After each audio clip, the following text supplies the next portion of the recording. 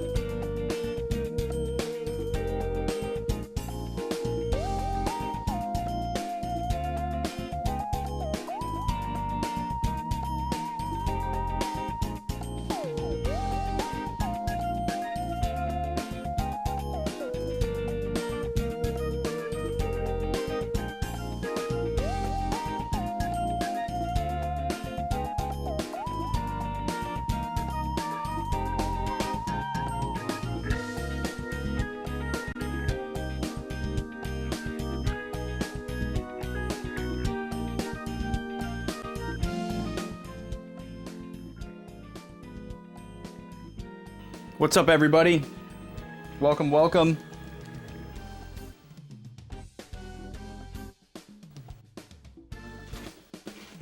Almost ready here. I just gotta go grab my tea. We're gonna be trying a new beverage today. I'm messing around with some bot stuff here as well. I reconfigured some bot stuff in between streams, trying to streamline things a little bit more. I still haven't figured out a solution for Moobot sending random numbers in the chat. But I'm finding solutions for other things. You may have noticed that my account sent the same message that the Seribot normally sends for ads. I figured out some masking stuff that I'm working on. I implemented an auto raid shoutout fix because that wasn't working properly. So I'm hoping that will go off if we get a raid today. We'll get to find out. That's one of the hardest things to test, unfortunately. Yeah, let me grab that tea, and then we'll get started.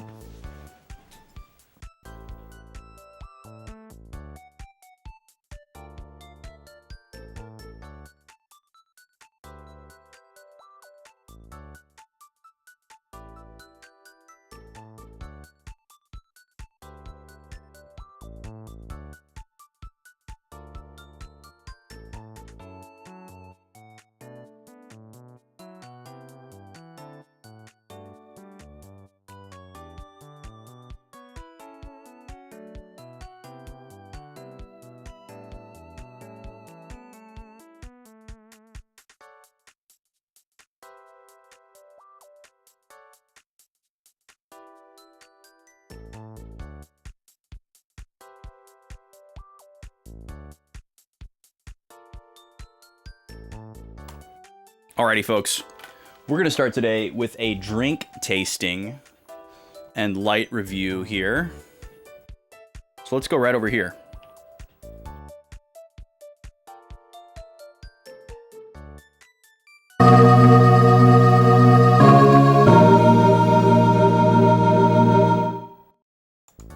What up? How we doing? It's finally Thursday again. I have been dying to stream and to play this game. I was sad we didn't get to play Pokemon on Tuesday. But I'm really glad I got to get my teeth cleaned. I love getting my teeth cleaned.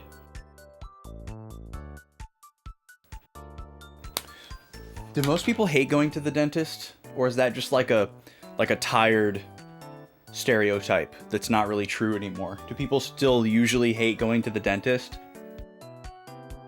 It seems like the best I can gather... What's up, Brack? You hate it? The best I can gather, it seems like if you have, like, really healthy, low-maintenance teeth, you like going to the dentist. And if you have, like, weaker, problematic, softer teeth that constantly need cavities or constantly get cavities and need fillings and, like, lots of work done, then naturally you hate the dentist because it's more like pain, more time, more money, that kind of thing. And I am very blessed. I got my mom's teeth. I don't know if it's necessarily my mom's side of the family, but my mom had very, very strong, resilient teeth. And that's what I got. And my dad has, like, I guess normal teeth. He doesn't have, like, really, really problematic teeth, and he takes good care of his teeth, but you know, he still needs, like, fillings, and he has a couple crowns and things like that. You feel like you have bad teeth, but you take great care of them. Well, yeah, you have to. I have bad gums, because I overbrushed for, like, the first 20 years of my life. I didn't know you could brush your teeth too much or too hard. Nobody ever taught me that. So my gums receded, and then, like, my, you know, the part of your tooth that's, like, closer to the root would get exposed and is very sensitive to, like, hot, cold, just being touched. And so that made me think that I had cavities. When I would feel that sensitivity, I'd be like, oh, I have a cavity there. And then every time I would go to the dentist, I'd be like, yeah, you need to check, like, the inner side of, like, my back molars because they're super sensitive. And they're like, nope, you don't have any cavities. And, like, I wasn't able to get to the bottom of it until I went to a certain dentist. And they're, like, actually did their due diligence. So I love my current dentist. They were like, yeah, you just have really receded gums. You brushed too much. You need to brush less. You need to brush softer. And they told me like 3 other things to do. And like my mouth and my gums have been so much better since. But yeah, I like getting my teeth cleaned. I like the way that feels. And because I have the receded gums, I don't know if you do this too, Brack, but after they clean my teeth, I pay a little bit extra and they like paint fluoride all over your teeth, and it helps with that a lot. Just gives you like a little shield that it probably only lasts like a month, but you know, that's like a month of extra protection for your, 6 months until your next cleaning. All right, we're going to taste a beverage here. This is the Guayaquil brand. They recently changed their packaging. A lot of people probably see this and they just think that it's called Yerba Mate. I've heard a lot of people call it Yerba Mate. It's actually Yerba Mate. There used to be an accent on mate, but the accent is not there on the new branding. And the Guayaquil logo used to be up here top, brave and bold, and now it's this tiny little thing down here, Guayaquil. So they must have realized that they were better off just being known as Yerba Mate and being basically the Kleenex of the, because Yerba Mate is not a brand. Yerba Mate is what you're drinking. It's a type of tea brewing process from South America. So I guess they're just leaning into that, and they're like, we are Yerba Mate. They changed their packaging, and now they have these colorful bands around the top of the can. They used to be all this yellow color, and they still are, but there was no band at the top, and then they had just this little like kind of like mezcal type design, this South American type design was the color of the flavor, and they changed that to be a little bit more simplified, and they have the colorful band at the top.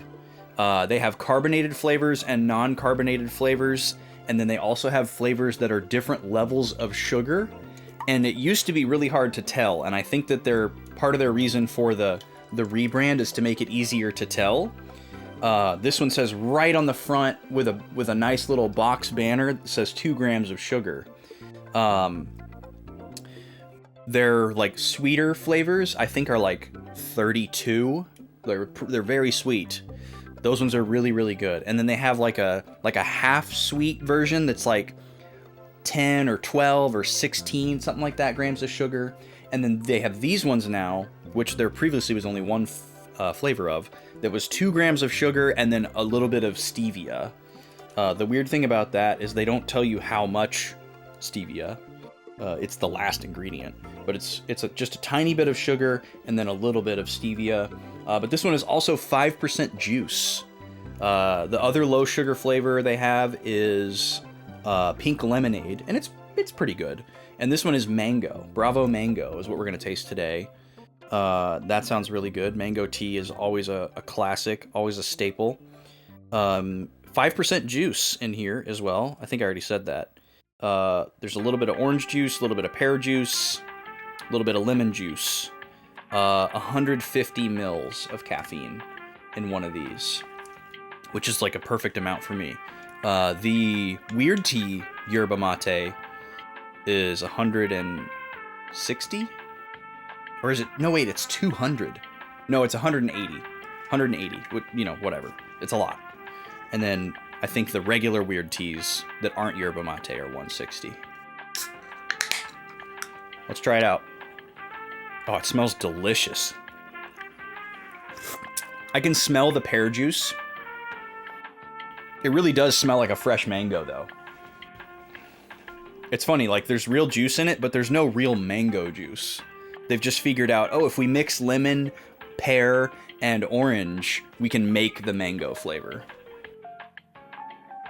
It really does smell like a fresh mango, though.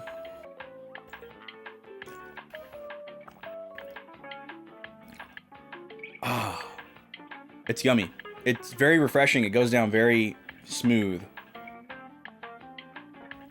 Because it doesn't have that much sugar in it, it just kind of feels like you're drinking water, but it's extremely flavorful. It's very thin. It's good. If you're a stevia hater, you wouldn't like this. But stevia is probably my number one alternative sweetener. I don't mind xylitol, but you don't typically run into that in a drink. It's usually only in gum.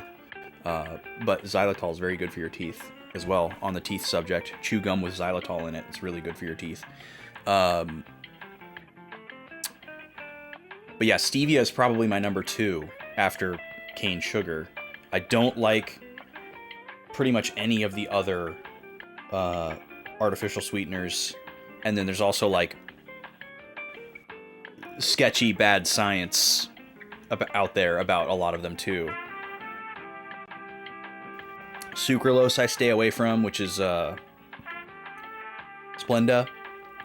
Aspartame I stay away from, even though there might not be anything bad about it. I stay away from it. I also hate the taste of it. Like all the like traditional diet sodas, I shouldn't say traditional, all the standard diet sodas like Diet Coke, all those, I despise that flavor. And those are all either sucralose or aspartame. And then what's the other? Oh, erythritol I don't mind. But that's usually only in like energy drinks. I got introduced to erythritol through Celsius, and then what's the one in the plastic bottle? Not vitamin water, but it's like vitamin water. I don't mind erythritol, but that one you have to use in moderation. Because it'll do weird stuff to your butt. If you drink too much of it. Like if you're like a 2-a-day kind of person, you'll need to watch out. Okay, let's play Final Fantasy Tactics, shall we? There was no stream on Tuesday. So it's been 6 days since I've been here. Let's go over here. We're gonna pause this Animal Crossing music and we're gonna load into the game. Look at my amazing new Final Fantasy IX shirt. Isn't this a beautiful color? It's this like minty turquoise green. I went from having 0 Final Fantasy IX shirts to having 3 Final Fantasy IX shirts in less than a year. I'm pretty happy about that. It's just this is kind of a fun one. The other 2 are like a little more like artsy and serious. And this one's like a little bit more cutesy. I usually shy away from the super cutesy ones, but this one was good enough for me. I'll give you a close-up here. It's just the cast and like showing a little bit of their personality.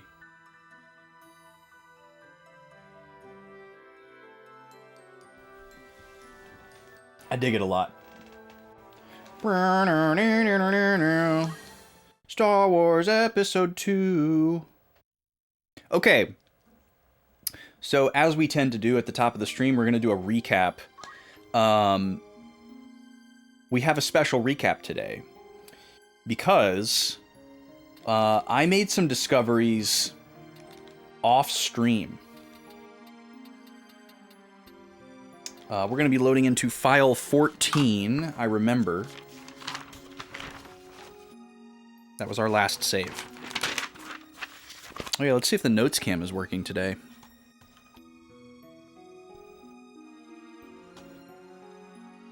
Nope. Well, it's working, but it's frozen. It's okay, we'll get our stopgap solution up. This has worked decently well. I just pull up this little window here, and I can activate it and deactivate it as needed. It was pretty cooperative last week, so hopefully we have a good day with it today. So, the last time we played this game was March 14th, last Friday, and we have a lot of notes from that day. Basically 3 full pages, front and back. So 1, 2, 3, or 4 full pages. 4 full pages of notes. We did a lot of story stuff. We learned a lot. We started chapter 2, so there was a lot of new lore. And then in addition to the notes that I took on 3:14, which end right here, I wrote all of this stuff in between streams. and we're going to talk about why. And I think this is going to lead to a new ritual that I'm going to do. So, I have found myself thinking about this game a lot when I'm not streaming it and wanting to play it more. And so I was trying to think, okay, here's what I don't want to do. I don't want to grind unnecessarily. If I'm not stuck, I don't want to grind just to get super powerful and make the game easy. I don't want to grind just to like experiment with and find out about jobs. You know, and then come back to the stream. Even if I end up doing that and not saving, I want to make all of my discoveries on stream. Like I was thinking, oh, I could just like take a separate file or my file and like play around and like learn what all the job combinations are, but then not save, and then like basically save scum that whole discovery and then come back to stream knowing, okay, if I do this, this, and this, that's how I get all the extra jobs. I've decided that I don't want to do that. That feels like it would cheapen my experience. So I want to further challenge myself to discover the jobs and combinations and things like that while sticking to the constraints of playing through the story. So I was like, what would I do? What would I do off stream if I'm not grinding or cheesing the job system? And I was like, oh, I could start a totally separate save file and I could play through and I could make all of like the alternate decisions on all the parts where I'm given decisions and see what happens differently. And the first thing that came to mind, obviously, was when we first meet Algus, you have the option of saying, oh, we don't care about him. And I was like, wow, how much would it completely change the course of the game if Algus was dead? So I was like super motivated to start a separate file and play up to that point, kill Algus, and then keep going and, you know, stay behind my main playthrough on stream, but still see the alternate versions of scenes as I go along, right? And how that would maybe inform me to the deeper plot. Well, I did that, and it turns out you can't kill Algus. Try as you may. It's just like the other guest characters where instead of them having like a timer that ticks down and they disappear, they just have like the stars. And they just stay there until the end of the mission, no matter how long you leave them there. So I abandoned that idea. I will not be doing an off-stream playthrough. But what I will be doing is when I have the itch to play the game, but it's not stream day yet, what I'm going to have to limit myself to is I'm allowed to do two things. I'm allowed to, and these are obviously all self-imposed constraints. This is just how I'm choosing to play the game. This is completely arbitrary and made up. I'm allowed to open my current save file or any of my previous save files and look at my formation. I can look at the abilities. I can, you know, think about stuff or whatever. I'm just not allowed to. I'm not allowing myself to experiment with anything because I don't want to make any discoveries off stream. That's the big thing, is I'm trying to limit myself from making any kind of discovery off stream so that I can have as many of those happen while I'm live and recorded as possible, even if it's the smallest little thing, like, oh, this ability combination would be really good, or oh, that's how you get into that job class. I want that to be live if at all possible. But I'm allowed to look at, like, I'm basically allowed to pull up the menu so that I can, like, speculate, like, maybe, you know, just to have it in front of me. The other thing I'm allowing myself to do between streams is to go in here. I'm allowed to go back into my notes that I've taken, read through them again, refresh my memory on what's happened, look at the questions that I have asked to see if any of them have been answered. And doing those two things is what led to me taking these notes in between streams. So, let's do the recap of what happened last week, and then let's talk about what I uncovered in between streams. Now, I'm not going to read through 4 full pages of notes verbatim for time's sake, but let's go back to day 6 here. We started chapter 2. So again, there was a lot of lore to be dumped because we went past the time jump back to the quote-unquote present, even though I think we might still be in the past, looking back on it. But we jumped back to the point where the game actually started, where we were at Orban Monastery. We fought that little scrimmage, and then I should say skirmish, not scrimmage. Scrimmage is like sports. And then Delita captured Princess Ovelia while we were distracted. We're going to go back to that because replaying that first mission is also one of the things that led to my in-between streams discoveries. There was some stuff that I forgot. But we're going to come back to that, and you'll see why. So we jump back to that point. We're with Ygraph and Agrias again. Chapter 2 is the manipulator and the subservient. Gafgarian isn't interested in going after the princess, which is interesting. We're gonna come back to that as well. Agrias is like, we have to go save the princess, and Ramza is like, well, I'm gonna go with you to go after the princess because I'm pretty sure that was Delita, and I thought he was dead, so I want to see for myself. We go back to Dorder, and there's a knight contracting some mercenaries to kill us. We're not given the knight's name, but they know that we're coming, and they're trying to stop us from going wherever we're going. So that was intriguing. The mercenaries are like, oh, it's them? It's Gafgarian? Man, we're not getting paid enough for this. And so we totally wrecked them in a battle. We get a lot of character development between Gafgarian and Agrias. They do not get along. They do not see eye to eye, but they're working together. Agrias is like, oh, well, the only place where the princess could be taken is the Bethla garrison, which is some, like, big fortress. So that's where we're supposed to go after Dorder. A question came up here that ended up getting answered. My question was, how much time has passed between the end of Chapter 1 and the start of Chapter 2? I found out in between streams, which we'll get to in a minute, that it's about 1 year. It's about 1 year. Maybe a little bit less, maybe a little bit more, but as far as like numerically, it is one year later. And the other question that I had was, who is Gafgarian? This is a 2-part question. Who is Gafgarian? How did Ramza come to be a mercenary from a cadet?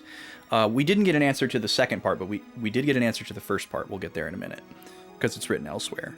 And then we read some new rumors at the bar. I'm not going to go through those. That's world building. We go to Zyrkal Falls. The Hokuten have cornered Delita. He's got the princess. The Hokuten want her back. Delita's like, nah. He says they're lying. He says that the Hokuten want to kill Ovelia and him for, quote, knowing the truth. So that was really intriguing, which brought up a lot of questions here. Question number 1, why would the Hokuten want to kill Ovelia? We kind of learned the answer to this, but it's not definitive, so I didn't mark it as answered. And then what is the truth that Delita claims to know? That's a burning one. And then why are the Hokuten not aligned with Goltana? That one has kind of been answered, so I should probably mark that one. The Hokuten are aligned with the Beowulf clan, which is aligned with Larg. So they're at odds with Goltana. I understand that now, but I didn't understand that at the time. So let's answer that question. So I'm gonna write Hokuten equals Beowulf equals Larg. And that's why the Hokuten are not aligned with Goltana. all the night groups seem to end with 10 or EN. I learned about a couple more of them in between streams. I promise we're going to get there when I get to the end of this recap. So we'll come back to that a little bit. And then when we arrived at the falls, the Hokoten see us and they're like, "Oh, Gafgarian's here. Great. Gafgarian, why don't you go ahead and kill everybody?" And we're like, "What?" Gafgarian says the prince is next in line. We don't know which prince he means. There's a lot of princes. And that Ovelia is in the way. So for him, it makes sense for Ovelia to die. This is very confusing based on some things that I learned about Gafgarian in between streams. But that's what he said. And then there's a lot of people talking about a plan about everything that's happening. Gafgarian and Delita are privy to the existence of a plot. Delita suspects that Larg or Dysadarg are behind the plot, which makes sense. They're kind of like working together.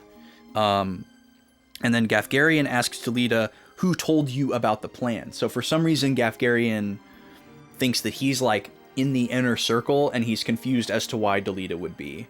Yo, what's up, Vicious? How you doing? Welcome in. Just doing our recap here before we get started.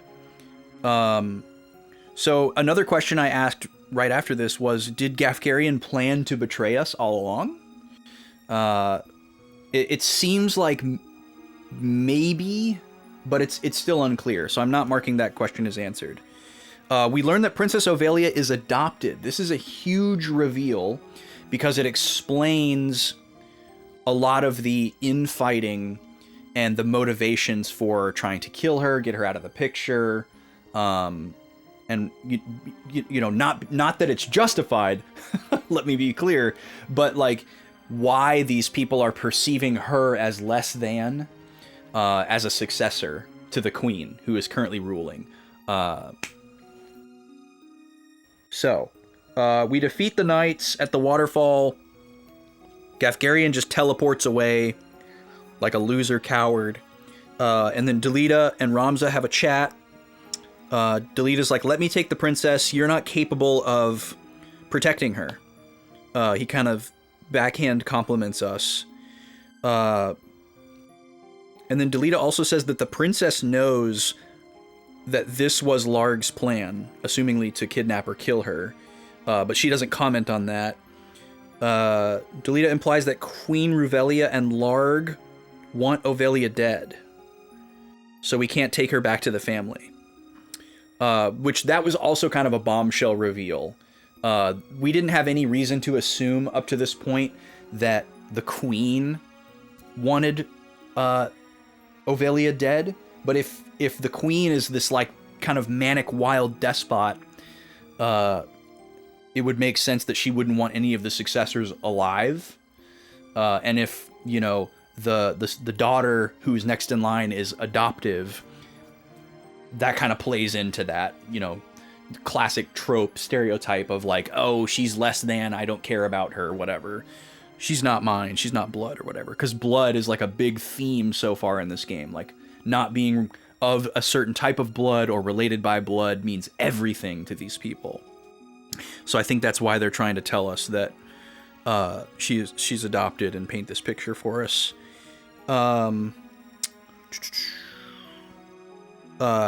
So we can't take Ovelia back to the royal family because they want to kill her.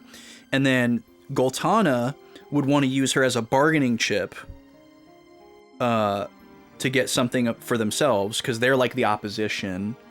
And then they would have to kill Ramza. I don't know. And then Ovelia thanks Delita. So that was interesting as well. Camera froze. 1 second.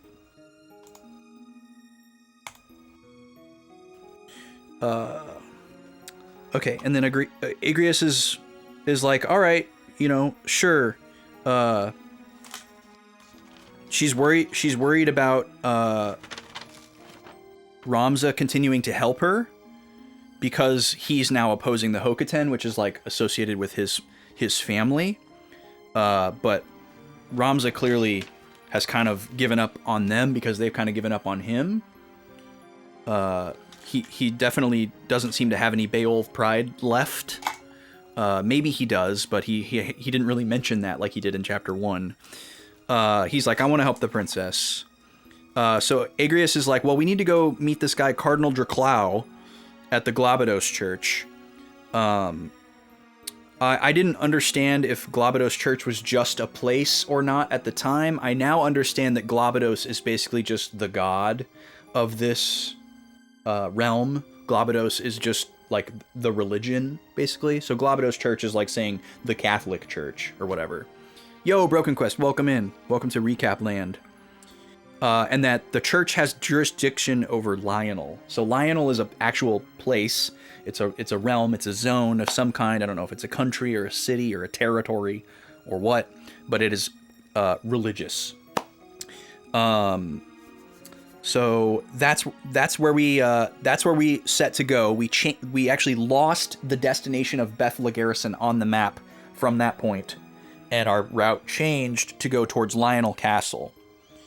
Then we went to the fort city, and we met Mustadio, brand new character, engineer, uses a gun. He's being chased by some guys that I wrote down that they look like Deathcore. We later found out that they're not Deathcore. Mustadio's father was captured, and they want a holy stone that he is carrying. And Mustadio mentions this guy named Rudvik,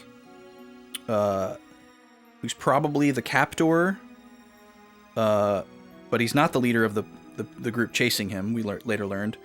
The people chasing him were troublemakers hired by Bart Company, which is like a front for illegal activity.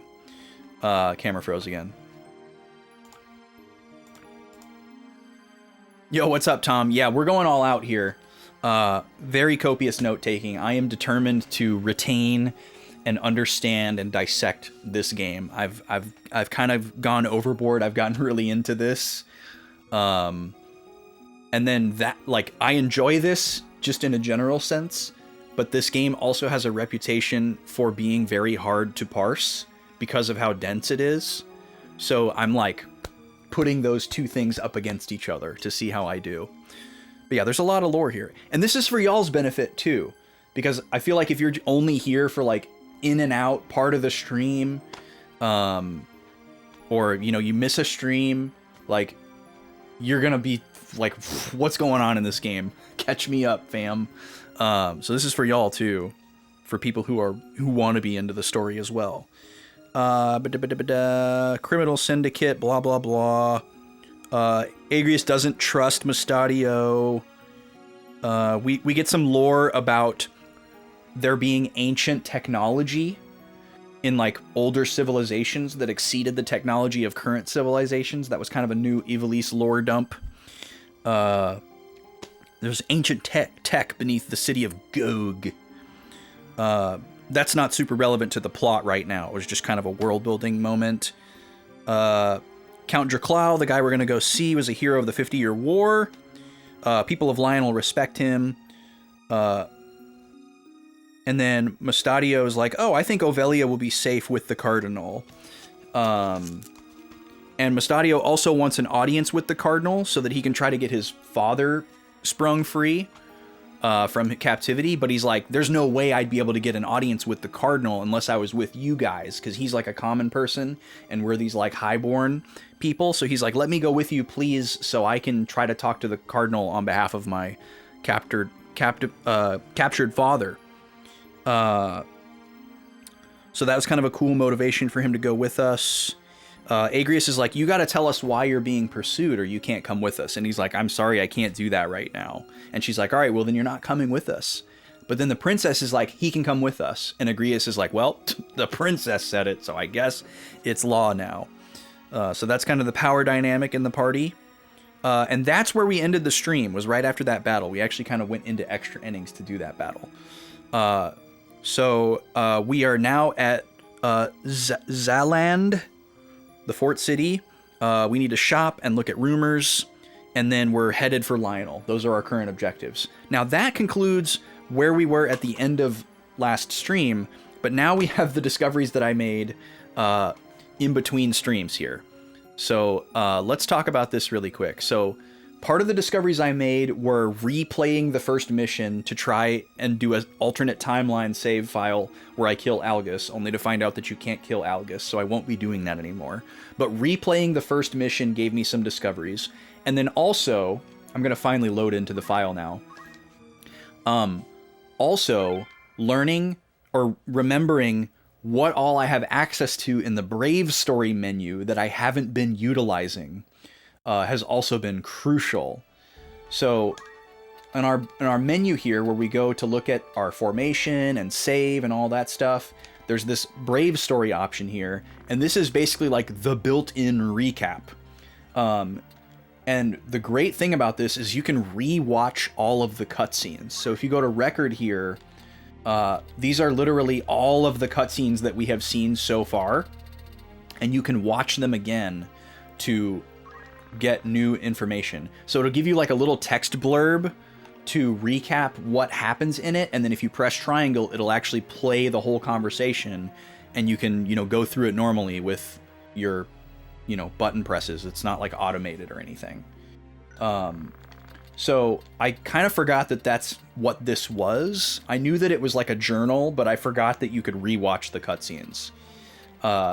So I'll definitely be utilizing this a little bit more. And then this person menu is huge. So this has a little journal entry for every character. And the wild thing about this one is it evolves over time. So this Ramza entry was different in chapter 1. Ramza was age 16, he had a different portrait, and it talked about his history as a Beowulf and his upbringing, and now it's completely different. So this is something that you don't just look at one time. This is something that we have to actively look at and stay on top of. Some of them, won't change, but the main characters, these are going to change a lot. So we need to check in on this probably at least once per chapter, but more likely after any major story event involving them. The other wild thing is that reading these has unlocked more of them. So I went down this list and I read every single entry, and I got to the bottom, and I read who was it? Was it Simon or was it Daravon? I have no idea. I had no idea who this guy was. This was the teacher at the academy that we had in the chapter 1 flashback. He wasn't even named. Was it Al-Aslam? Al-Aslam is like the narrator of this story. No,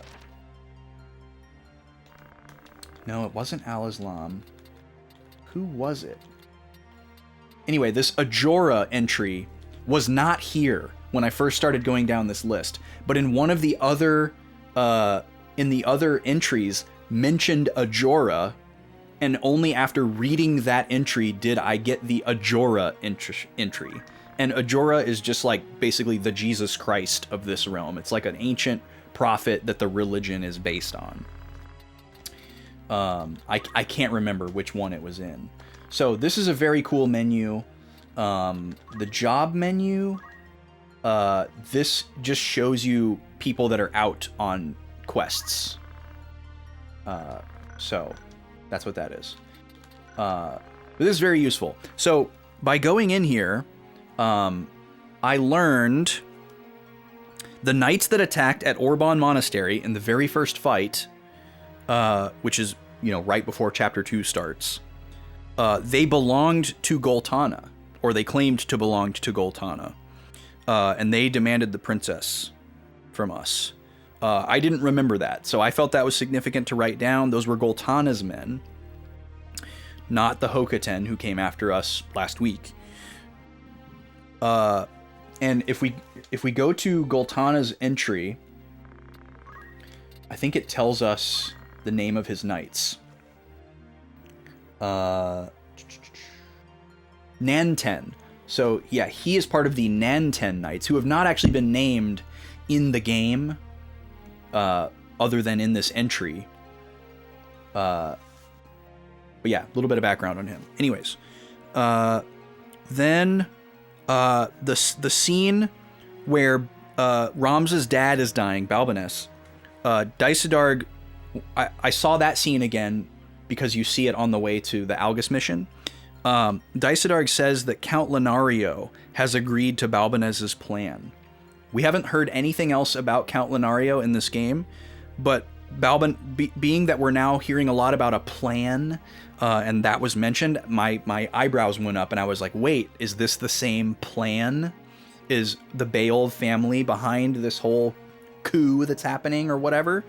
So I wrote that down. And then Zalbag, the other brother. Yo, what's up, Smash? Zalbag mentions that they were able to save Limberry. And that's the place that Marquis Elmdor is the leader of, and it's where Algus is from, which was one of our questions. One of our questions from very early on was, where is Algus from? He is from Ruofons in Limberry, and Ruofons is another place that we, haven't heard about in the game, but it's mentioned in his journal entry here, from Ruofons of Limberry. I'm assuming Limberry is like a state or a country, and Ruofons is a city.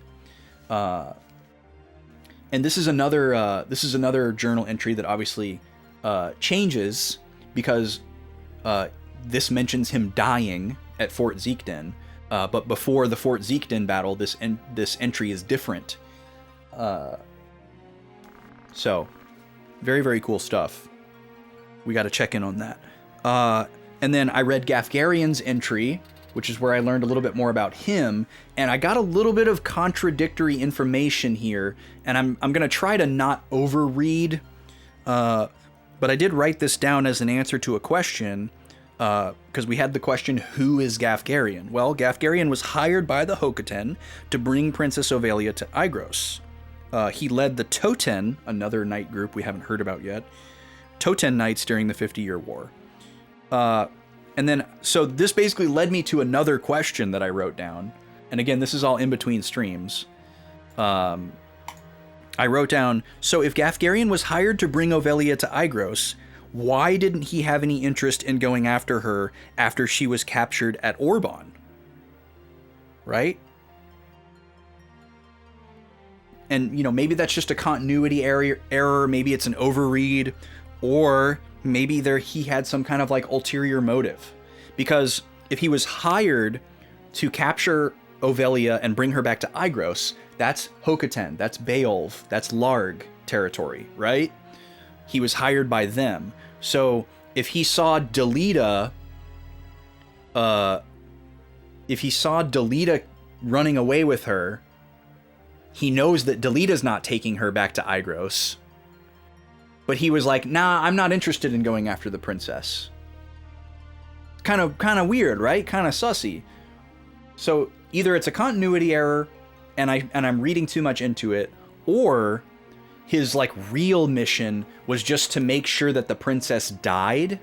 And so for his contract, the purposes of his contract, he knew that if he brought the princess back to Igros, that they were just going to kill her, and then he was going to get paid, right? But if somebody else takes her, maybe he figures, well, they're going to kill her too, and maybe I won't get paid, but maybe I can still get paid. But the amount of work that it would take me to go get her back and take her to some different people who are also going to kill her is just more than I'm willing to do for what I'm getting paid. So screw it, So maybe something like that was what was going on. Anyways, that's my waxing. Let's begin with day 7. Thank you for entertaining that recap. The yerba is starting to hit. There's a beautiful bouquet of mango in this room right now. I can just smell mango. It's incredible. Yeah, we're fully consumed, folks. If that wasn't obvious, like right now, my brain is like 45% VGM Con, 45% Final Fantasy Tactics, and then like 10% everything else. Which is not a healthy balance at all, let me tell you. Okay, so our objectives are first to shop and rumor in Zealand Fort City. And I just remembered there was a spot where I couldn't access the name of this fort. And I need to fill it in. There it is.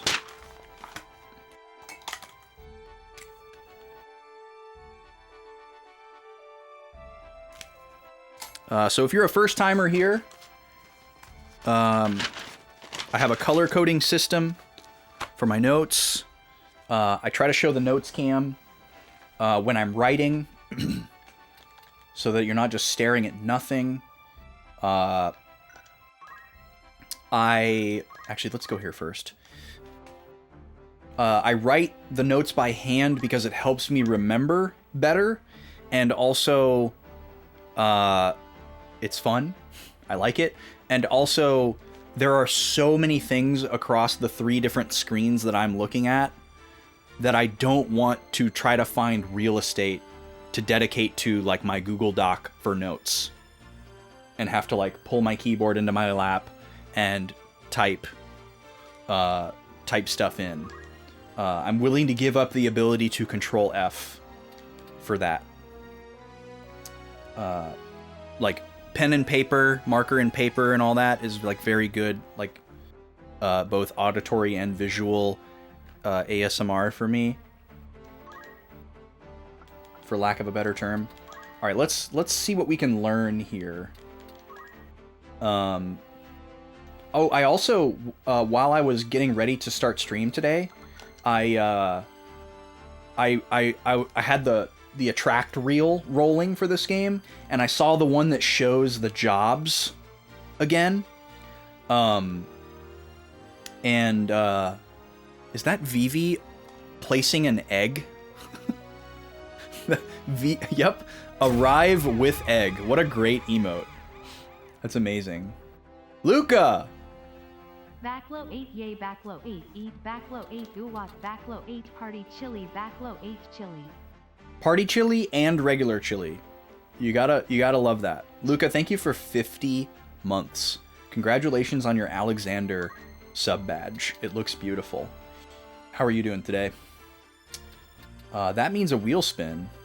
There is also leave with egg. That's so wild. I love it. Anyways, I watched the attract reel that showed the jobs, and Priest and Wizard are called White Mage and Black Mage in the attract reel. So what happened? Like which came first, you know? How did they end up as Priest and Wizard in the game menu, but are White Mage and Black Mage in the attract reel? I would think that the attract reel would have been created afterwards. But either way, it doesn't make sense for them to be incongruent. And the other thing I noticed is that it shows almost all of these jobs, but it doesn't show Oracle. Oracle is not in the attract reel, but the attract reel does show Summoner, Samurai, Ninja. It shows every single one of these jobs except for Oracle, and I thought that was really strange. Oh yeah, I'll be there, Luca, as well as with the lady and Backlog baby. Yeah, I know a lot of the ability names are all whack.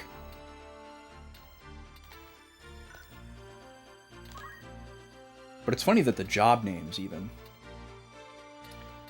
Okay, I really want someone to be a thief, because I have a very, very strong hunch that level 2... or maybe not level 2, but I have a very strong hunch that Thief is my path to at least Ninja, but maybe also Samurai, and... oh, there's also Lancer, which might be called Dragoon, because it looks to be the same thing. But I really, really want Lancer, because I'm obsessed with spear boys. I need me a spear boy, at least one spear boy in this team. I'm going to burn all of these snoozes. So mods, any mods lurking, feel free to burn all of the ad snoozes. Oracle seems really, really useless. So does Geomancer, honestly. Or, not useless, but hard to use. But I'm really liking Ramza as a monk, so I don't want to change him. Matsuo as an archer has been really fantastic. So I don't really want to take him off of that. Even though, like, the archer-thief combo seems amazing. It seems like a good combination. Roberto... Let's see if he can learn anything. Roberto might be able to learn something. He's got a lot of priest points. Cure 3, raise 2. Raise 2, regen. Protect and shell 2, wall. Man, we got a lot of good choices here. We could just go straight for holy. What does this do? Receive regen when attacked. That's also pretty awesome. We might go for that, actually. Because that would probably save us some turns. Because they're often spending time healing themselves rather than other people. So this might be a good investment. Magic defense up could also be good. Because right now, what does he have equipped? This counter tackle, he only does like 6 or 8 damage. So that's not a huge loss to swap this with regen. But the JP up would be a pretty huge loss. Losing JP up for magic defense up is not a good trade. Let's go for the regenerator. Roberto having to spend less time healing himself and more time healing others seems good. So let's do that. I'm ready to start stealing. Claris we've never used. Okay, we did class Salome into Thief. That's right. We just haven't done anything with her since we've done that. Wow, she has a bunch of Squire points all of a sudden. Well, I guess I'll give her Accumulate and Heal.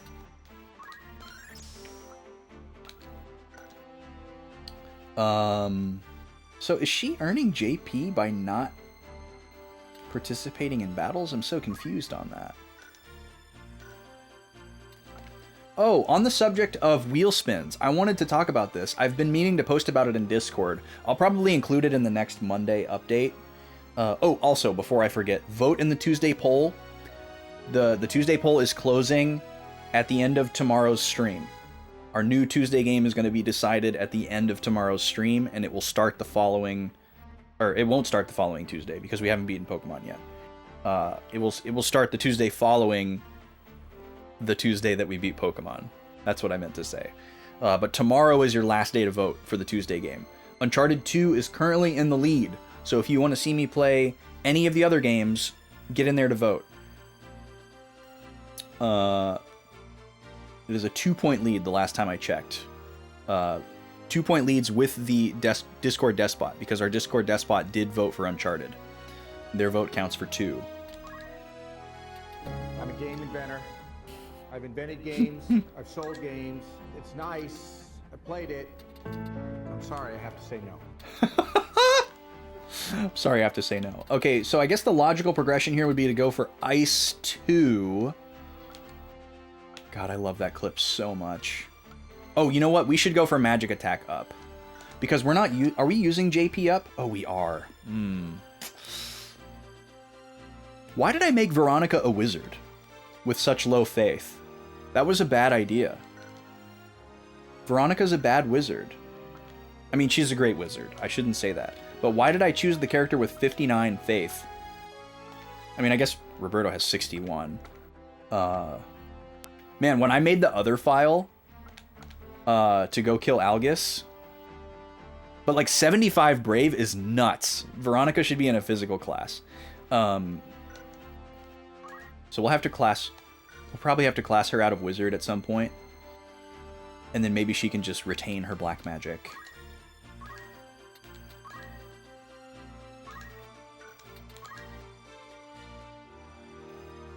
Oh, nice, Broken Quest. That's awesome. Snooze.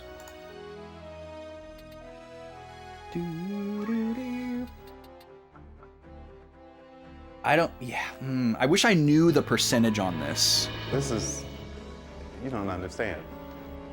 If this was like a 10% increase, I would know that it's not worth it. If this was like a 100% increase, like double magic damage, or even 50%, even 30% would be worth considering.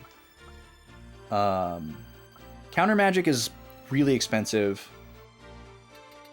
So do we go for ice 2 here? Elemental properties really haven't seemed important. So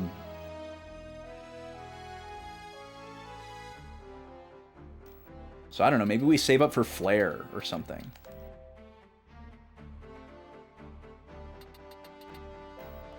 Flare is a single target, though. That's kind of interesting. 60 MP is kind of wild, though. I need something that reduces my MP cost. That's what this class really needs. Especially if you class out to a physical class, you're going to lose a bunch of MP. Most likely. I'll just take Ice 2 for now. Might end up regretting it and like...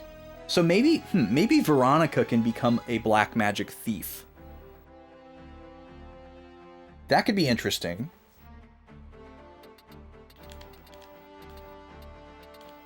So we'd keep our black magic. Well, let's just see. Let's see how much MP we lose if Veronica becomes a thief. 42 down to... Oof, 22? Yikes. And that's not just based on equipment, because this is like all the same equipment. If we steal the triangle hat, we can get a little bit more.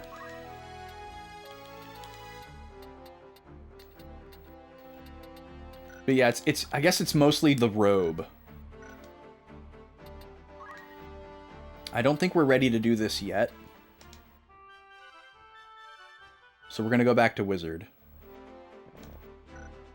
But we do need to create a path forward for Veronica. No, her equipment didn't change. It's just inherent. It's just inherent. We need to create a path forward for Veronica to become a physical class, because 75 Brave is wow. I don't know why this is just now occurring to me.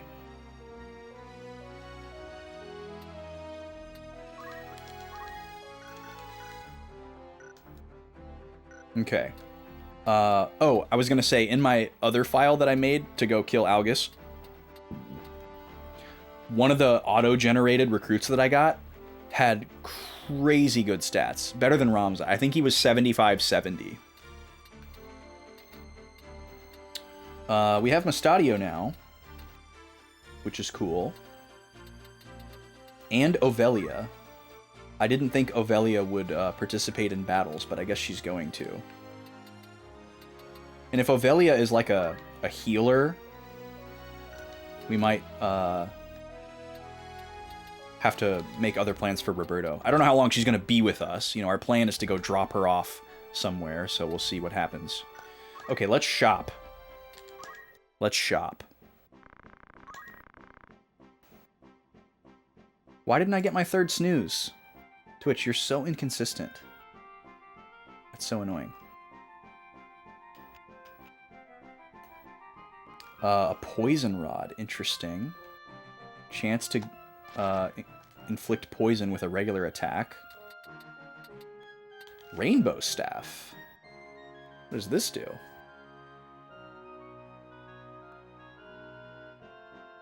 $5.15. So it's just like a little bit stronger. But this is only for priests. So this would just allow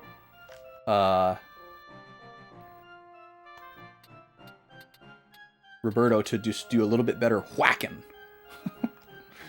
But 2,200, I mean, we have a ton of money, but it just doesn't seem worth it. Okay, there we go. I got my snooze. Thanks, Twitch. And then the Cypress Staff is only for Oracle, and what would CL be? Let's see. LN is Lancer, SM is Samurai, NJ is Ninja. CL. What would that be? Definitely something we haven't seen yet. It's not Cleric. Oh, it's probably Calculator, which that's just a spoiler. I know that exists. The game hasn't shown me that. Oh, I can buy the triangle hat. Okay, this might be good. Let's see. This is going to be good for both of the magic users. It's technically good for everybody that doesn't wear heavy armor.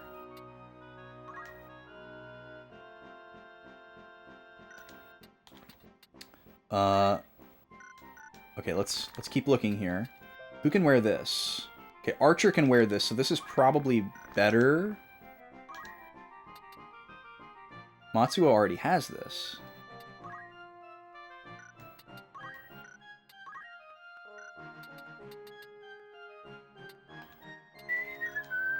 Oh, maybe the triangle hat is empirically better. Yeah, it's better than the headgear. Okay, so we need 1, 2, 3, 4 of these. Okay, let's commit. We have a bunch of stuff we can sell. I haven't sold stuff in a while. Ataman Vest. Okay, so this is 6 HP more than the Mithril Vest. Do you guys say Mithril, or do you say it like they say in Lord of the Rings and say Mithril? How weeb do you get with it? Let's see. Ramza doesn't need that. You say it the LOTR way. 6 HP. Do we get out of bed for 6 HP? This would be a good buy for Salome. You said it the other way until those movies. Gotcha.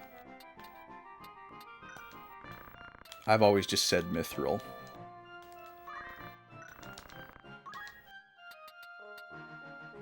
But I don't have any problem with people saying Mithril. Mithril. I just can't go full in on the Lord of the Rings accent, I guess. Okay, how much are these? 1,600. And I would have to buy 1, 2, 3, 4 of them. That's a lot of money. For 6 HP. Spike Shoes is jump +1, right? Yeah. Leather Mantle is dodgies. I don't think giving up move +1 for jump or dodge is ever going to be worth it. I should buy a pair of battle boots for Veronica, though. 1000%. It's tempting to buy it for the guests as well.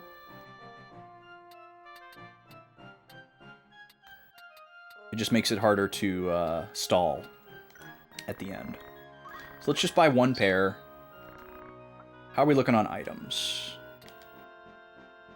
We can grab a couple more Phoenix Downs. We'll get another 10 high potions.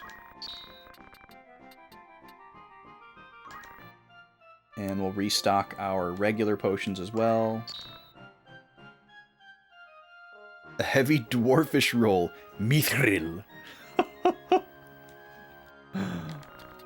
I love Lord of the Rings. It's so good. A high potion. I love that. Okay. Do we want to sell any of this old equipment? Well, we should probably do equips first.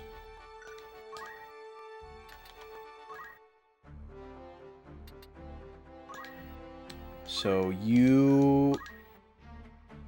All right, I'm going to open a prediction for the first ad here. Ness versus Kirby during the ad break. You're going to see them fight. CPU versus CPUs. No items. Random stage selection. Smash 64. Ness is currently leading 2-0.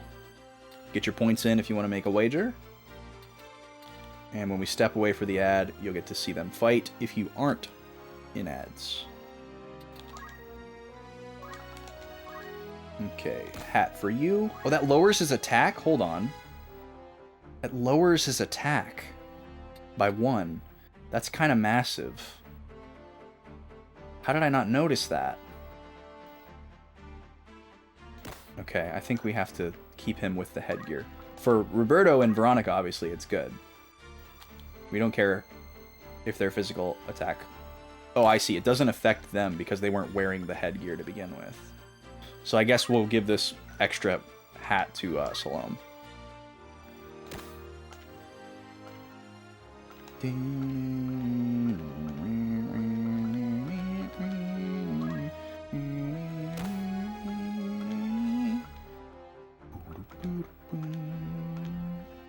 Okay.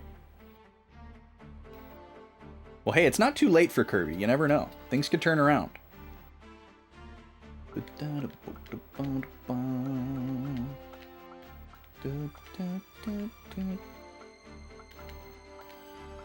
Wow, Boko's attack is 7 and his magic attack is 12. Too bad he can't use magic. It's kind of wild. Agrius's attack is only 4. That's odd. No, no, no, no. It's just a car door. You don't need to freak out. Alright, so we still have an extra hat. And we ended up not buying any of the body armor. Because we just decided that 6 HP wasn't worth, like, all of our money. Even though we can afford it. And I'm not going to sell anything right now, just because we have money. So I'm going to try to get in the habit of only selling things if we actually need to raise funds. All right, let's go to the bar. Ooh, nice. We have 2 new propositions here. I should have written down the names of these to confirm which ones we've actually read, but I guess I can just look really quick here. So yeah, we've read that one. We've read that one. I think only the bottom one is new, and I remember this one. But this one should be new. Princess Ovelia has been abducted from the Orban Monastery. Witnesses say the knight that disappeared had a crest of a black lion, believed to be those of the Nanten under Prince Goltana. Goltana strongly denies any involvement. He assembled a group of investigators to clear any suspicion, but due to the attempted suppression of the rebellion in Zeltenia, it seems difficult. Now, this is intriguing. This is intriguing because this could actually be a rumor, right? Delita probably isn't affiliated with Goltana or the Nanten at all. He's kind of a rogue agent. He doesn't want to deliver the princess to Goltana. So, in this instance, Goltana is actually telling the truth, even though Goltana was trying to kidnap the princess. He just failed, or his knights failed. So how would I write this? How would I record this in such a way that I desire? Let's see. Rumor has it that Delita... Oops, I forgot to write in blue.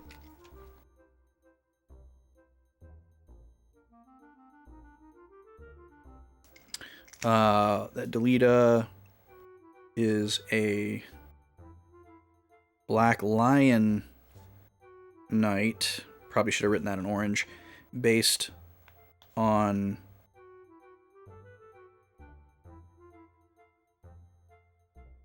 witnesses say. Like, who would these witnesses have been, you know? The only people who saw this battle were us and the actual Gultana men. So why would the Gultana men spread this rumor?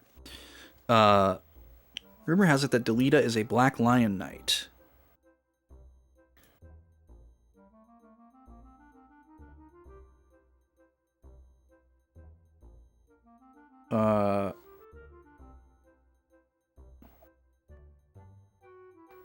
That's not really what this rumor is saying. I don't like the way that I've written this. I'm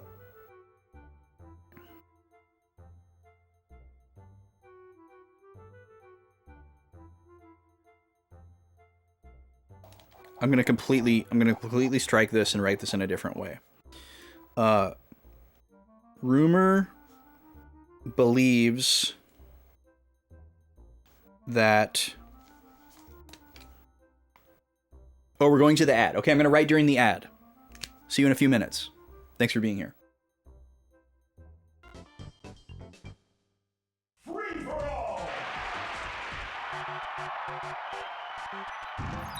3, 2, 1, go!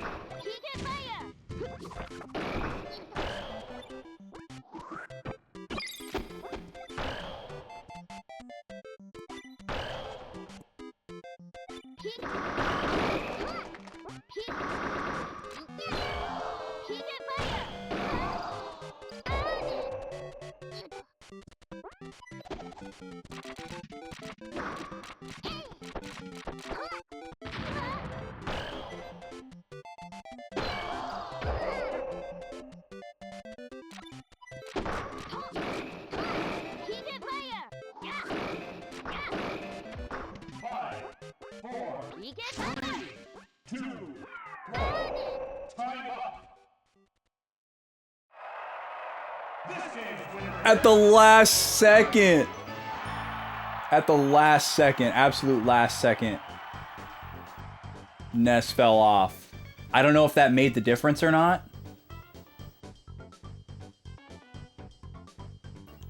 Wait. How did Ness have 7 TKOs? What did I miss while I was in the restroom? 7? 7 TKOs?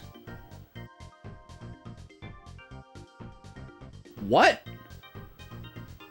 He must have just fallen off a bunch of times. They call them SDs in Melee and Forward, self-destructs, rather than TKOs, which is a good change. Apparently everybody offed themselves a bunch. Yeah, SDs, thank you, Breck. Alright, well, let's pay out the prediction. Congrats to the Kirby Leavers, which is all of you, so you get nothing. You get your points back. Nobody believed in Ness that time. Let's get our stats updated on the screen here. Kirby is on the board. 2-1 now.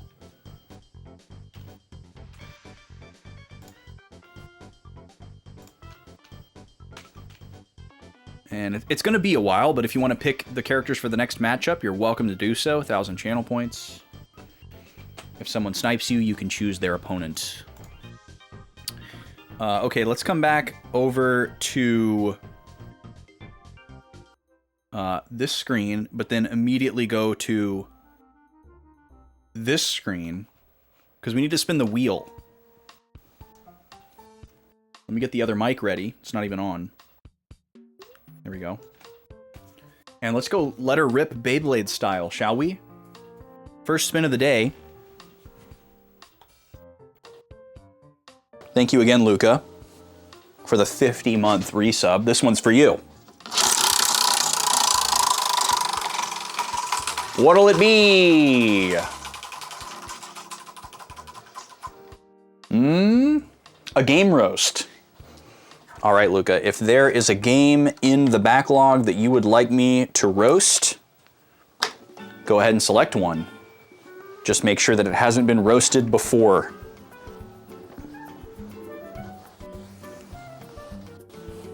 Maybe we'll do that during the lunch hour. That might be a good time to do that, to maximize gameplay.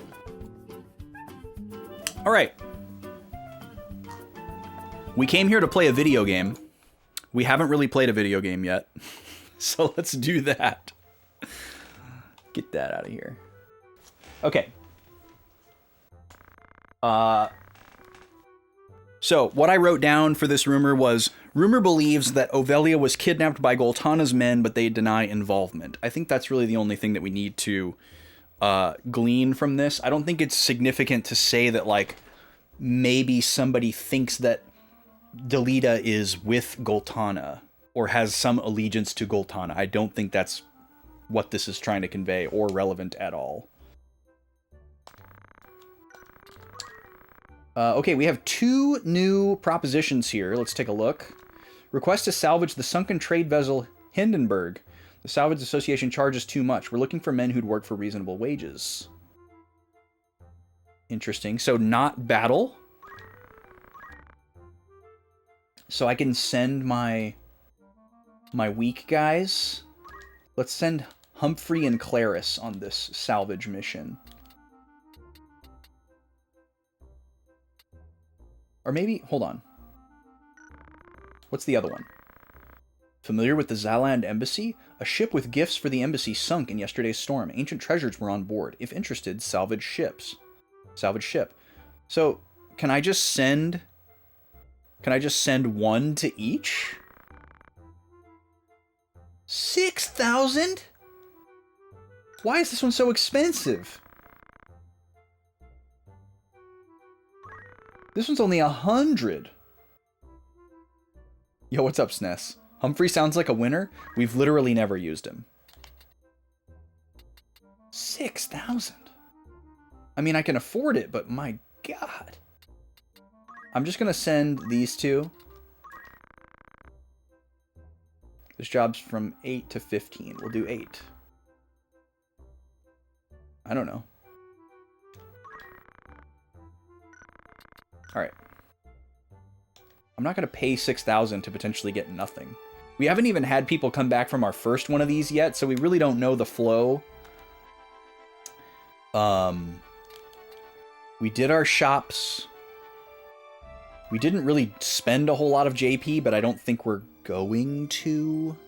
So let's go ahead and save here. This is going to be file 15.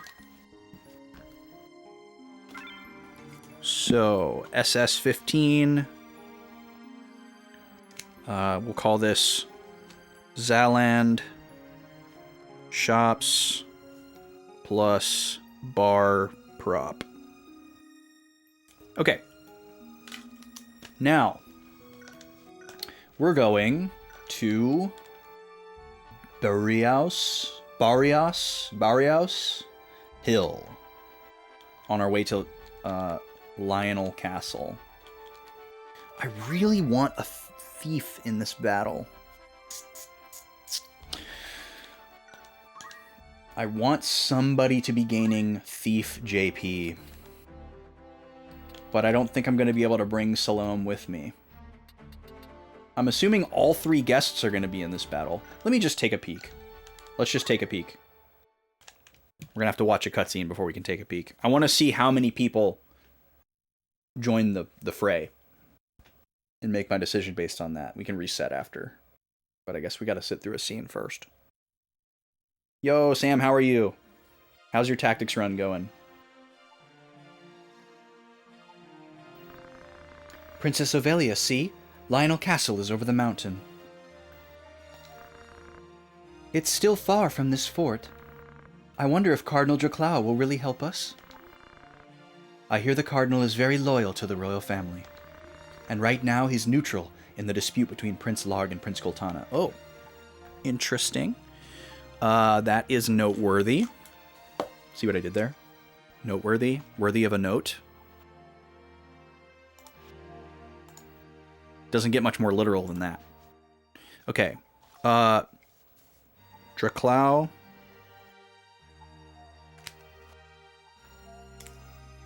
What is happening in this song? Sounds like a cuckoo clock. Is supposed to be very loyal to the royal family. But see, that doesn't really help Ovelia if he's loyal to the royal family. Because right now the royal family is just the queen who apparently wants Ovelia to die. So does he mean that Cardinal Draclau was loyal to the late king?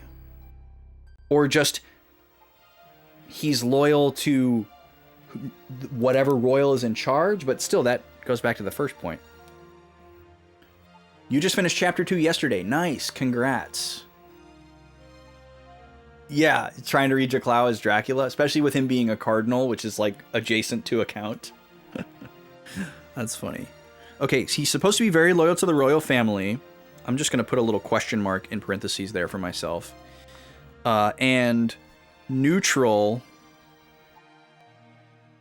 on Larg and Goltana, which is very important for our purposes, and kind of the more important part of this note.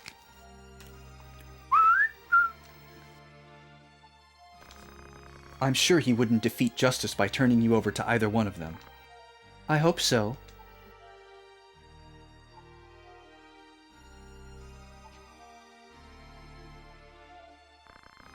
Besides, he is a man of popularity at Glabados Church. They'll accept you if the Cardinal asks them. I wish I weren't a princess. Princess Ovelia. I was always surrounded by the convent walls, and have only seen the sky through them. I don't think you know, but I was at another monastery before I went to Orban. Even after hearing about the adoption by the deceased king, I stayed there for a long time. No, I'm not complaining about that, just... People are dying because I'm the princess. It's so painful. Please don't blame yourself. It's not your fault. Those who are trying to take advantage of you are the ones to blame. I met a girl at Orban. She said she had also been living at the monastery since birth. We used to laugh at how similar our lives have been. Isn't it funny? Why you just murdering that tree like that? She was the daughter of the Beowulfs, miss. Alma, wasn't she? She is my only friend. Oh, this is interesting. This is interesting. So we knew previously that Alma and Delita's sister Teta were at school together. And we remembered them both saying that they had lots of friends, but that Teta was caught lying. She was actually being mistreated for being a commoner. But now we know that Alma's friend was Ovelia. So this is noteworthy as well. So Alma and Ovelia were friends. I'm going to write at the monastery or school? Question mark. It's unclear, not super important. And then I'm also going to write the context. So, Ramza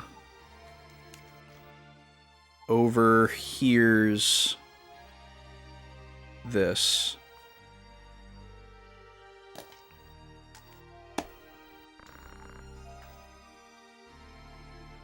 I wonder if Cardinal Draclau would use me.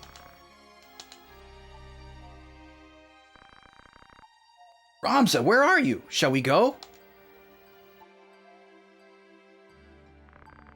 What have you been doing here? He's like, that's awesome.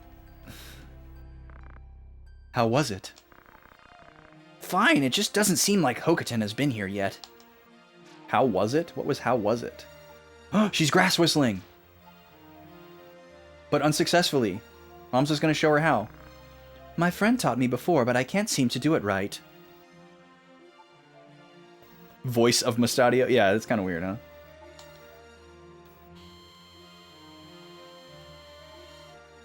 Show off.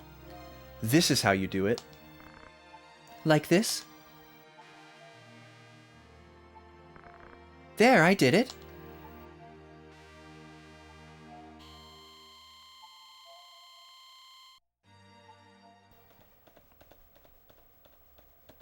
Yeah, the sound is a strange choice, but yeah, it's very cute. Very children bonding under duress vibes.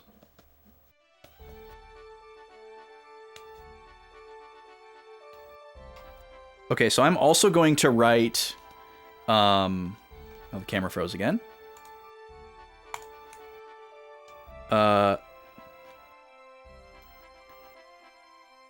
Ramza seems immediately more interested.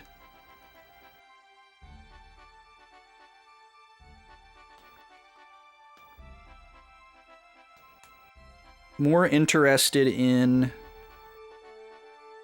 and connected to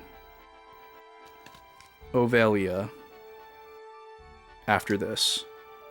Not like romantically interested. Just like, oh, like she knew my sister, and if my sister was her friend, then I, you know, that's a vouch, basically. Man, this camera freezes a lot. Okay. Interesting that that scene didn't move us, though. Let's save again.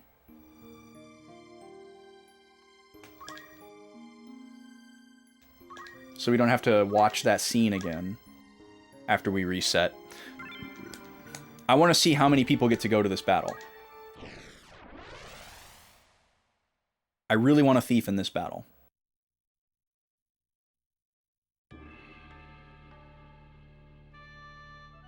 Okay, we get to bring 4. That's what I was expecting. Which would mean... Yo, Pirate, how you doing? What's up? Which would mean we'd have to take somebody off the roster or change someone. Man, I wish... I'm so disappointed. I'm so disappointed that I can't learn use bow. I can only learn use crossbow. You can't class into... I know, this is really sad. Like, I want to class into something that is not archer, but still be able to function as an archer. Why they gotta do that to me?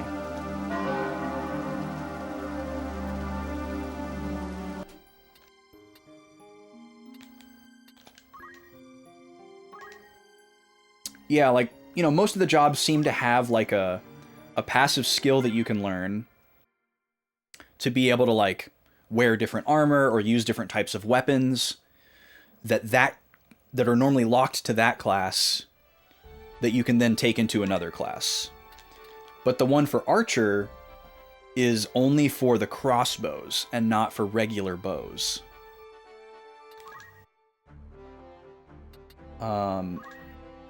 So like I can learn equip crossbow, and that way I'd be able to use a crossbow and have ranged attacks with another job. But I don't own any crossbows, and I don't think I can buy any crossbows. This is the bar. This guy just sells rods. Friggin' boring. I think that one of the shops did have a crossbow, but like the trek that we would have to go on to figure out if it's Dorter or Garaland or, God forbid, Igros would be horrendous.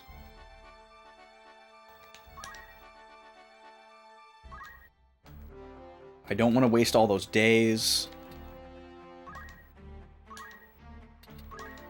So we'd have to just bite the bullet and turn him into a thief.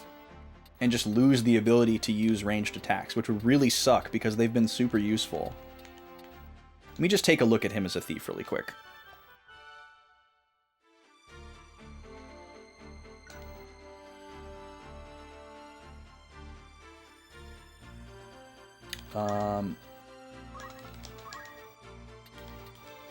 So we got a little bit of a bump from the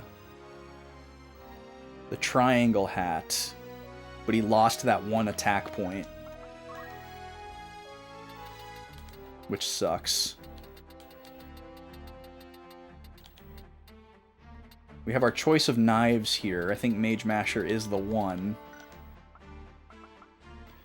He still effectively has move +2. And then also Thief can learn move +2, so that would move him to move +3. I think we might just go for this. Yeah, it is stressful and reset heavy, it's for sure. If there wasn't the stupid calendar thing eating away at me, it wouldn't be such a big deal. But I'm putting so much value on that, even though there might not be any reason to. And I don't want to be told if it affects anything or what it might affect. So I think we're just going to do this. Matsuo is just going to be a thief now. We're going to lose our archer. It was bound to happen at some point.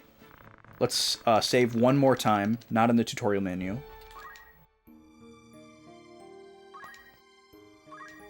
Same file.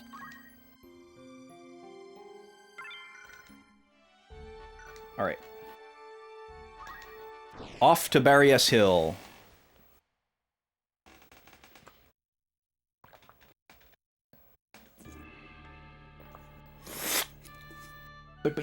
I'm out of tea. That's sad. Alright, Matsuo. So, the Fab 4 here.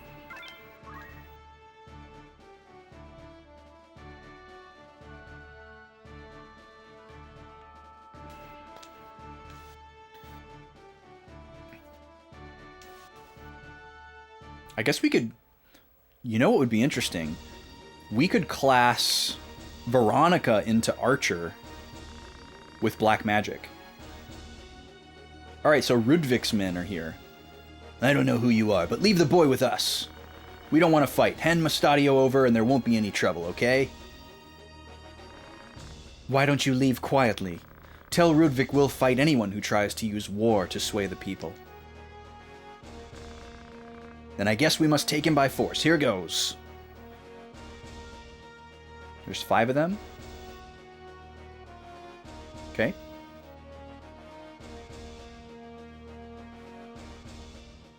New song.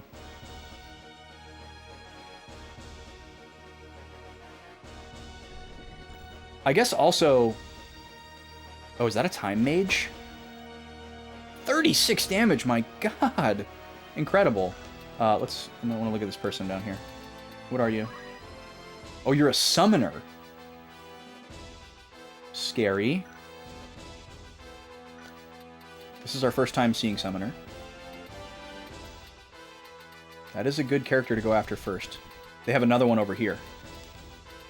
Okay, so we should go, we should not listen to the old lady and Besaid or whatever it was. Stay away from the summoner! We're gonna go after the summoner.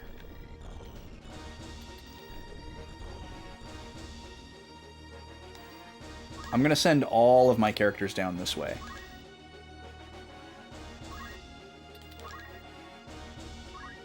Let me yell first.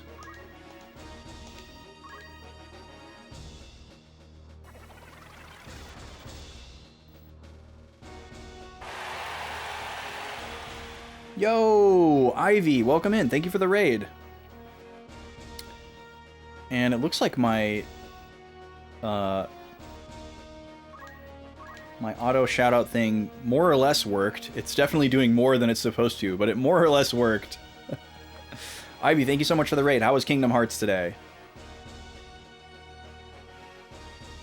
Guys, go follow Ivy. I need to check out an Ivy stream. I haven't checked out an Ivy stream yet. Ivy mods for Faux Retro. And that's one of my regular roosts. I'm assuming that's how Ivy found this place. I'm just reading the little recap here. Ooh, practicing data organization in Kingdom Hearts 2? Tell us more about data organization. That sounds like something I would enjoy. Welcome in, everybody. We're playing Final Fantasy Tactics here. This is my current RPG playthrough that I'll be working on Thursdays and Fridays. Boy, it's tempting to just rush in here and go after one of them. I'm finishing up Pokemon Trading Card Game, the video game for the Game Boy Color, on Tuesday. I might beat it on Tuesday, I'm not sure. But we're gonna go down here. And we're currently voting for what I'm gonna play after that for my Tuesday slot. I play RPGs on Thursdays and Fridays, and then anything that's not an RPG I play on Tuesday. And Discord picks all the games that I play.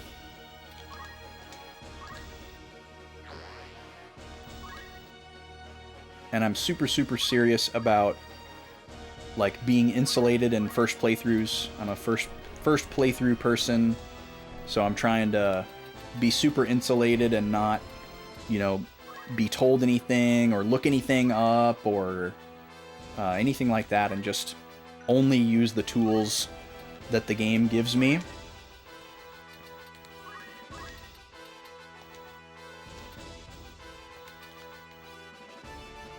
$71. $87.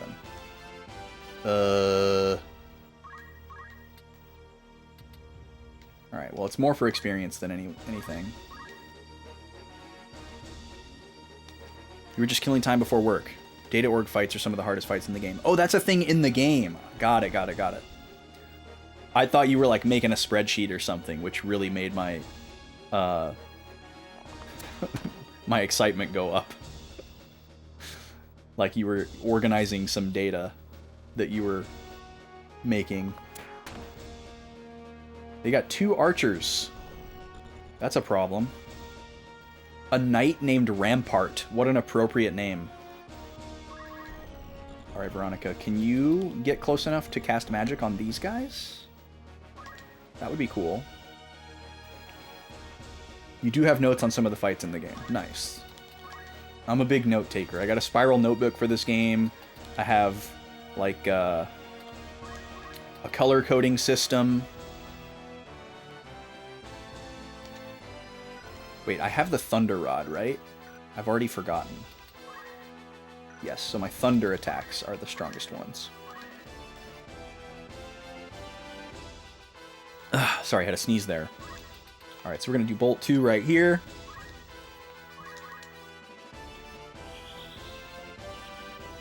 Hi, Nima. I also have 2 amazing puppies. One of them just came to say hello to me. Sage the Summoner, also a very appropriate name.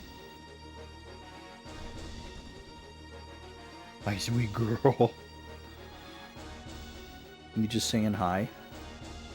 You're so sweet. Guarded? What does that mean? This guy can't be hit by magic?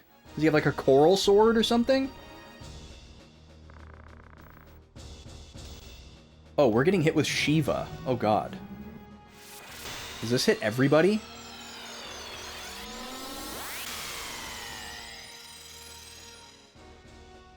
No, it's a small AoE. That's kind of wild, though. Double Shiva? And another raid? In, welcome in.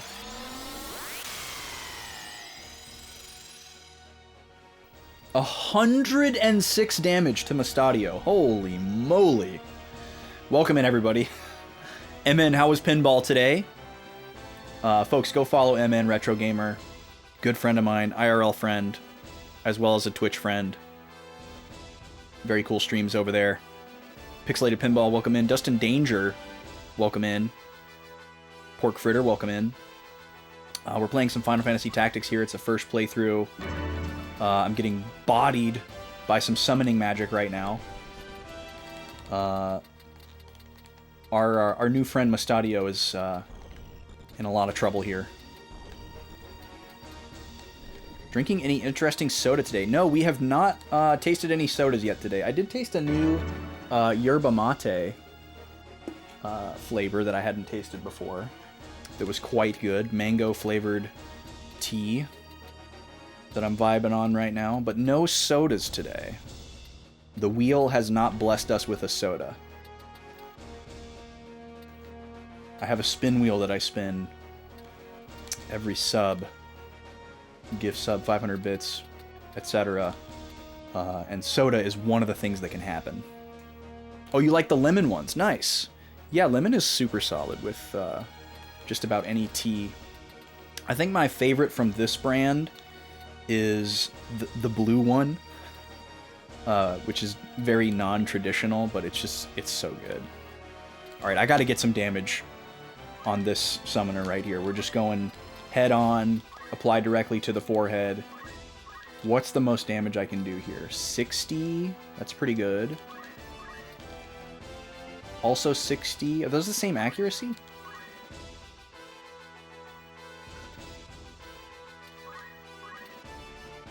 They are the same accuracy. Okay, so there's a 15% chance that we miss here, which really sucks. Could I explain some of the regular things that I do on stream? Sure, yeah. So I just explained the spin wheel. Another thing I do is I take really intense notes when I play. So I will... I have a notes cam here that is currently frozen, and I'm trying to get it back. Pixelated Pinball! With the 500 bits. Backlow 8 wheel spin. Backlow 8 wheel spin. Yeah, 500 bits is also the threshold for text-to-speech, which we don't hear a whole lot. Yeah, the wheel emote is a sub emote, so that'll only show up for subs. But yeah, I have a notes cam here, so I have my whole spiral notebook here. I take notes by hand. I've got a whole color coding system. Yeah, the notes cam is fairly new, but we're getting pretty intense with this game. It's got a hefty reputation for being hard to understand. There's a lot of characters, a lot of proper nouns, so I'm all in on taking notes and analyzing the story and I'm kind of doing this thing where I ask questions of the story, not of the chat. Like questions that I want to remember that I was thinking about later on, because I have a tendency to forget stuff, and I want to go through the game and see if the game ends up answering that question. And it's not like a strike against the game if the question doesn't get answered. I just want to remember that, oh yeah, I was thinking about that. Not like trying to find plot holes or anything. What else do I do on stream? I spin the wheel, which we're going to do right now, so I guess we should just do that. Let me switch mics really quick. And since we're going to lose the game capture music, we'll throw on some tunes. We'll go over here to the wide shot. The last thing we landed on was Game Roast. So we can't land on the same thing twice in a row, but we can land on any of the other ones. If we land on a pink wedge, it unlocks a soda tasting. If we land on an orange wedge, it unlocks a snack tasting. Yellow is exercises. Green is activities.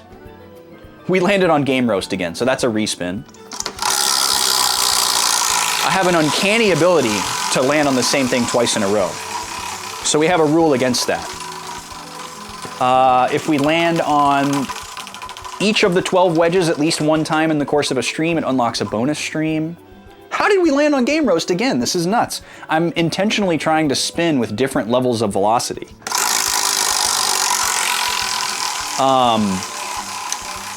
I stream point and click games with my lady on Sundays, only when the sub goal is met, or if we get a blackout on the wheel.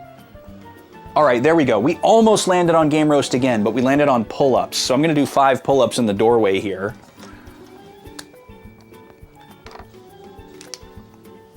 I'm a little out of practice, so we'll see how this goes.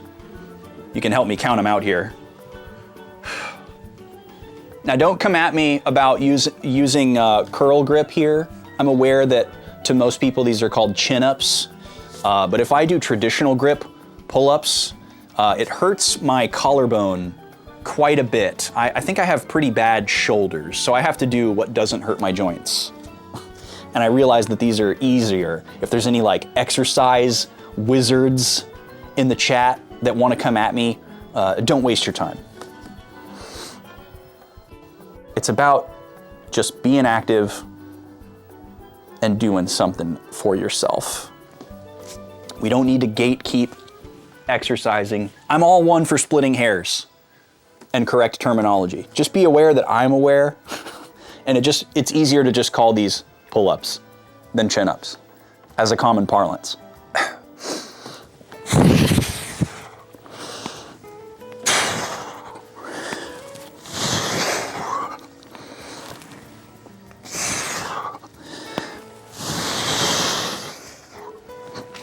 All right, there's 5. I don't know, is that good enough, MN? What else do I do on this stream that you want me to explain?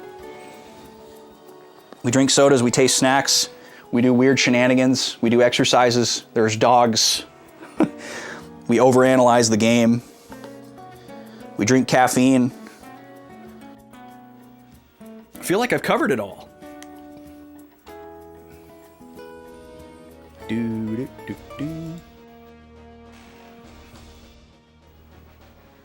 do a drum solo as a channel point redeem. That's amazing. Well, thank you for saying that this channel inspires you. I do put a lot of effort into what I do. I'm not a full-time streamer, and I have really no aspirations of becoming a full-time streamer.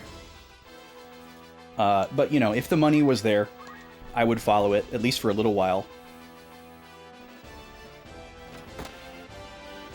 All right, and then you're gonna run towards me, right? No, you're just gonna retreat. Okay, what does the AT look like here?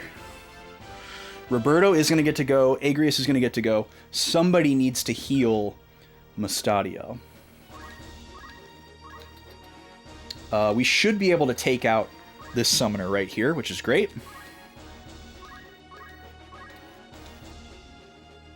Only 20 damage? Oh, man. What about dash? Yeah, it's pretty much always less. And I even accumulated last turn, too. So this would be another reason why we maybe want to reset and come back. Oh, wait, you know what? We got to spin the wheel again, I just realized. I owe y'all 2 wheel spins. Because Pixelated Pinball cheered 500, which is a spin, and then also subbed. So we need to spin one more time. So yeah, we may end up resetting this this fight here. This should be enough to get me in range to heal Mustadio. It's just going to be a little bit scary. Well, Roberto, we can't do this. I think I'm just going to reset, honestly. Because Roberto's going to die. So I think we got to reset. I don't think it's worth trying to play this one out. Now that I know that there's 2 archers in this battle and 2 summoners, I think we just have to... For one, I have to put Matsuo back to archer.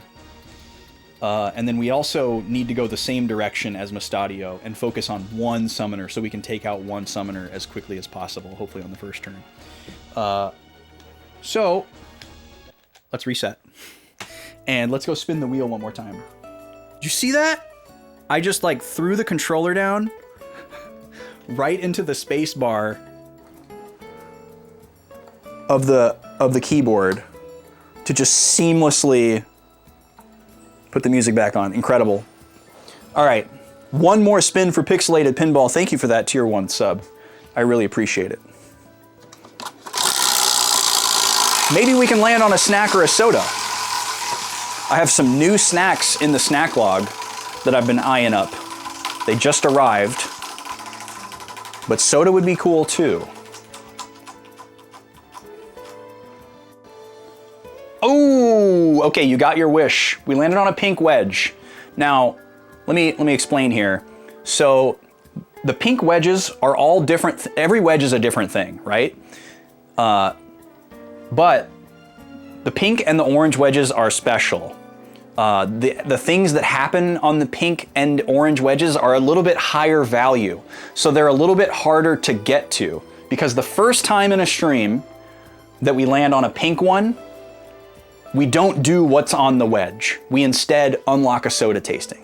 And then after that, all of the pink wedges are unlocked. And if we land on them again, then we do whatever's on there. And then the same thing with the orange wedges, except for a snack. First time we land on an orange wedge, we do a snack tasting, and then all the orange ones are unlocked for the rest of the stream. So those are a little bit harder to get to. So we won't be doing art time, unfortunately for y'all. We haven't done an art time in a while, because it's hard to land on. But it still counts towards the blackout. We have technically landed on that wedge. So we're actually coming pretty close to, well, we're about a half hour away from the lunch hour. I guess, hey, there's another segue. That's another thing that we do on this stream that I didn't explain earlier. So I have a baby that needs to get fed at 2 o'clock every day. And on days that I stream, I have my stream set up in such a way that that is the direct middle of the stream. And we do a lunch hour. We do a segment called Out to Lunch, where I go off cam and we watch an automated game of this game called Fortune Street. That's like Mario and Dragon Quest Monopoly on steroids. It just plays itself, something for us to look at and talk about. And I feed the baby, I feed myself, we hang out and chat for like 40 minutes. It's usually been taking about 40 or 45 minutes, but I give myself a full hour just in case. And then we go back to the video game that we're actually playing and streaming for the second half of stream. So we're coming up to that in about a half an hour. I'm gonna try to space it so that the soda tasting happens right before we break away. So I'm gonna go back into tactics, and we're gonna try to beat this battle before the ad break. that will lead us into the lunch hour. But if we can't, we'll just, pause and do the soda tasting beforehand. But I have a fridge full of craft sodas downstairs, and the ones that I taste on stream are always ones that I've never tasted before, so I'm always trying something for the first time. And I do like a little mini review. If you don't know what craft soda means, you don't have to worry about it too much. Basically, it just means real sugar and something unique. That's pretty much all it takes. Like, not trying to gatekeep or anything. But no corn syrup is the big one. And, looking for things that are like high quality, maybe small batch, but that's not really an important qualifier. And just something that's interesting. I don't drink the standards around here. We get a little bit fancy with it. Okay, so Matsuo's an archer again. Hey, Hank's Black Cherry is a solid soda. Hank's is a really, really good brand, actually. Hank's, I tasted a Hank's a while back that was, I forget what they call it, but it's pink. And it's this kind of like grapefruit citrus thing. And it is phenomenal. It's one of the better sodas that I've ever tasted. So yeah, don't sleep on Hank's. Hank's is really good.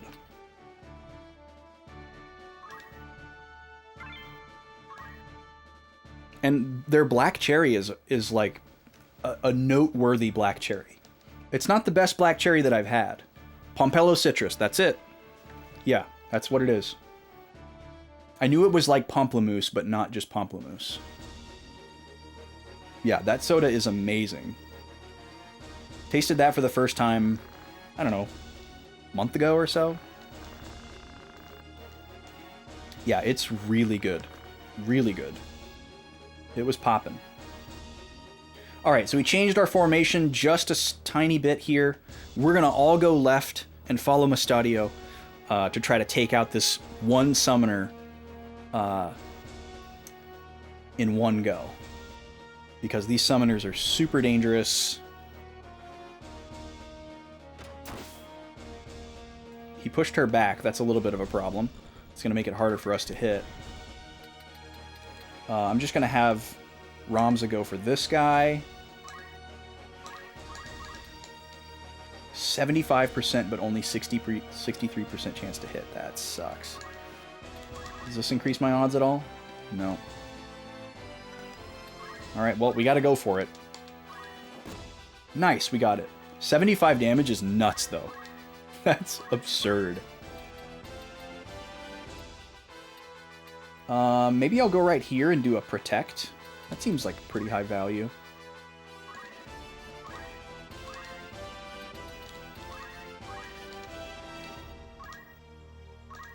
I don't know why the accuracy is so low, though. I guess we need Protect 2 for that. He's gonna throw a rock at me. No big deal. Slater. Ugh. I feel like if your name is Slater, you're like doomed to be annoying. Okay, and he's gonna retreat. But he can still reach Roberto from there. Well, as long as Roberto doesn't get double attacked. Okay, cool. Whew, he was trying to break my armor there. That's scary. We got the counter on him, though. That's huge. He's gonna run away like a baby. Okay, Matsuo. I don't think Matsuo is gonna be able to shoot this summoner from here. Maybe from here. It's worth a shot. Ooh, yes, yes, yes. But it's not enough to kill. This would be. Is +1 enough? No. 1 point short. Alright, we gotta go for the charge +5 here. Gotta go for the kill. Veronica... What are we gonna have Veronica do? I think the best thing to have her do is continue to move with the group over here to get out of range of the other summoner, but try to stay enough in range to hit one of these guys with magic. Ideally this archer. So let's go right here and cast Bolt on him.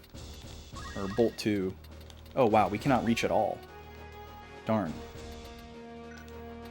Alright, well, Veronica is just going to potion herself then, I guess, for experience. But she is missing 30 HP, so that works.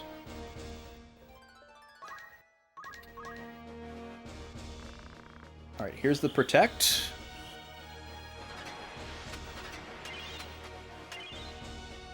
Cool, we got it on both. That's excellent.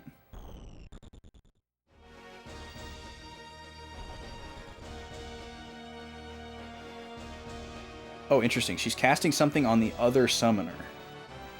I'm guessing it's just a heal spell.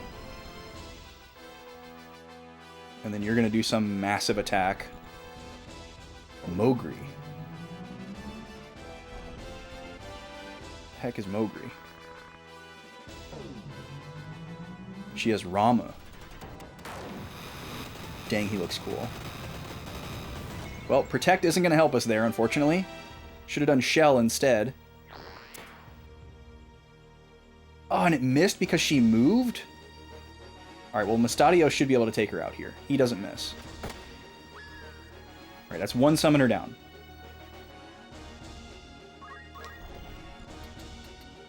What do we want to do with Ramza? We can hit this guy for 70. So we should probably go for that.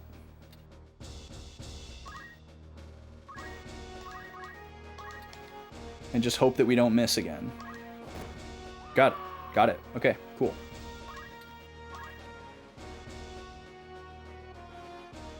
Yeah, I know what you mean, Sam. Yeah, I mean, it seems really cool because you can just have this massive range. I'm going to cast Cure 2. Or actually, wait, I should probably move and try to get it on Mustadio as well.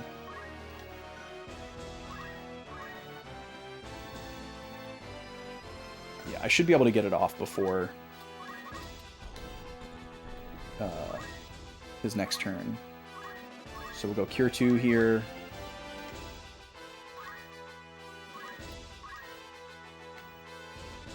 Alright, Agrius, what do you got? Cool. Stop would be nice. Didn't get it. That's okay. Alright, here's the Cure 2.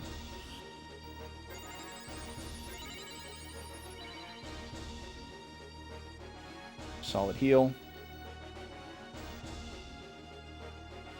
You're gonna go for Matsuo. Okay, good. Those break spells are super scary because I'm assuming you just lose the item permanently, not like for the battle. But maybe it's only for the battle.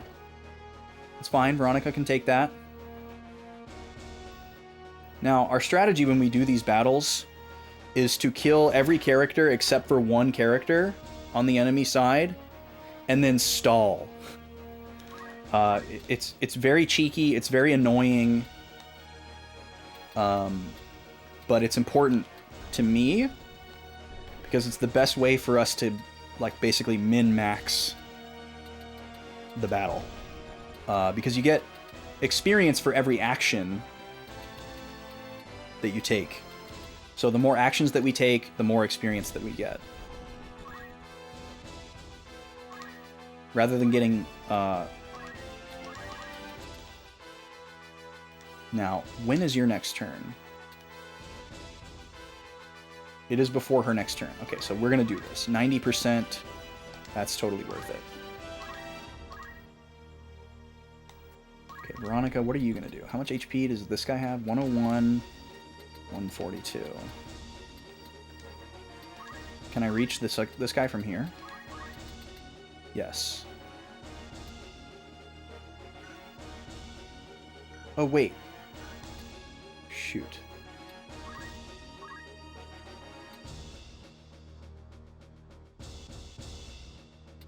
She is going to get to move. Dang it. I misread that. She goes next. Whew, 86 damage. Veronica.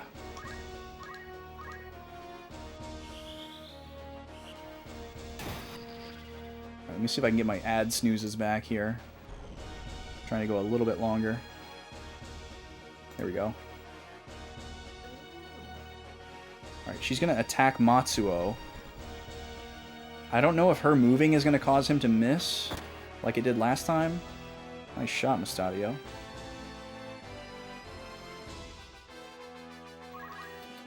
Alright, what about you? I can take you out as long as I don't miss. We've been really fiddling with the accuracy here and getting lucky. An archer will be the perfect character to leave last. So we're going to pick this guy to leave as our last enemy character. You can surround them with your units and they won't be able to move. And archers actually can't attack if you're right in front of them. So I don't think he'll be able to attack, and we can stall for as long as we want to. See if we can hit this guy. Oh, this guy takes less damage. Interesting. He's got better defense, I guess. Same. Go for it. Okay. Hitting lots of low roll accuracy here. Okay, we want to heal Veronica and Roberto if possible, but I don't think we're going to be able to because of the height.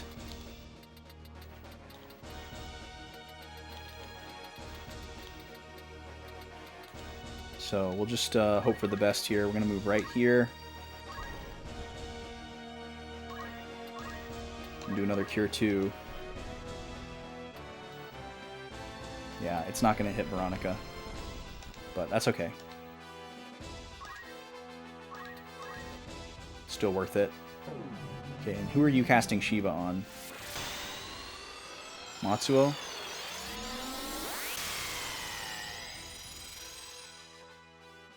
$48. Okay, that wasn't that bad. Dude, that sucks. That he can only fire it at exactly that unit of the field and not track the target like a spell.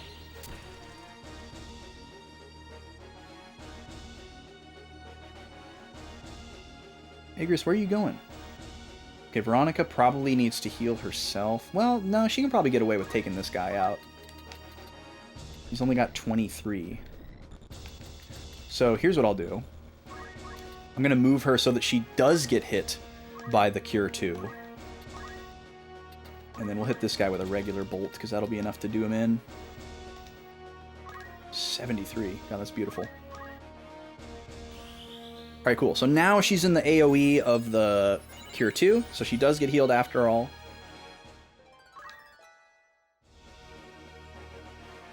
Our Protect wore off, that's fine. You're going to go after him, get countered, get wrecked.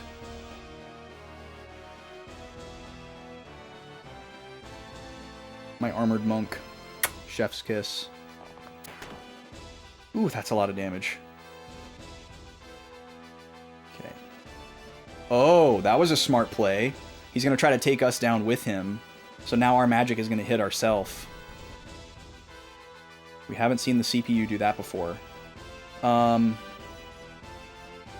I do anything about that?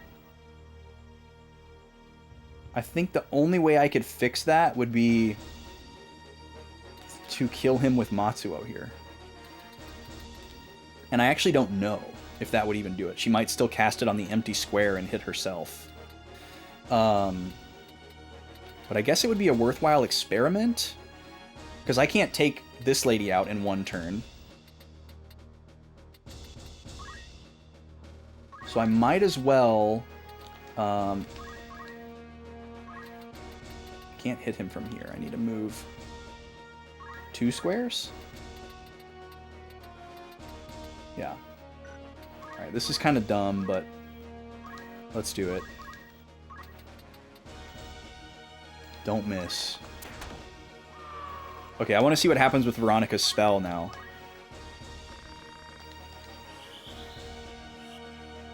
She still casts it.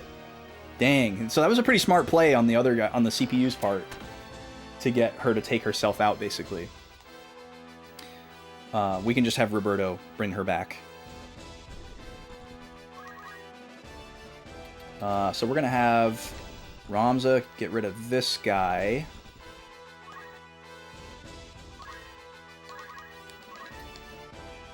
$78. Okay, what if I throw a stone at you? Also 78. Why is this guy's evasion so high? Is he wearing a mantle? He's not. Why is his evade so high?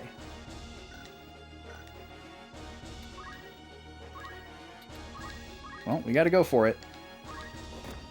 We've been hitting them all day long, so guess we just keep letting it roll. Alright, so we need to raise Veronica. Only 66% chance to hit. That sucks. I'll just use a Phoenix down. Oh, it's too late. Okay.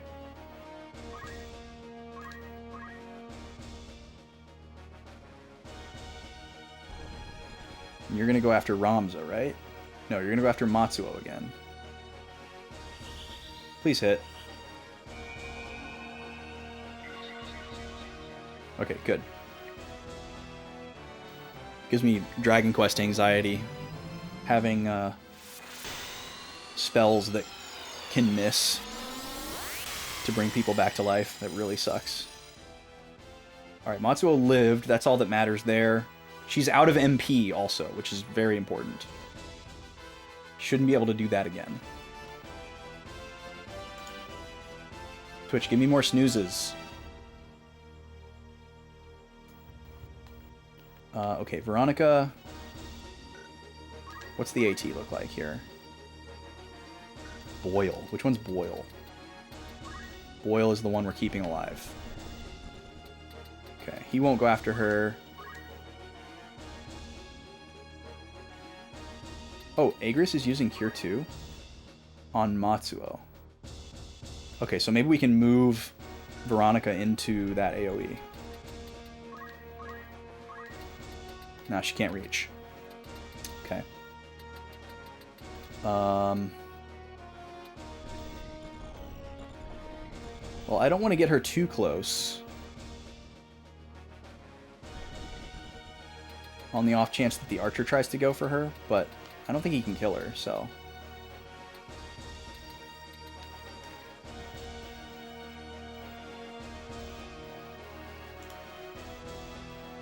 Alright, I'm going to open up a prediction here for the next ad break.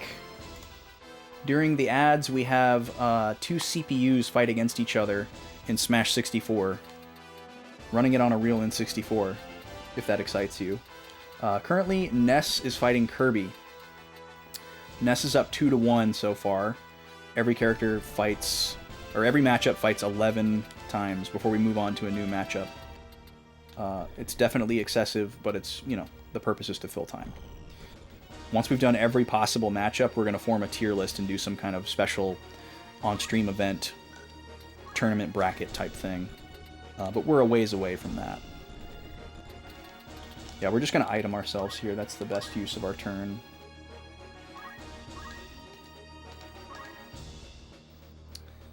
So if you're not in ads, you'll get to see that fight.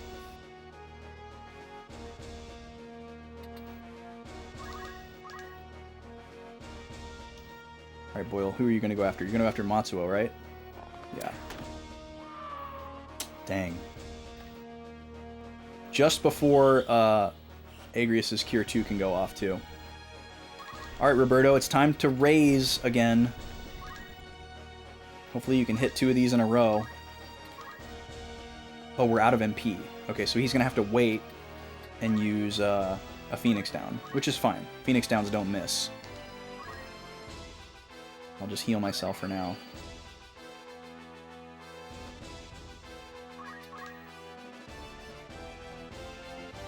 Alright, I don't know where Mustadio's going.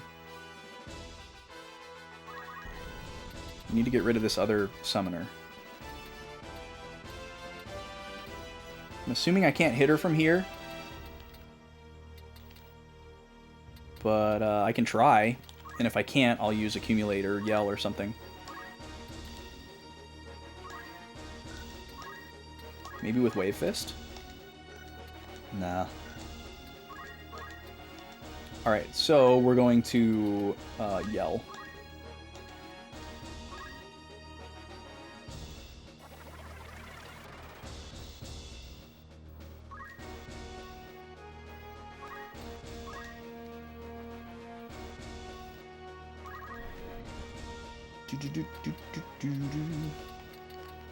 Veronica still has a lot of MP, so it would be nice to use some of it up.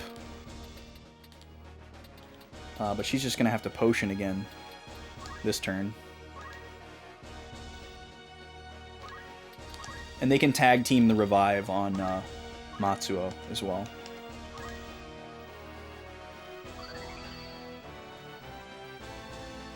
Which will be good. Alright, here's the ad. When we come back, we're going to do the soda tasting. See you in 3 minutes.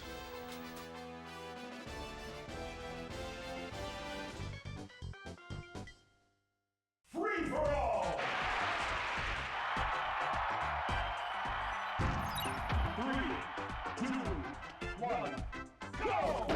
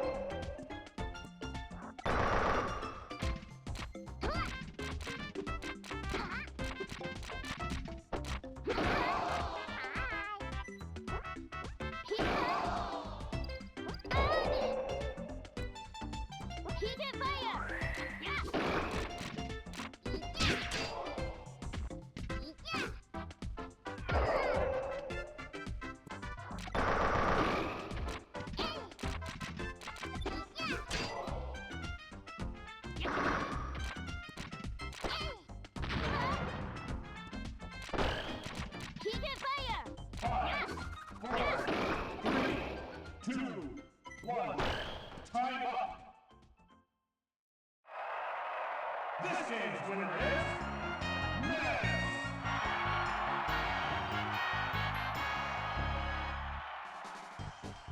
All right.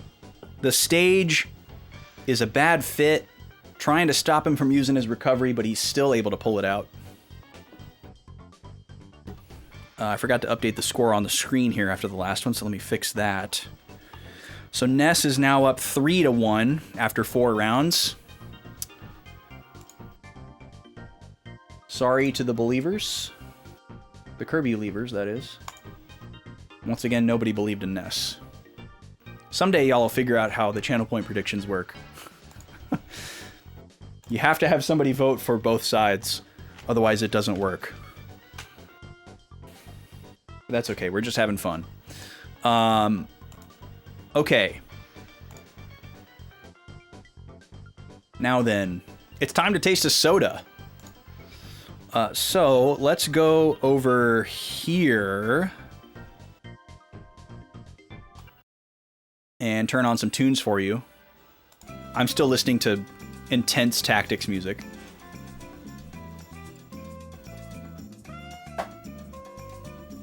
There we go. Now I can vibe with you. We're gonna switch mics because I'm gonna have to come up to the camera and give you a close-up here. Today we're gonna be tasting from Fentiman's the Pink Ginger. I have never had this one before. I have had a lot of Fentimans in my day. Fentimans has some really incredible flavor combinations. They are really, really high quality. There's a lot of really, really good stuff. Yo, Rez coming in with the raid. My dude. Welcome in, how are ya? Guys, go follow Resilient AAM, another really cool IRL friend and interesting streamer. I've had a lot of cool raids today.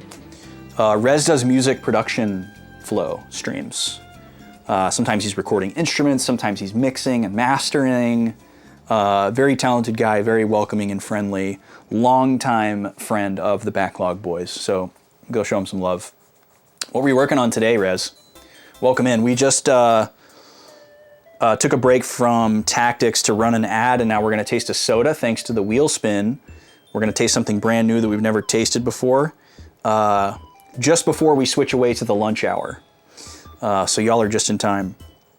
We're tasting Fentiman's Pink Ginger. Fentiman's makes a bunch of really interesting and unique stuff, but I've never had this one before. This one is described as ginger and orange extracts.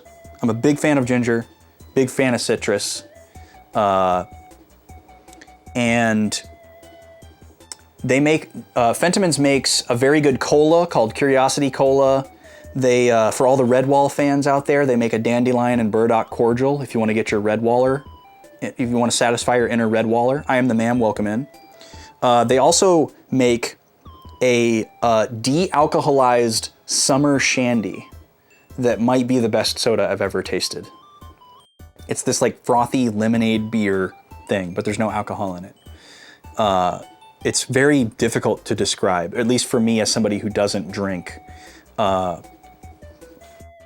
It's in no way intended to be related to Redwall, Sam, but that's something that they drink in the Redwall series. So that I was like, yoink.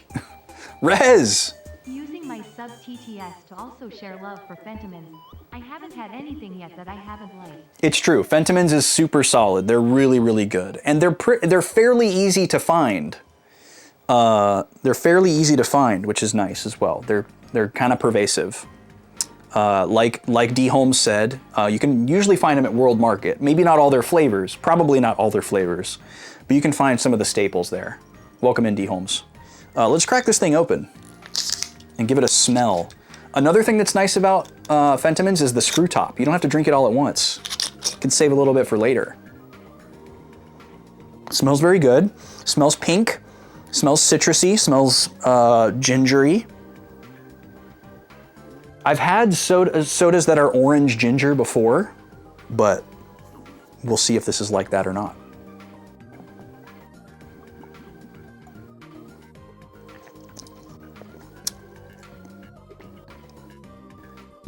Interesting. Yes, I was actually rolling and incorporating just before you got here, Rez. I don't think it was necessary with this one because there's not any like fruit pulp or ginger pulp settling. They probably used ginger oil rather than like raw ginger in this one. But I was doing that. I didn't describe the process. This is very interesting. So, first of all, sweetened with glucose syrup and beet sugar. Unusual. The water has a mineral taste to it. It says there's pear juice concentrate in here too, which is interesting. And then natural flavors. Fermented ginger root extract. So yeah, it's a liquid, not raw ginger, like grated, which you'll sometimes see. There'll be settling.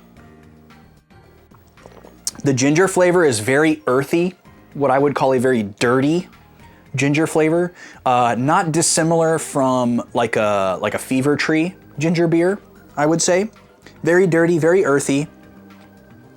And then the citrus flavor is a very dry orange zest kind of flavor. So this is kind of a highbrow situation. If you don't like that bitter, dry kind of flavor, you would not like this. It's kind of all in one direction. It's not really balanced. It's not balancing like sweet with spicy or bitter with sweet. It's kind of all on one side of the aisle. There's bitter, there's dry, I guess a little bit of sour, but it's not really super sour with the citrus note. It's more just a dry citrus note, and like earthy.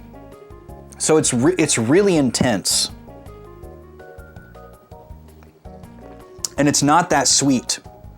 21 grams in a 9-ounce soda is still a lot. But maybe the type of sugar they use mutes the intensity a little bit. I don't know. It doesn't taste that sweet. It's definitely sweet, but it's not like... Undergoing this way, but he'll do no better. Brack, thank you for the 200. Our bit alerts here. For 100 bits, you get a random clip from The Big Lebowski. They're all safe for work, no swear words. And there are 63 different variations. And for 200 bits, you get a clip from Star Wars Episode 4. And they're some of my favorite, most obscure, strange lines. Very non-essential, slightly less iconic lines. There are some iconic ones in there, but there's also some like deep cuts in there because every line in the movie is iconic. And there are 36 variations for the Star Wars one. What about that blue one? Take that one. Yes! What about that blue one?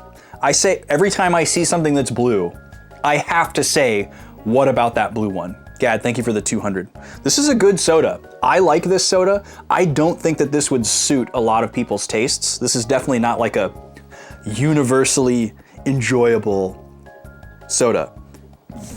It would make a good mixer for certain. If you had some kind of sweet alcohol that needed cutting, or something like that. A squirt of lime would go well with this. I like it though. It's good. The ginger is hitting me in the nose very, very strongly. But this is kind of a highbrow hoity-toity soda, I have to say. I'll save a little bit for later. It's time to break away for the lunch hour. So I'm gonna go grab Backlog, baby. We just ran an ad, so you're gonna have to sit on the BRB screen. But I'm gonna go grab Backlog, baby. We're gonna switch over to a game on the Wii called Fortune Street. It's gonna play itself. We're gonna watch that happen. I'm still gonna be on mic, but I'll be off camera while I feed the baby and myself. And after we're all set and fed and cleaned up, we'll come back to Final Fantasy Tactics for the second half of stream. It usually takes about 40 minutes, so if you're only here for Tactics, come back around 2:45. I'll be back in a few minutes. I'll leave the tunes going while we're on the BRB screen.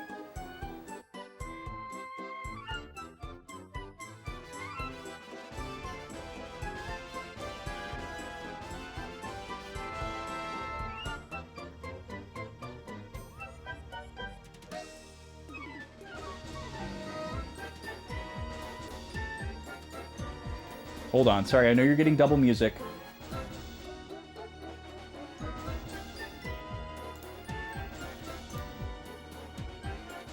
Hold on. There. Okay.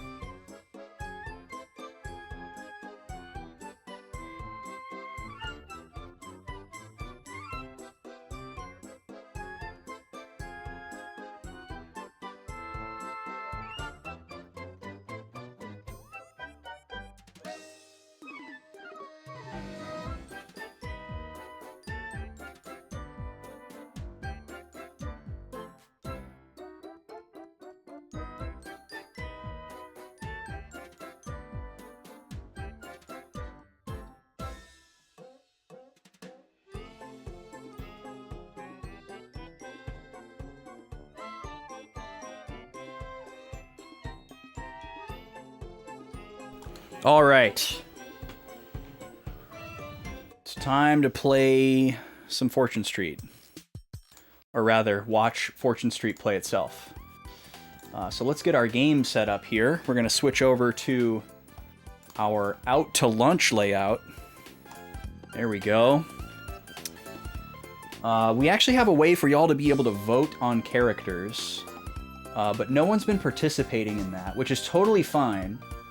I think that just tells me that y'all don't really care who plays. So I think what I'll probably do is just continue to do random characters all the time. So let's do Dragon Lord. Luigi, Daisy, and Diddy Kong. Because why not? And let's try to do a level that we haven't done yet. We haven't done the observatory yet. We'll do that one.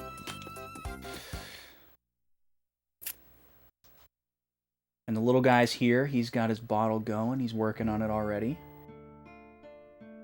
He has not been very food motivated the last week or so. We've had to basically force feed him.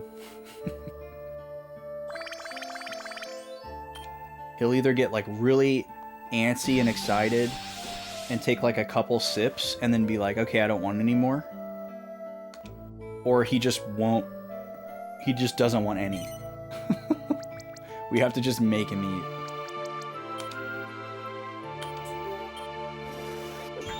Which is kind of frustrating. It's much easier when he's hungry. And you can just give him the bottle and he goes. But we're in this phase where he likes to like pull away from it. So once I get the game going here, I will go and heat up some food for myself. Because unlike this little guy, I know how to eat. And if you're new, and if you've never seen this before, you might be noticing that the mode for letting the characters play on their own is called Out for Lunch. So it's a big inspiration for this mode, this segment, this part of the stream. This game is really weird and unique and cool, in my opinion, and I wish more people knew about it. And I have a long history of playing in this Out for Lunch mode. Okay, so all 4 characters are going. This is our visual stimulation for the next 30 to 40 minutes. And I'm here on mic. You're not going to see me or Backlog Baby on cam, but we're here to chat about whatever, or we can just vibe. And I'm going to go heat up some food.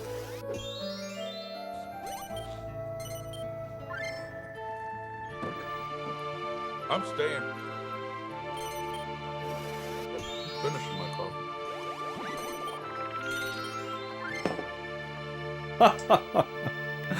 I'm glad you're staying, Brad. Thank you for another 100.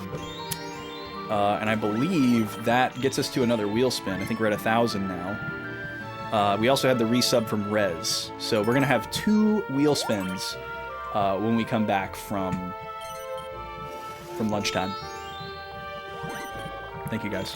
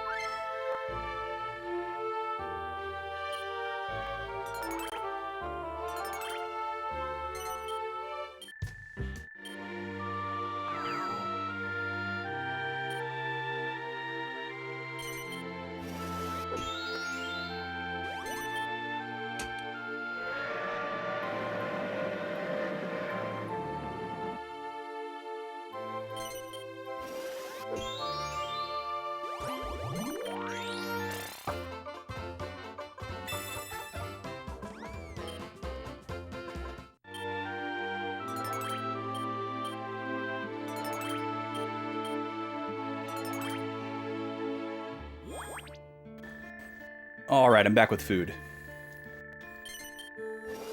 How do I get short video clips to be channel point redemptions? There's a number of ways you could do that, MN, but you need some type of bot. You need some type of bot that can talk to your Twitch API and your OBS.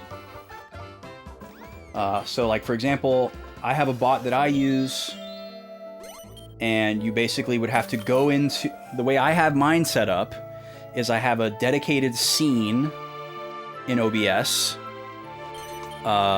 that has all of my all of the little video clips living in it. It's like all the Star Wars clips, all the Lebowski clips, every single one of my alerts, you know, the Here Comes the Pizza, all that stuff lives in an OBS scene all by itself as an individual source. And then my my bot looks for the channel point redemption and says basically, okay, every time somebody redeems this channel point redemption, switch this source to visible, and then after the right amount of time, switch it back to invisible. That's how mine works. There's definitely a lot better bots and simpler ones than the one I use. The most robust one seems to be either Mix It Up bot or Trigger Fire. Those are the ones that I see most commonly that people use to do complex things.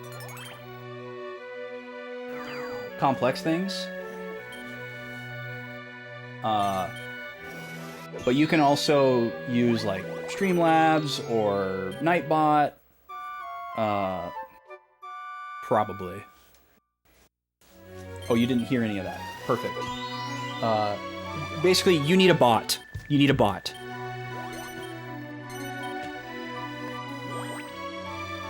And depending on the bot, you would either have the video clips live in your OBS as sources, and then the bot would trigger them on and off, or you would upload the clips to the bot, and it would play them. You know, and you'd set it up. What do I recommend?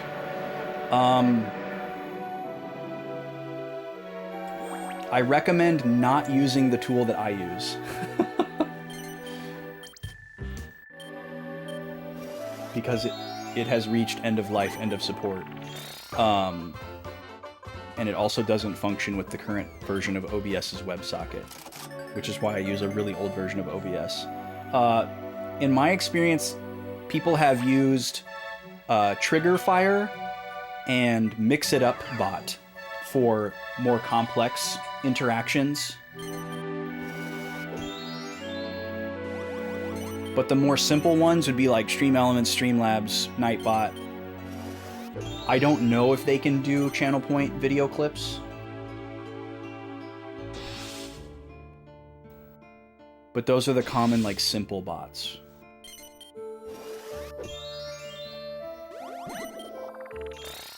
I know you could do it with Mix It Up and Trigger Fire.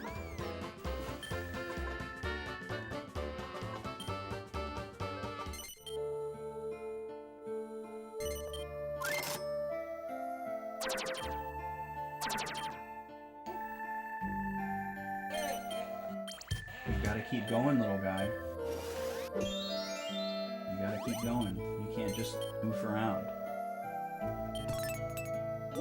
I know you think that you don't want to eat, but you have to. You're just like, you're becoming more sensory, and I'm sure that's very scary and exciting.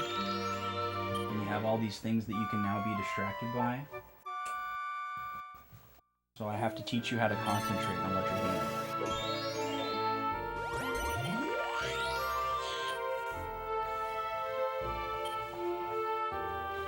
He's like, I don't want to eat. I want to look at things and I want to feel things.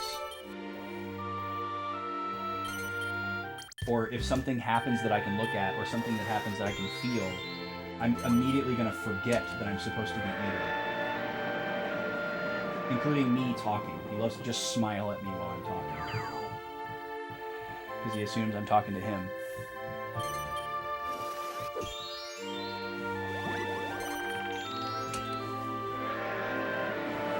And he tries to escape his bouncer, he tries to look at the TV. He tries to pretend like he's full, and he can't eat anymore.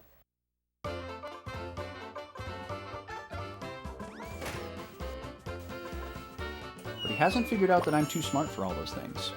He keeps trying them. Maybe if I pull the bottle out of my mouth for the 57th time, he'll think that I'm done.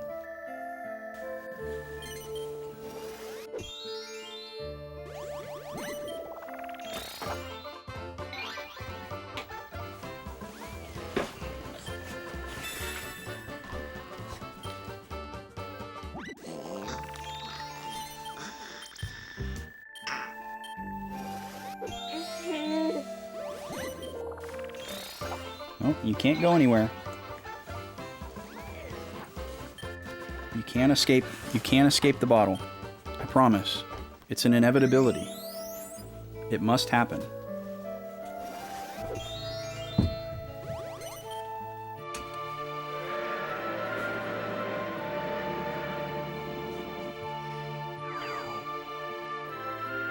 What if I ate my hand instead?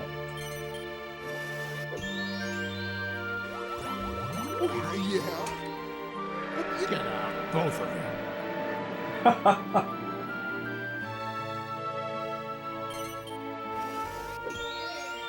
Thank you, Brad.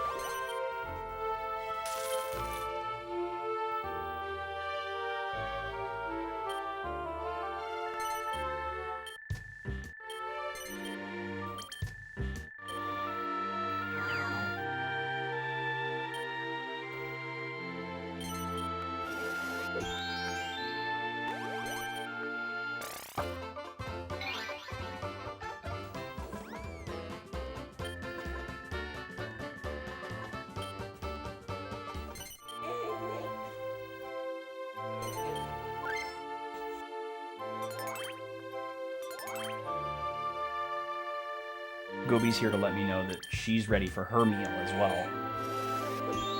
At least I can count on you to always be hungry, right, Gobo? Don't have to worry about you.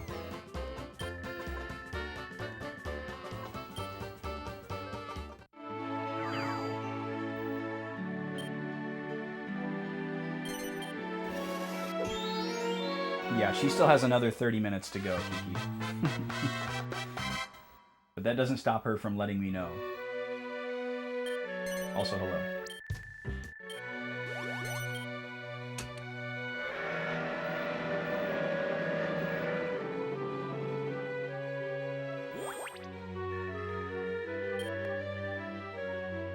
You're getting close, little guy.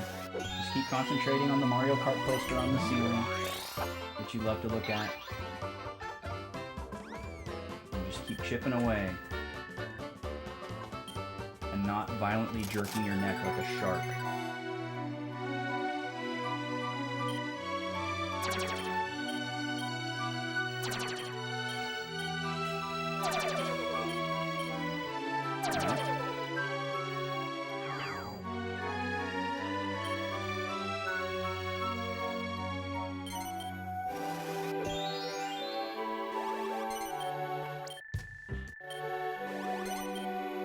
Diddy Kong got a pretty early lead here. He got stranded in the floating district there that keeps rotating around, I guess, and he just landed on every single space and bought them all, which is huge. Buying adjacent spaces gives you a bonus, and buying spaces in the same district also gives you a bonus. The district you can see by the outline color of the space. So he owns all but one space in the pink district up there, which gives him a huge bonus. People have to pay him a ton of money if they land on his spaces there. Dragon Lord just got screwed. So if you don't have enough money to pay for the space that you land on, you have to sell your assets to recoup the debt. So he had to sell some stocks to raise the money. You can sell property or stocks to raise money.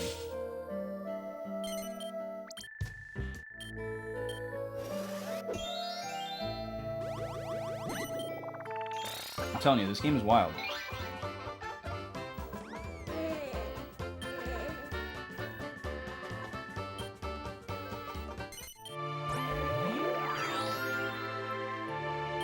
Almost there, little guy. Just keep going.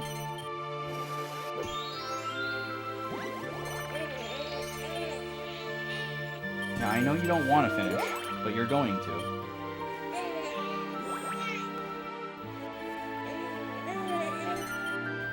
You're almost there. Just stop trying to escape. You got like a quarter of an ounce left. You can do it.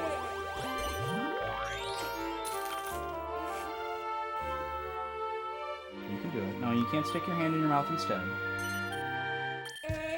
You can stick your hand in your mouth when you're done.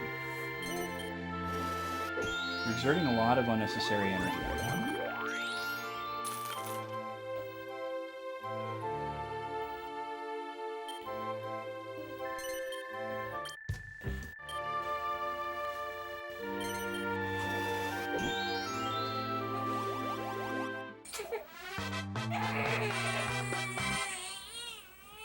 Yeah, I know. I know. You're doing a lot of protesting. You're getting closer, though.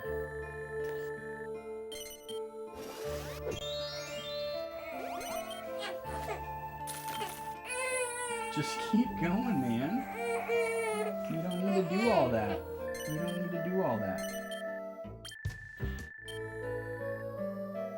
He's getting mad because I won't let him look at the TV. He wants to get out of this chair, and he wants to look at the TV, and I'm not letting him do either, and it's really pissing him off. You're almost there. Look how little is left. You can't even see it. You just need to empty the net. Come on. There you go.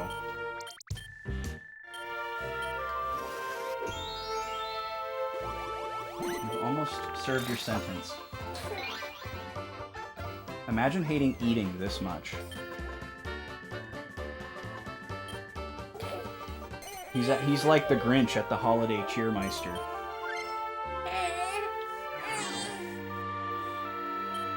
I realize that it sounds like I'm torturing him. And he probably sees it that way.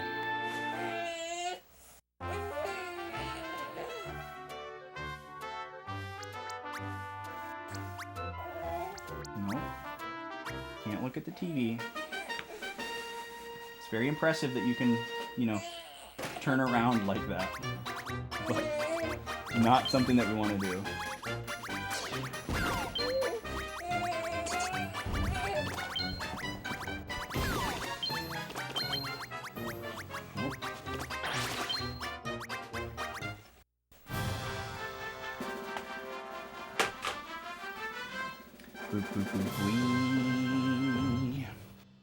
Alright, here we go. Final push, dude. This is it. You got it.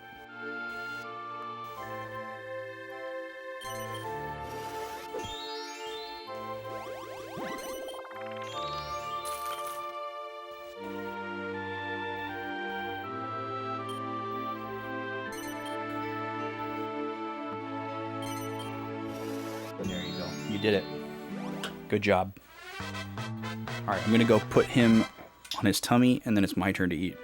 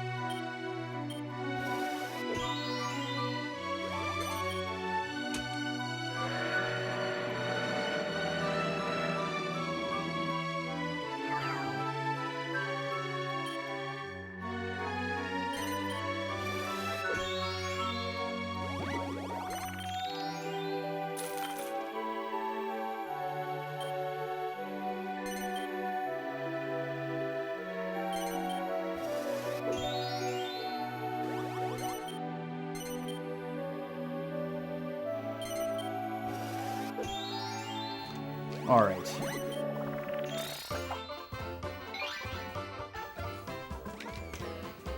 Little guy finished his lunch. Now I can start mine. Very exciting. Got some crusted white fish, some green beans, some rice, and some strawberries.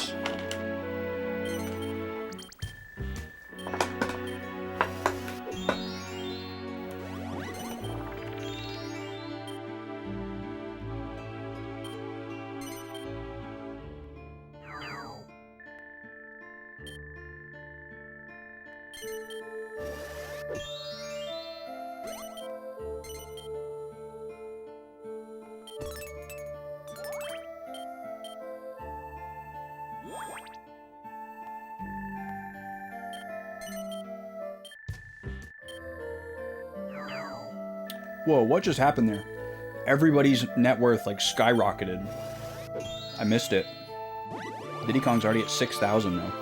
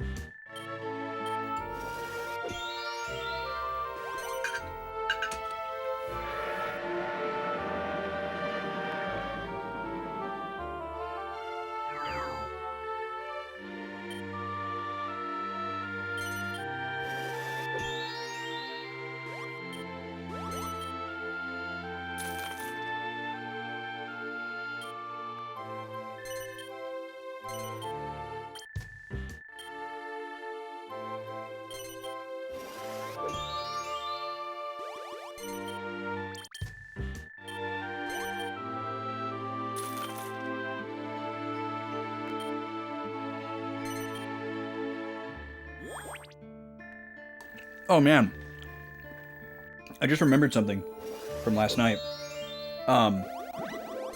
We've been doing a new sleep configuration,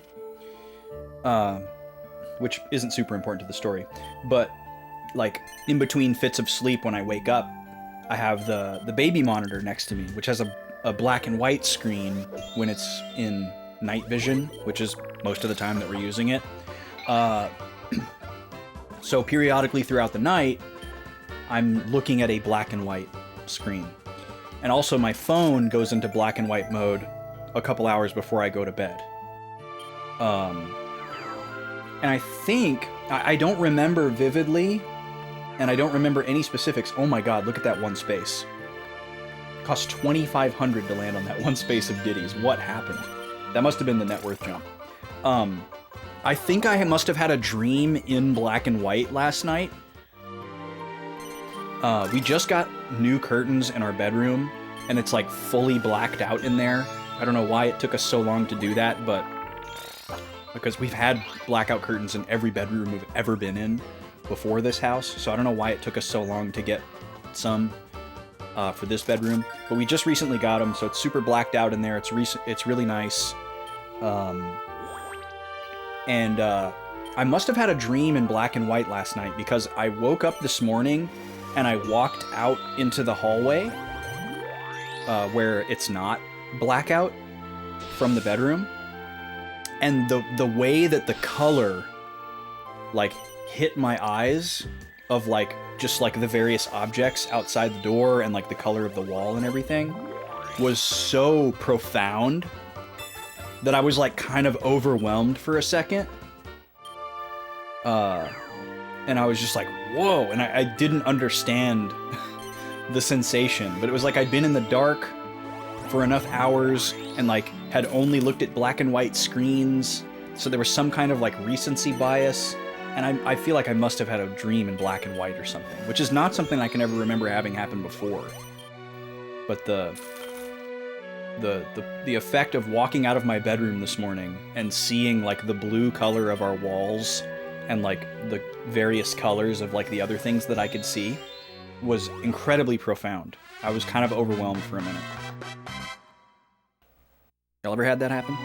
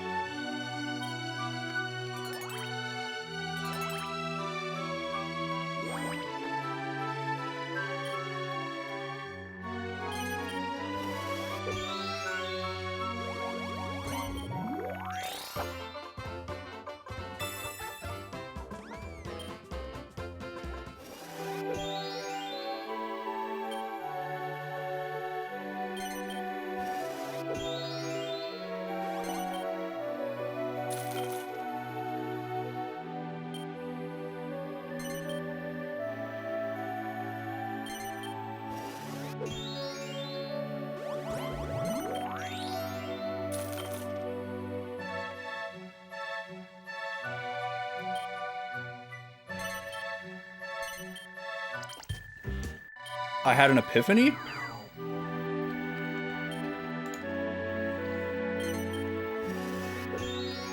But there was no, like, realization associated with it.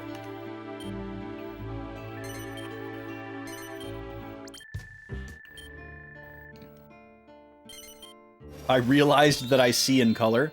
Yeah, it could have been something like that. Like because I had had a dream in black and white or something, like my brain had forgotten about color momentarily. Something like that.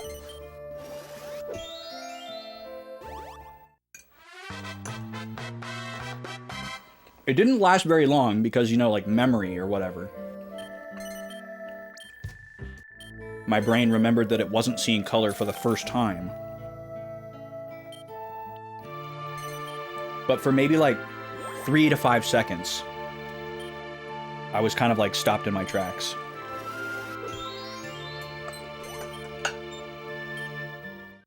But I don't remember any dreams from last night.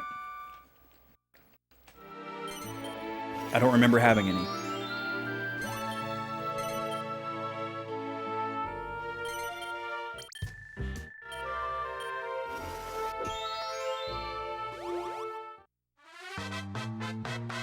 But I could definitely see, like, waking up in the middle of the night, seeing a black and white baby monitor, and then going back to sleep, influencing my dream that I may have been having. Or just my subconscious, I guess, if I wasn't having a dream.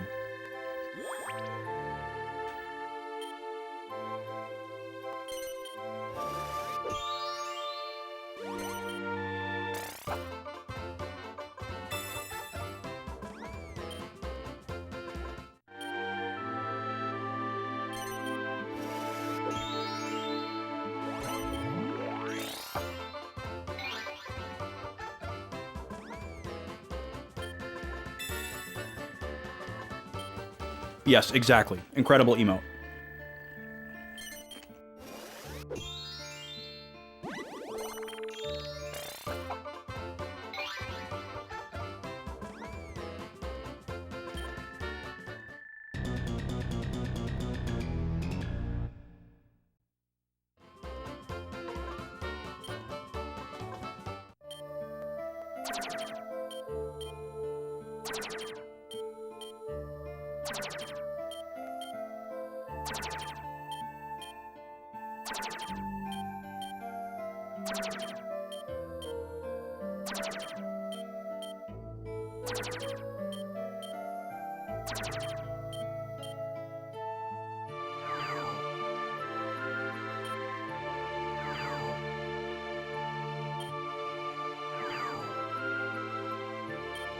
Oh man, I had an idea. I had an idea for the 12-hour stream. I'm working on 2 special streams that I owe y'all from Charity Week. The first of which is coming up very soon. Before the end of this month is my goal. I'm going to do a stream where I'm going to try to do 1,500 exercise movements to celebrate $1,500 raised for American Heart Association. But I also owe you a stream for $2,000 raised, which I've decided is going to be a 12-hour stream. We already talked about that. But I've been trying to decide what it's going to be, and I had an idea the other day. I'm not entirely sold on this idea yet, but I think it's one of the better ideas that I've come up with. I've thought of doing some type of like forgotten franchise nostalgia stream where I like play some games that I've already played before and maybe do like small vertical slices of them and rotate games around, or maybe just pick one and play it all the way through. I'm not sure. But like focusing on franchises that I really like, but that aren't made anymore. And I was thinking of doing like I don't know. It's kind of an incorrect label, because like the two franchises that I thought of first were Ratchet and Clank and Sly Cooper, which technically they're still making Ratchet and Clank games. Sly Cooper would work.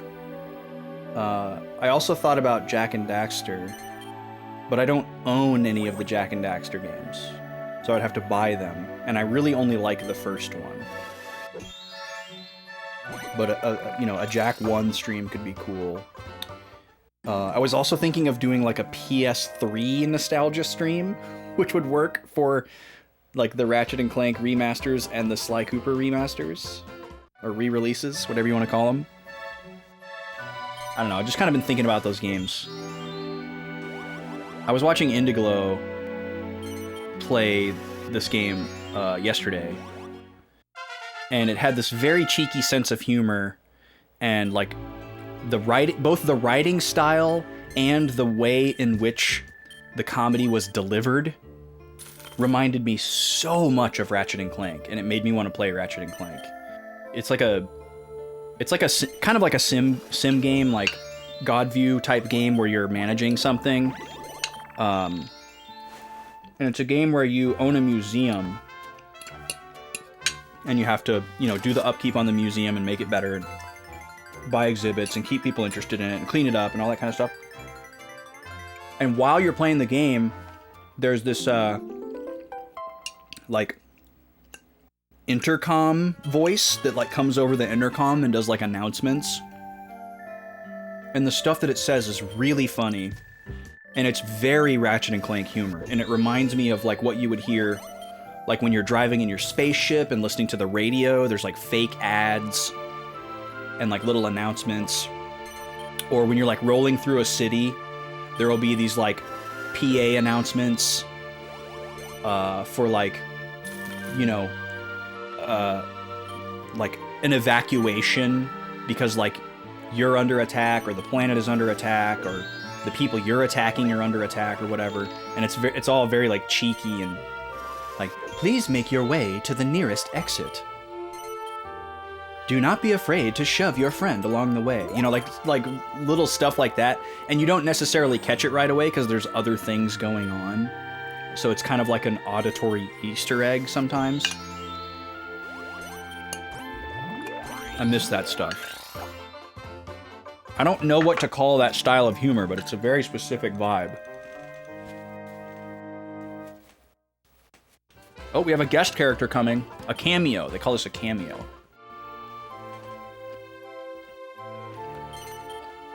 Twitch, give me another ad snooze.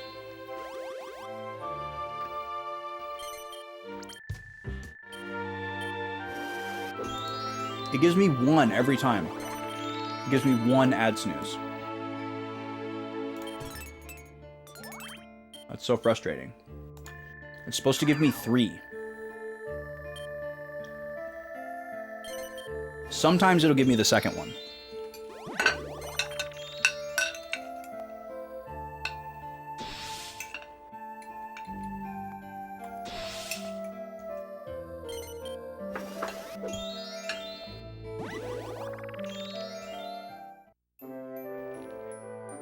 Oh, we had 2 cameo characters. Wow, I didn't even realize. We had a healer slime and Lakitu out. I don't know if I've ever seen that happen.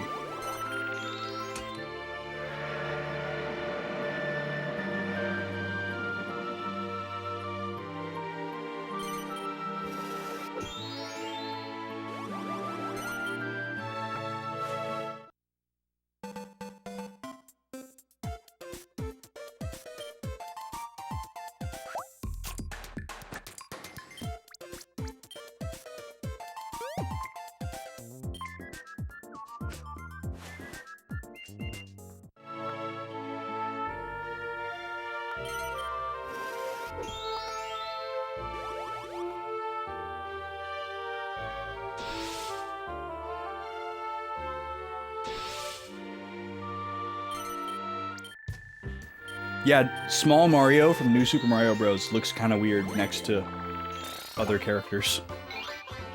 Weird.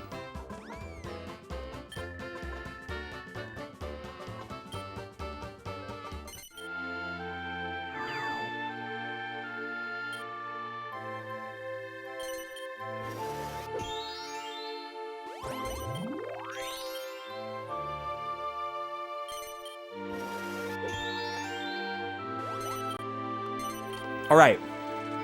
I finished eating. We're going to run an ad here. I'm going to try to accomplish a lot of things during the ad. I have dishes. I have a diaper to change. Puppies to feed. I'm probably not going to be able to do it all in 3 minutes. So bear with me. But when we come back, we're going to spin the wheel 2 times. And see what that holds for us. And then it's time for a couple more hours of tactics. We will check back in on this Fortune Street game at the end of stream before we raid out, for the very, very low % chance that anyone cares who won. Thank you for joining me for the lunch hour. See you in a couple minutes.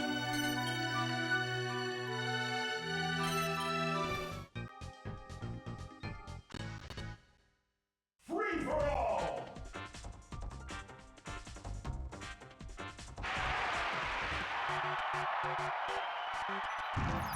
3, 2, 1, go!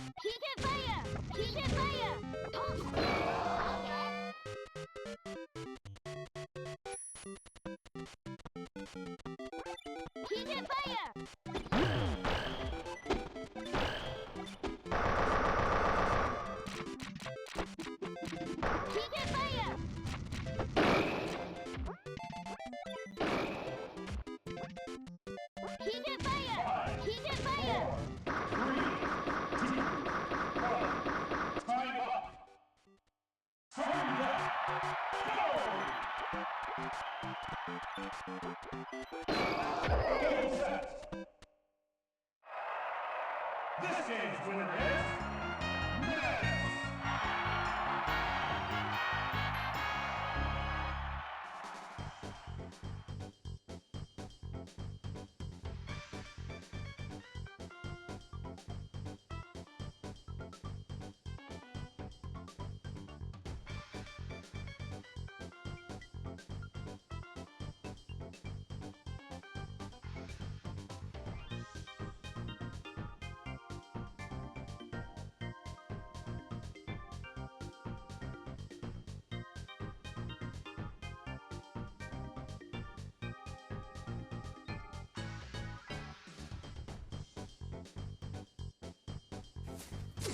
What are you doing?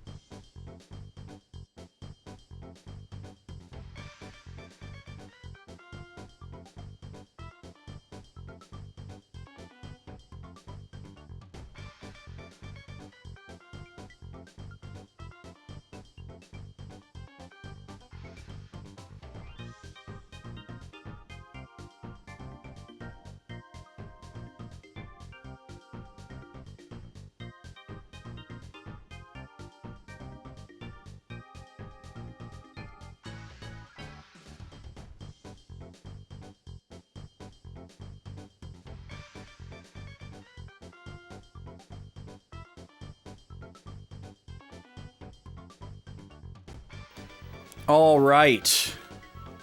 What are you doing? I'm sorry I wasn't here for that. Okay. Ness wins again. Brings the score up to 4-1 after 5 rounds. So Ness definitely emerging as the front runner for this matchup. Kirby not looking so great. Kirby has been a pretty poor performer so far. Kirby lost against Fox 2-9. He lost against Captain Falcon 11-0. And is now trailing Ness 4-1. However, Kirby did beat Jigglypuff 7-4. Again, if you want to pick the next characters that battle, you can do so with 1,000 channel points.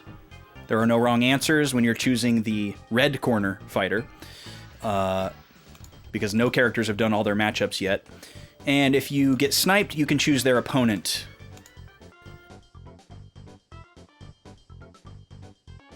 Okay, our scores are updated.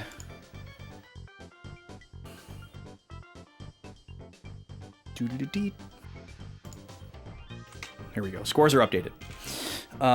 Now, we are going to switch over to the big cam because we've got some wheel spins to do.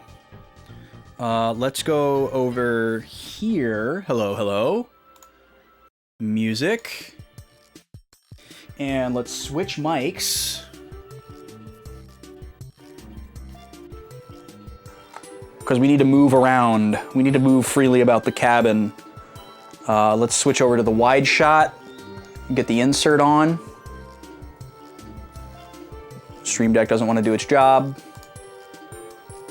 I get it. Jobs suck. I understand. I used to have one. It's so weird. This is literally the only button or type of button that does this.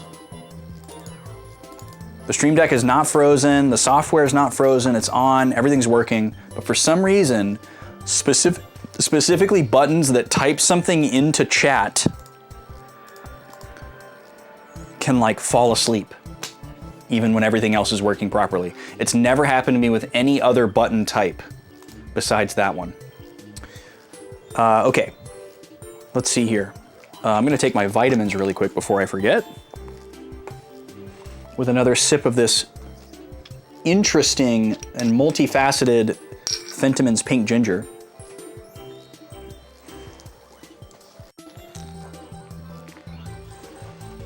The soda we tasted earlier.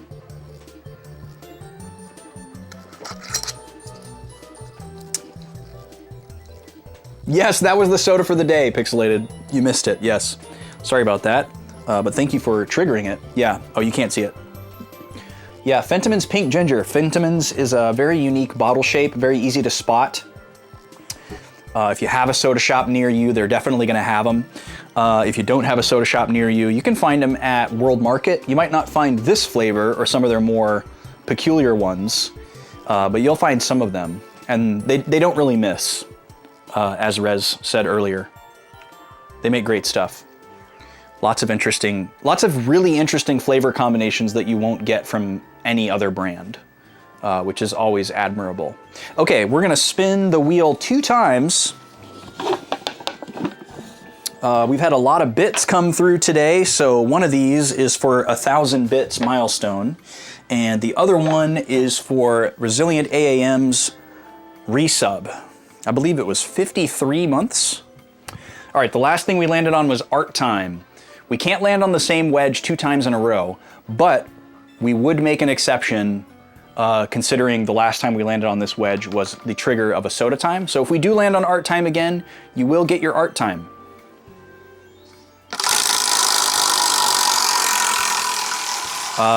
Pink wedges are unlocked for the rest of the stream. Orange wedges are still locked. We have not had a snack tasting yet today. Ooh, we landed on Duolingo. Okay, so we're gonna do a Duolingo lesson on stream. That's perfect because I haven't done my daily yet. And then for our second spin, this one's gonna belong to whoever put us over 1,000 bits, which I believe was Brack. Yes, Brack was the 1,000. So this spin belongs to Brack. It doesn't always matter who the spin belongs to, but sometimes it does. I need to adjust this camera.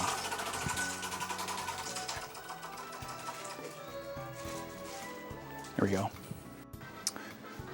Ooh! Wow, Brack, you are the luckiest man alive. I gotta tell you.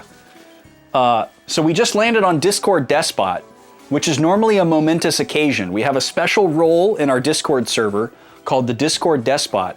It is reserved for one person at a time. It is a King of the Hill style role where you retain it until someone else takes it away from you. It's very hard to land on this because pink wedges have to be unlocked first, and then you have to land on this. And then you steal it away from whoever had it before you, and you get to pick your own role color. However, Brackham is already the Discord Despot. So he just keeps it. Congratulations, Brack. That would have been a very spicy change of hands considering he voted for the game that is currently in the lead in the current Tuesday poll, and it would have shrunk that game's lead. Carlitos, welcome in. How are you? Yeah, we're gonna do some Duolingo. Not Spanish though, Japanese. So I will flex slightly less, I suppose. Brack is the king of the hill. Sure. And we still owe Lazy Luca that game roast if she comes back through. We also owe a game roast to Dur Plays from like forever ago. But sometimes those just fall by the wayside. I'm actually considering, and I forgot to announce this in Discord, but I've been kicking it around. I've been considering implementing a system where folks can opt out of a wheel spin. I know sometimes it's a bummer for people to like completely halt gameplay just by showing their support with a sub or bits or whatever. And I don't want people to hold back their support because they think it's coming at a bad time or whatever. So I want to implement some type of system where if somebody puts through some bits that put us over the mark or a sub, they can just say, don't spin. And it's like no hard feelings. Like if we're at like an intense gaming moment or they just want to see a lot of the game that day, or whatever. I don't know what the best way to do that or communicate that is going to be, but I think I want to make that a thing. Like the wheel isn't going away for sure. It's like it's an important staple. I love it. I think it's great. I'm not going to get rid of it. But I do know that some people can get a little bit bummed out when they show up and they want to see, you know, multiple hours of a game and people come in to show their support and it means they get to see less of the game.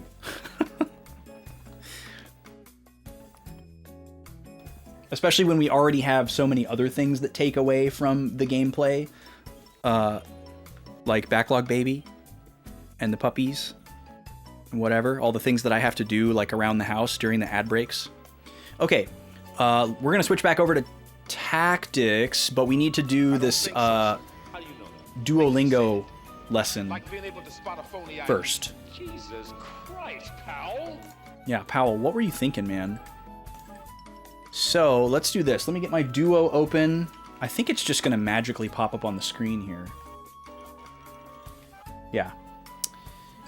Now this is a brand new unit. I'm not gonna start a brand new unit in front of y'all, so we'll do some review, which is typically what I gear towards. First, I need to switch over. I'm gonna go ahead and switch over Fortune Street back to tactics. Because it's distracting me.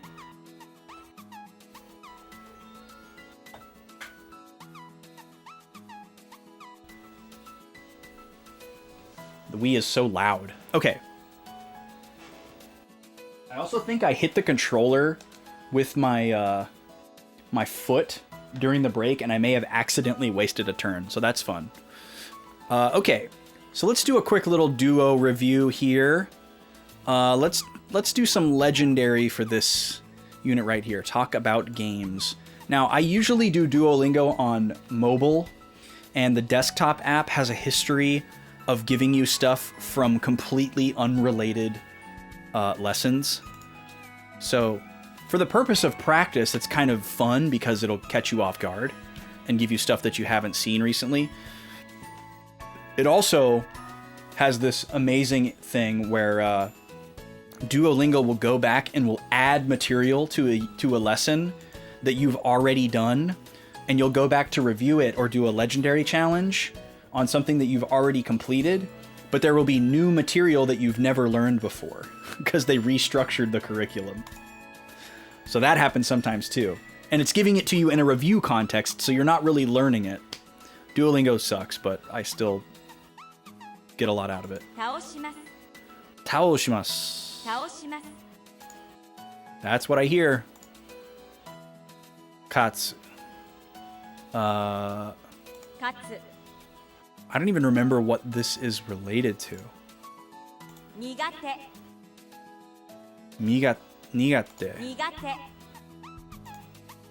僕は英語が得意ではない。僕は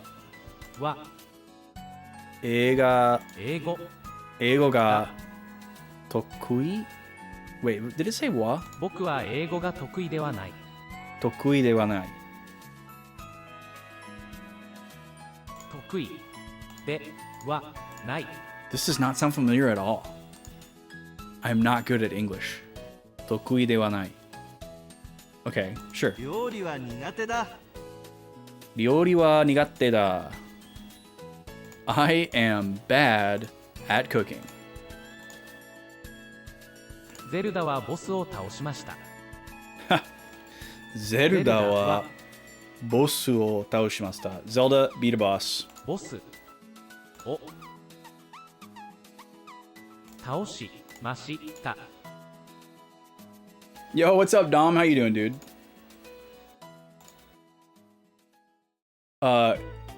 Guys, Dom is working on a Pokemon TCG GB cover album. Is that right? You've been arranging like a bunch of the songs. Maybe you're not doing an album, but you got something cooking. I've been streaming that game on Tuesdays. Never played it before. So we're on like a weirdly similar nostalgia wavelength.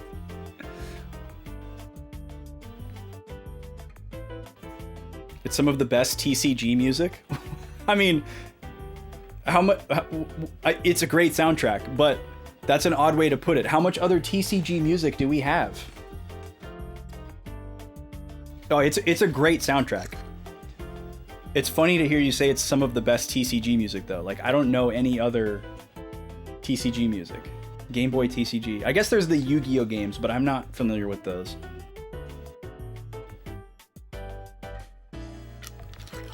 Yeah, we have a wheel spin redeem for a Duolingo lesson, and we just landed on it a minute ago. So we're cranking this out before we go back to the game. Let's see here. Katsu. 勝つ Makeru. 負ける Densetsu. That's this one. 伝説 Legend. We know that one. Us gamers know that word. Shiai 試合 and Tokui. と Mobile Poke Pocket has a neat OST. Interesting that it has its own music. He is a video game nerd. 彼ははオタクオタクだ。だ Oh, game otaku. I see. They want me to say game. He's not just a nerd, he's a game nerd. 彼はゲームオタクだ Got him. Game nerd.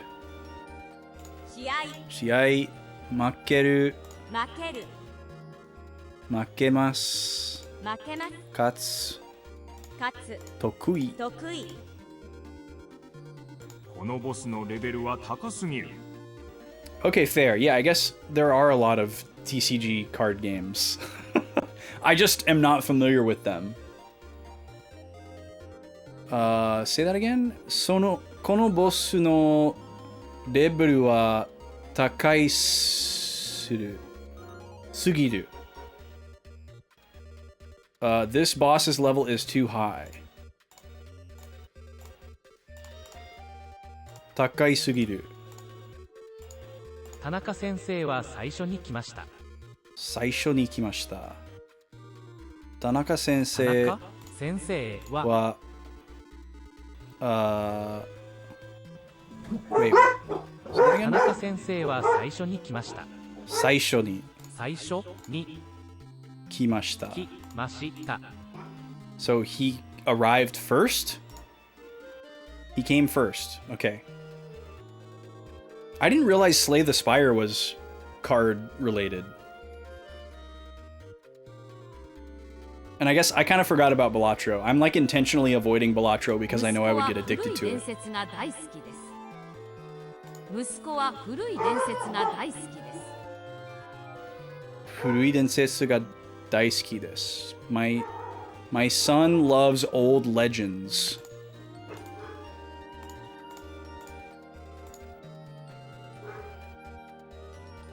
It's a roguelike deck builder. Interesting. Yo, what's up, Cap? How you doing? ボスは僕を倒した。 Boss wa... Man, this stuff is rusty. I've been like taking it easy on myself on the duo lately ボスは and just doing like kanji practice because my brain is like a mess the last month with like VGM complaining. ボスは僕を倒した。 Boku o taoshita. 僕 The boss beat me. 倒した。 Did their team lose the match? And the puppies are also barking at something and distracting me. Yeah, I'm scared of Balatro. I know I would love it. I have to stay away from it. It would be bad. It would be really bad.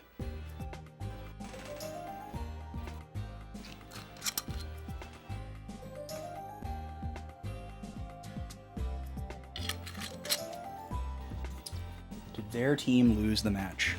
Okay, 彼らのチームはのチームは試合に試合に負けましたか？負けましたか彼らのチームは試合に負けましたか？弟はまだゲーム初心者です弟はまだゲーム Wait, what? 弟はまだゲーム初心者です初心者です。My little brother is still a beginner gamer. The Mada threw me off. Still a video game novice. Balatro definitely reached an okay, cool, I get what it's doing point about 10 to 15 hours in, and you haven't really had the compulsion to go back. Yeah, I think it would be so bad for me. I can't let it happen, Dom. I really can't. I have very addictive tendencies. I had a pretty legendary poker streak in the mid 2000s. Not like actual gambling or anything, but just like I really like card games and like those kind of like metas and like the tactile nature of it. It would be very, very bad. Scissors beats paper. Katsu wa wait, what? Pa ni taota. Katta? That doesn't seem right. Choki wa pa ni katsu. Okay, I had it totally around. Which team is winning? Dono... Wait, dochira? Why would it be dochira? Dochira is like which way? That doesn't make any sense. Okay, dochira no chimu ga katte imasu ka?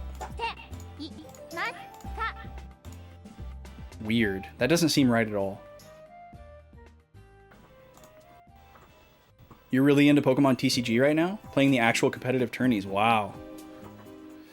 We've talked a lot about the actual Pokemon trading card game while playing the video game. I love CCGs and TCGs. Like the strategy and the customizability. But I hate the capitalistic drivers.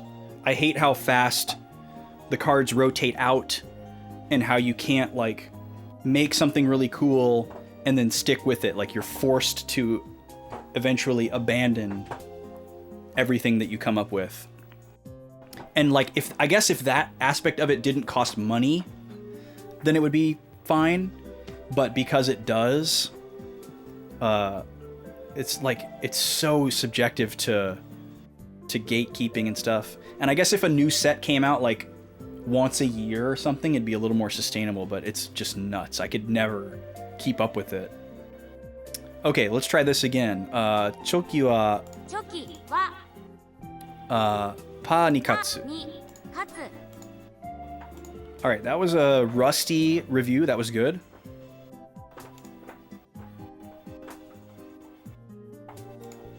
I also like the old style of the Pokemon game so much more than the new style.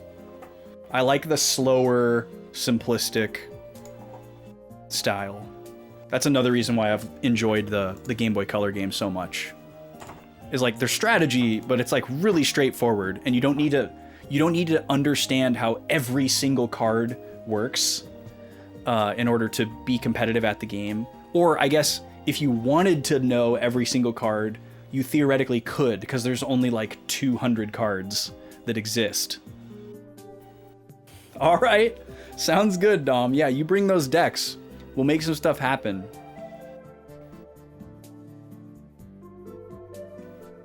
All right, we're all done with Duolingo. Thank you for that wheel spin. Pause the music. It's time to go back to tactics. We're in the middle of a random encounter here. I guess I shouldn't call it a random encounter. It's somewhat story related. And you know what? Before I do this, I should actually go ahead and put Backlog Baby in full nap mode, because it's about that time and he's about ready. So let me go wrap him up really quick. I'll be back in like 45 seconds.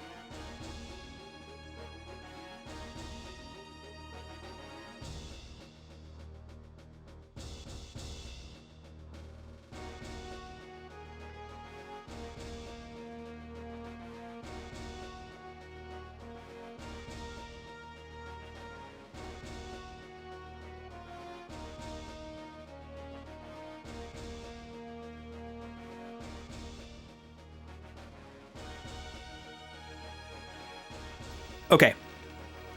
Now it's time. We're back.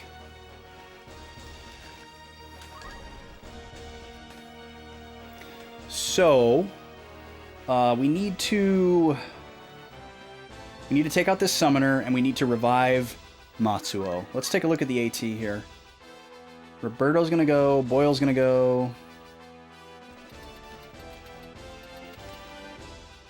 Okay, Ramza should be able to take out the summoner. How much HP does she have?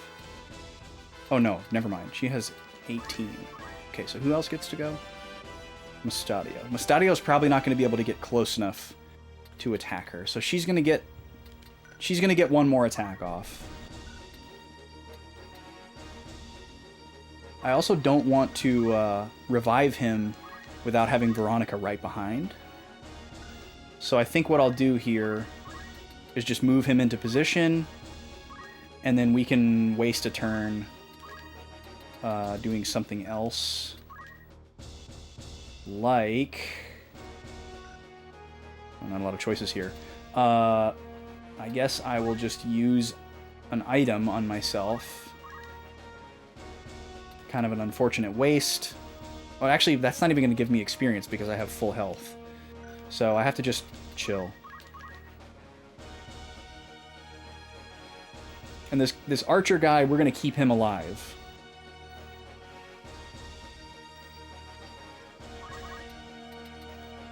We're going to intentionally keep him alive.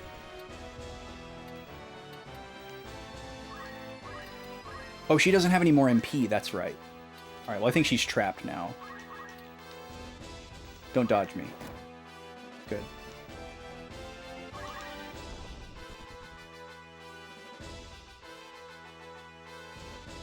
Wow, he can reach him from there. That's wild. Alright, well Mustadio's probably going to ruin this for us. Because we need to surround this guy. Oh, she can get out. Okay. She tried to poison me. She got countered.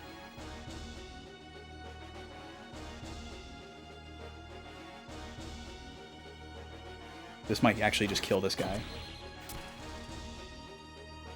Oh, he got stopped. Interesting. Okay, what does the AT look like now? Yo, Creative Waste, welcome in. How's it going? It's going well. We actually just got back into the gameplay here after the lunch hour and some shenanigans with the spin wheel. How are you doing? Okay, so pretty much everybody gets to go here. How much HP does this guy have? We might have to heal this guy if we really want to stall here. It would be cool to try to learn some abilities from the summoners. But I don't think the guest characters are going to give us that luxury. So... Alright, so we need Veronica to bring Matsuo back.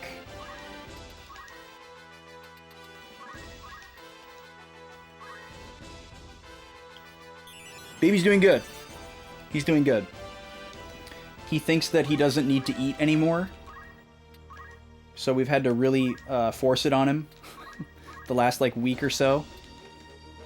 He's been very, like, anti-eating. But other than that, he's doing great. We have to really convince him. Like, no, really. Food is good. Alright. And then we'll go behind just to make sure that we get the KO here.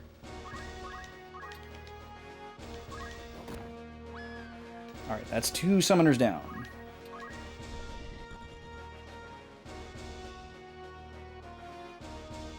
How was he able to shoot him from there?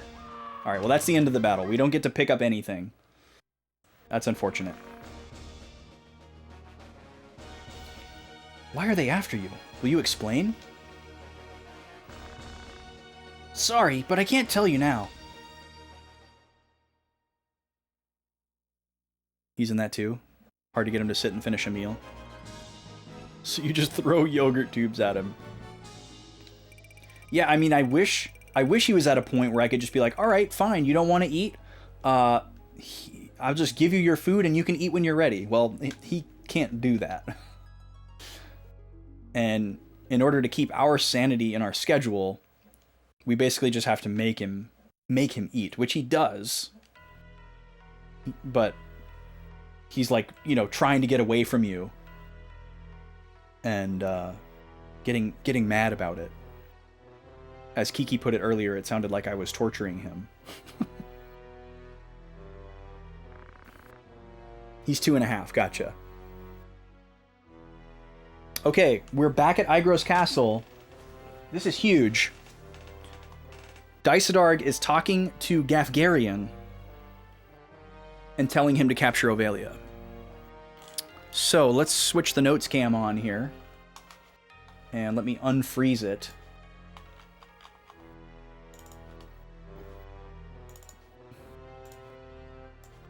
Because it is frozen. You're seeing my notes, you're just not seeing my hand. There we go. So, back at red marker, Igros Castle, Dysadarg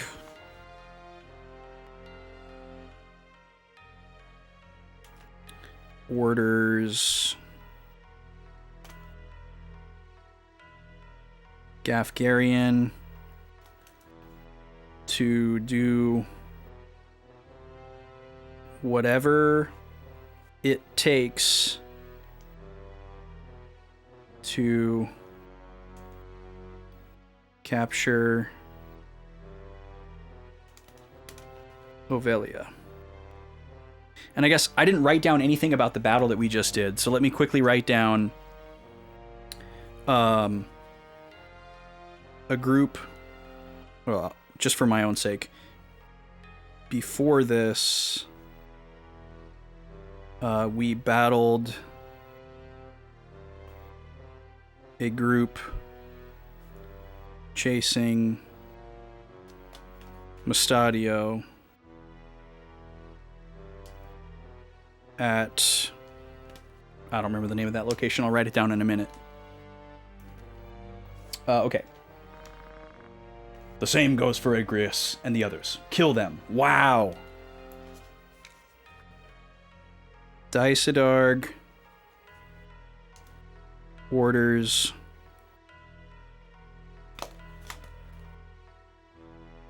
Gafgarian to kill Agrius and the others. Assuming that means his own brother as well.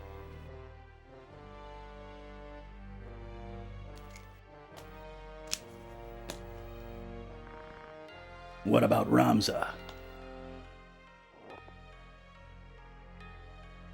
Oh, he's asking him to clarify.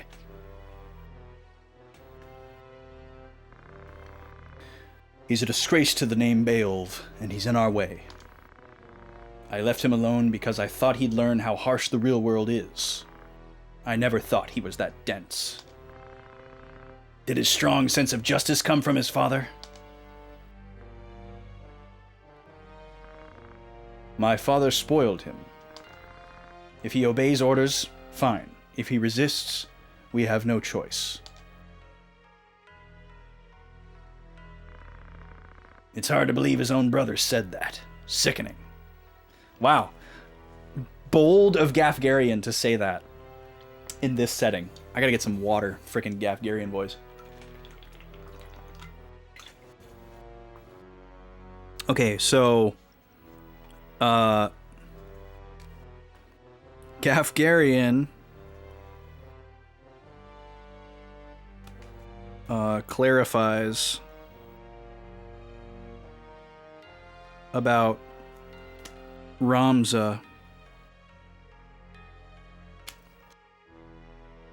and is shocked by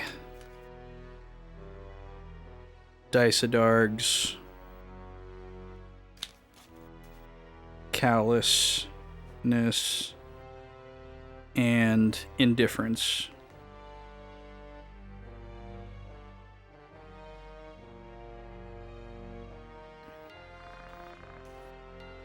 But what if the cardinal gets in our way?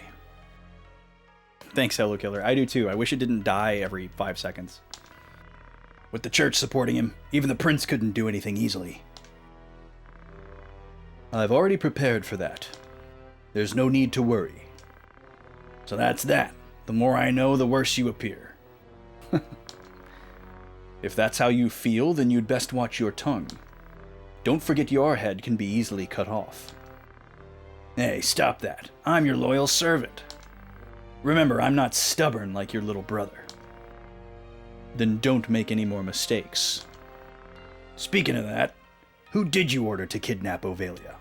We're learning the plan! When I was chasing her in Dorder, someone attacked me.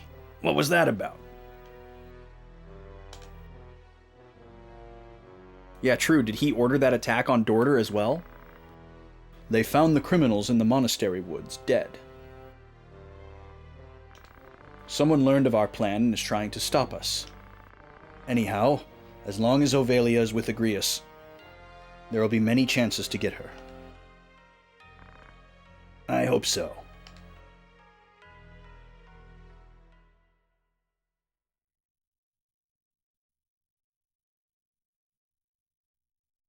Interesting. So, whoever attacked us in Dorder was not hired by them. According to that. Okay. So, Dysadarg...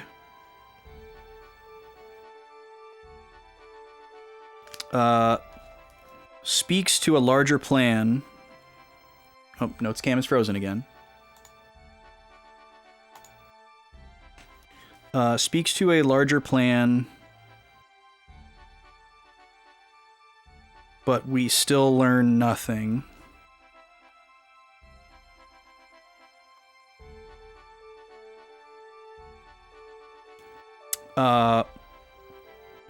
When asked by Gafgarian about the attack in Dorder,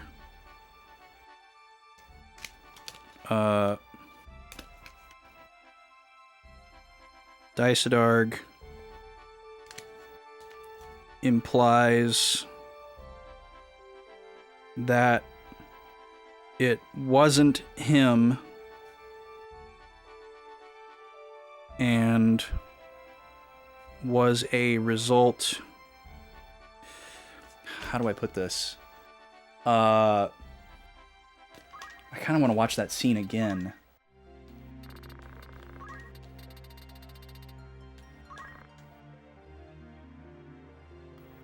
Dysadarg, who failed in the faked abduction of Ovelia, immediately reordered Gafgarian to execute all those under the princess.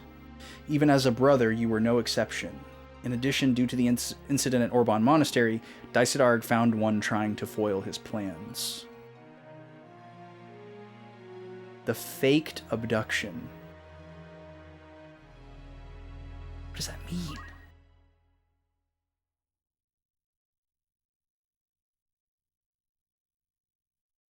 All right, I'm gonna mash through most of this scene, but I want to see some of those later text boxes again.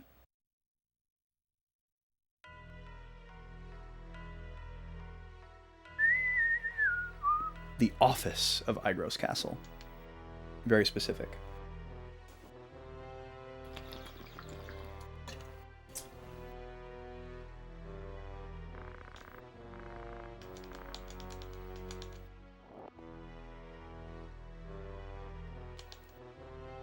God, there's so many frames of animation. It's so cool.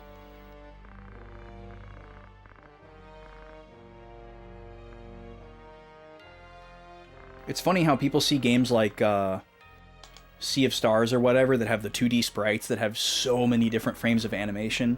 And I think a lot of people think, oh, you can only do that now. But no, you could do that back in 1998. You just needed your 2D sprite game to be on a CD and not a cartridge. so that she had room for it all.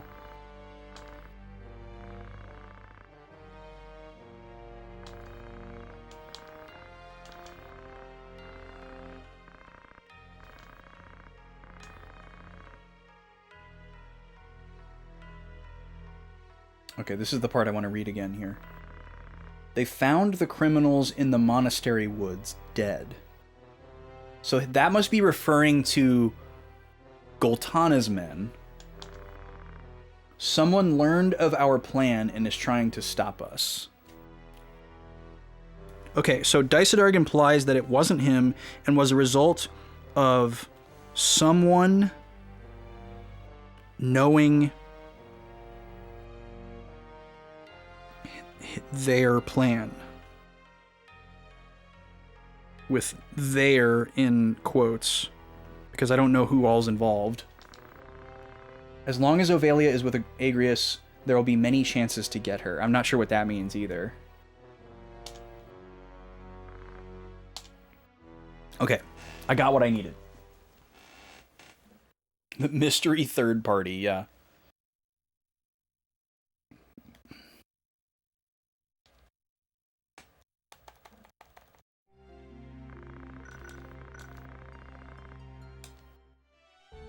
Oh, another thing we could do is we could check and see if Dysadarg's text is updated here. Nope, same. And what about Gafgarian? Nope.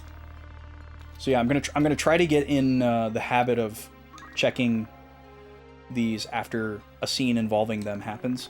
The other thing that's crazy is, like, a lot of these characters we've never actually seen them, like the king and the queen, but if you go in here, you actually get to see what they look like, which is really, really cool. So that's what Queen Revelia looks like. And this is what little baby Prince Orinus looks like. And here's what Goltana looks like. Here's what the late King Omdoria looks like, or looked like. Pretty cool.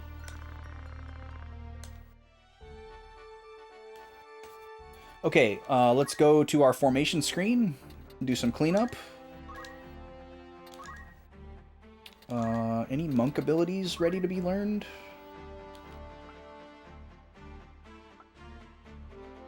They're all pretty expensive. I think we want to save up for counter.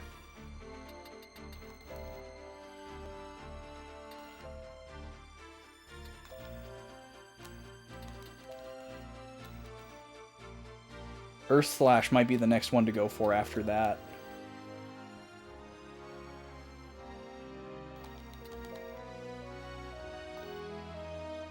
Chakra and Revive are cool, but I think more attacking abilities are going to take precedence.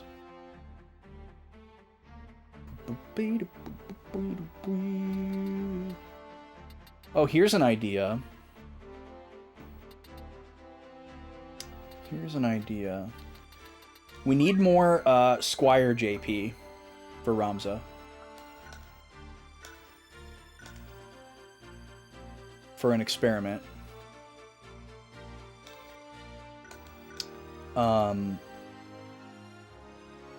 We're thinking about classing Matsuo into a thief, but doing it right now is proving difficult.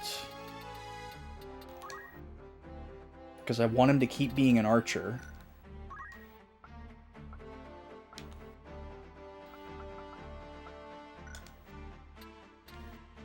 So what we could do is class Veronica into Squire for like one battle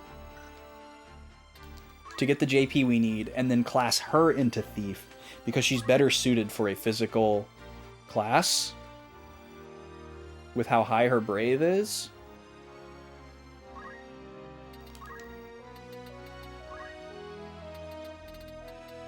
Still not sure what we want from Priest next. We could go for Wall. We could go for Regen. Probably not Cure 3.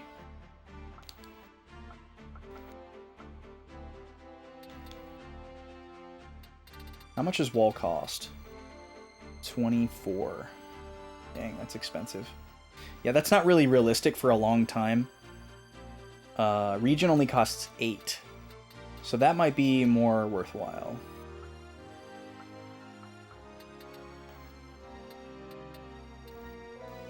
Or do we just save up for Raise 2? Maybe we save up for Raise 2 over Regen. That seems good. We're very close. Okay. Let's take a look at Veronica. So if we change Veronica into being a squire, how do her stats change?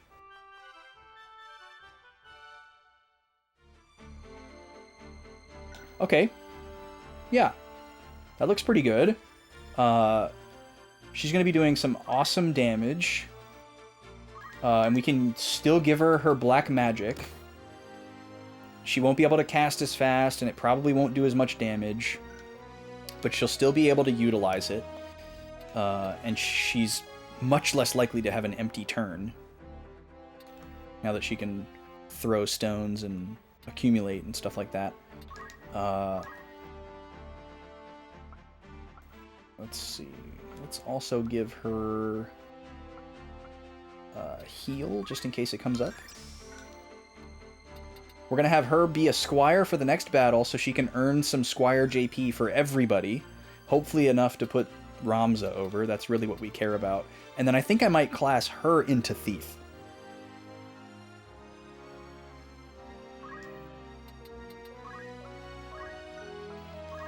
So JP up, definitely. And I think I might swap. I need to swap this for battle boots. I'll take the move over the strength. For sure. This is not a good idea. Triangle Hat's good for her magical prowess.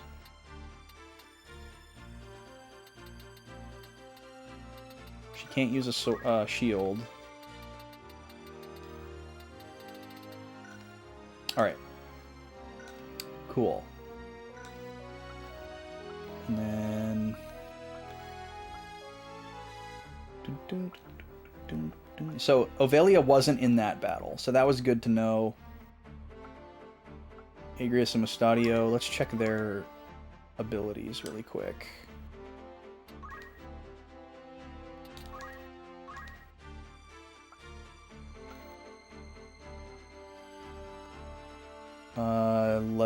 Yeah, JP up for sure.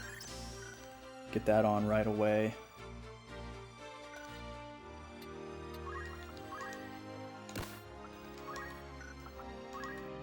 Can work on move +1 for her next. Mustadio, probably the same thing. Leg aim. Stop them from moving. Make it impossible to use weapons or spells. Wow. Very cool. Oh, he already has JP up. We just don't have it on him. Wow. Okay, well, we probably want to give him move +1.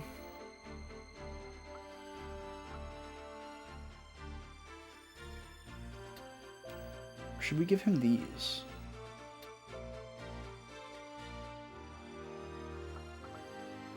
Because move +1 is just going to make it harder for us to stall. The guest characters are honestly pushing me towards grinding.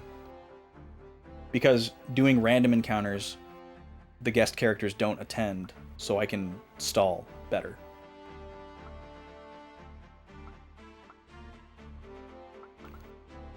I can't decide. He already has really good move range, so yeah, let's go for these. I guess arm aim is better, so we'll get that one first. Alright, we've got an ad coming up soon. Last ad break of the stream, so let's get the prediction open here. Ness versus Kirby again. 2 minutes to make a wager if you want to put some points in the pot. Ness is up 4-1, I believe. Alright, JP up for Mustadio.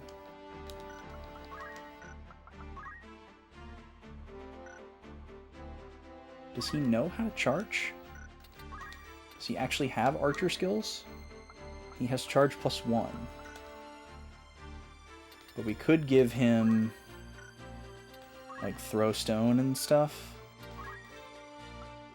I guess he doesn't have that. This would be the knight stuff. Okay, he doesn't have any of those. Alright, he's fine.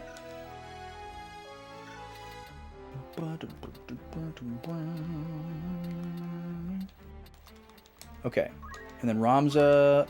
I think we already looked at Ramza. We don't have enough for the next monk skill that we want. Yeah, we're just saving up. Okay, let's do another save. Can't shop here, right? Yeah. We're going to save again.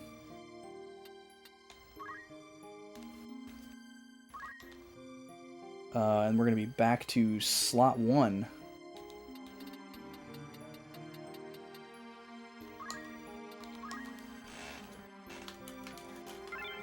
Okay, so this is going to be called... whoops. Post... Barrios...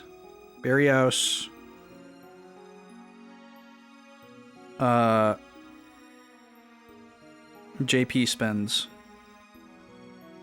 That's about it. Okay, and now we are heading to the main event, Lionel Castle, where we're supposed to meet Cardinal Draclau. Let's take a look. Don't know if this will be a battle or not. I'm assuming it will be. But it looks like we're going to get a scene first.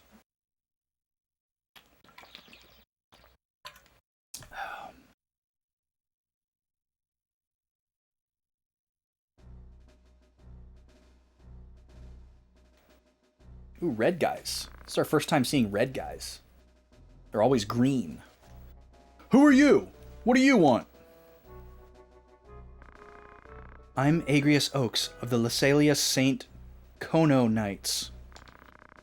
I came from Orbon to save the Son of God, Saint Ajora. Open the gate. Saving Saint Ajora is the will of the High Priest. The gate will open for he who would save the High Priest. Open the gate.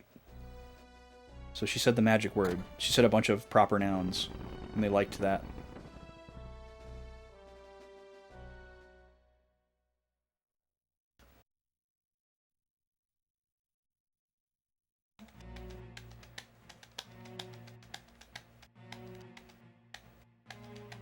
This music is very ominous. Oh, it's Draclau. I understand your situation, Agrius. Moreover, I'll send a man to the High Priest in Morond. We'll do something to expose Larg's scheme and keep the princess from danger. Okay. So, upon meeting with Draclau,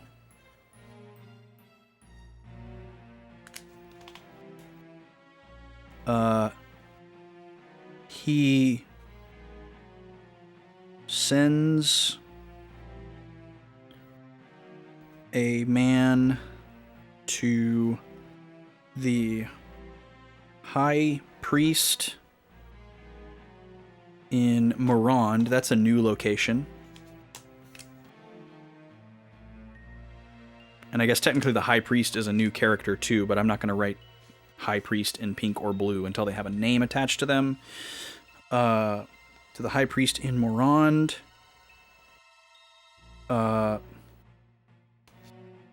Draclau.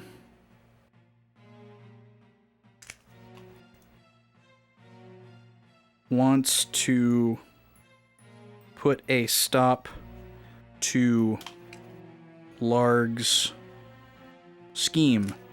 I wish they would let us in on the scheme if they really understand it. But maybe all that we know about the scheme is that the scheme is just to kill the princess, to get him closer to the throne. Will High Priest Funeral help us? High Priest Funeral? I'm sorry. Don't worry, Agrius. I'm with you. You must be strong to make the princess feel at ease. Make yourselves comfortable in this old castle until word comes from the Holy Land. Thank you for your kindness. Saint Ajora is with us. There's no need to worry. Young mechanic, I heard your wish too. Oh, we're in the ads. Okay, we'll come back to the scene once the ads are over. BRB.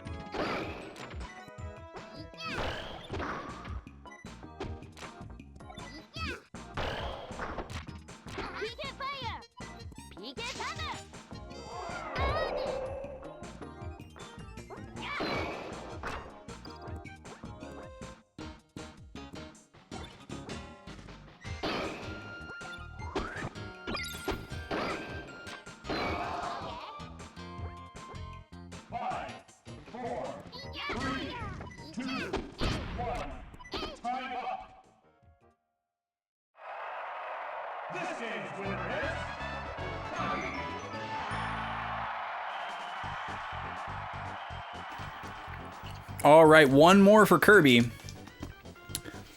I didn't see the whole thing, but it may be more so that Ness lost than Kirby won, if you know what I mean.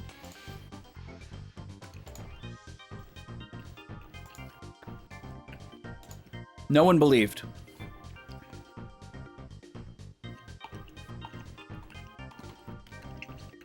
So that brings our score to 4-2 after 6 rounds.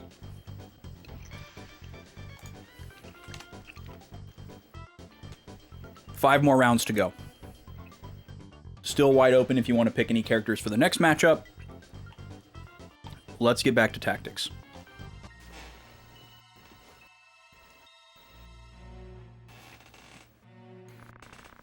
I'll send troops to Gog to destroy Bart Company.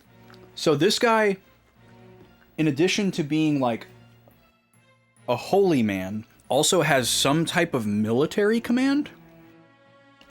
That's pretty intense. Maybe that's what a cardinal is. I don't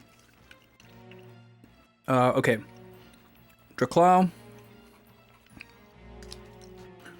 Also agrees to send troops after Bart Company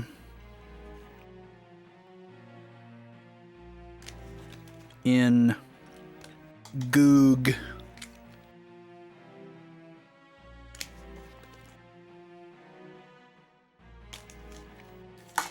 Well, I guess I'll add to help his dad.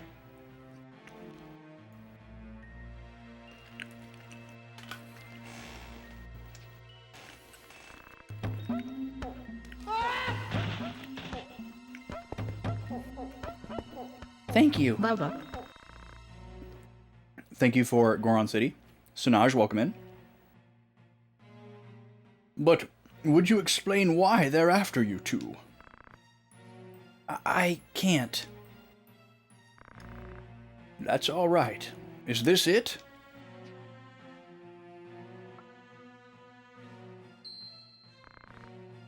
What is that crystal? Is that a Simpsons reference, Sunaj? Have you ever heard of the Zodiac Brave story? Only in the attract reel of this video game, Count Dracula. Or, sorry, Cardinal Dracula, not Count Dracula. You mean that fairy tale we used to hear in church? Here now. Are you saying the church lied? Yeah, the church would never. Also, wrong here. It should be H-E-A-R. No, I didn't mean that. Long ago, when the land was much different, 12 brave warriors fought against the evil Lucavi, who ruled the land. After a desperate battle, they sent Lucavi to Hades, and the land was peaceful. They each had crystals with zodiac signs on them. They were called Zodiac Braves. Ever since then, whenever humans are attacked, the Braves come to save us. You're quite learned, Princess, just as I expected. Mr. Simon taught me at the Orban Monastery. He also said Saint Ajora and the Braves saved Evilus from chaos. We call the crystals holy stones. This very stone is the legendary secret stone, the Zodiac Stone. Ding! I didn't think it really existed. They say its divine power surpasses Lucavi's. I feel a strange power. I don't believe you. But it looks just like an ordinary crystal to me. What's wrong, Mustadio? You look pale. You saw the same stone underground Gog?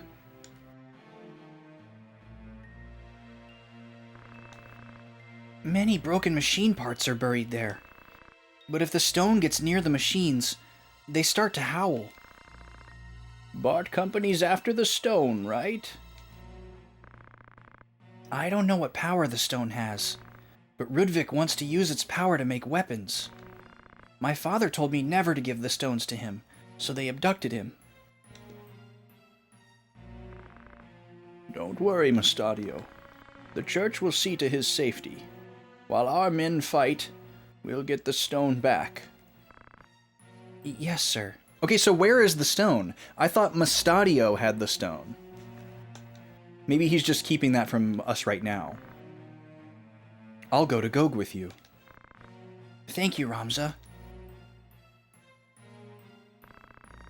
We made it this far thanks to you, Ramza. I wish I could have been more help. Please be careful. That's very thoughtful. Don't worry, we'll be fine. Okay, so is this my cue that I should have taken Ovelia's equipment? Is she out of my party now? We're gonna get another scene right here.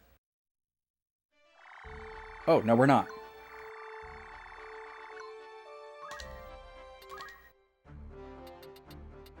Yep, Ovelia's gone. Okay, so maybe I should have taken her stuff.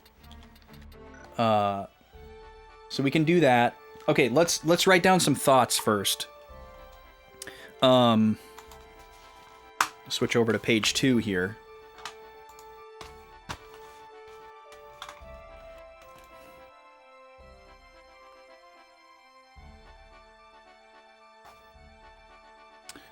So let's see. We got a couple things to unpack here. So Draclau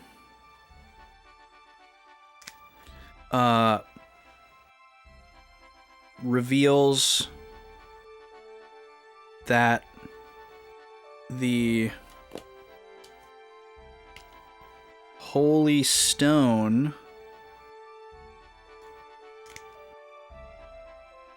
that Estadio and his father are withholding from Bart Company is a, what did he call it, a zodiac crystal?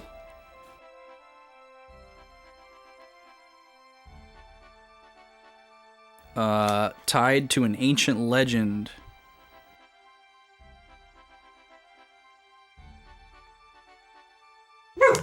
Jesus.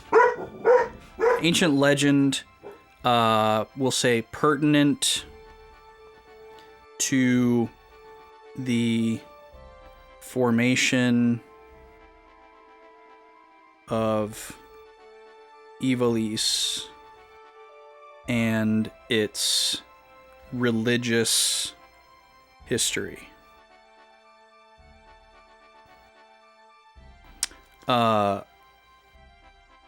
In parentheses, I'll write Zodiac Brave story.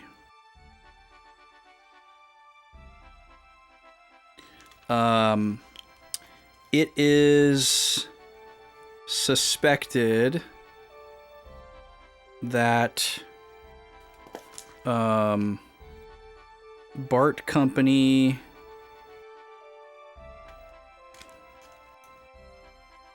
wants to use the stone to revive ancient machinery beneath Goog. What a name.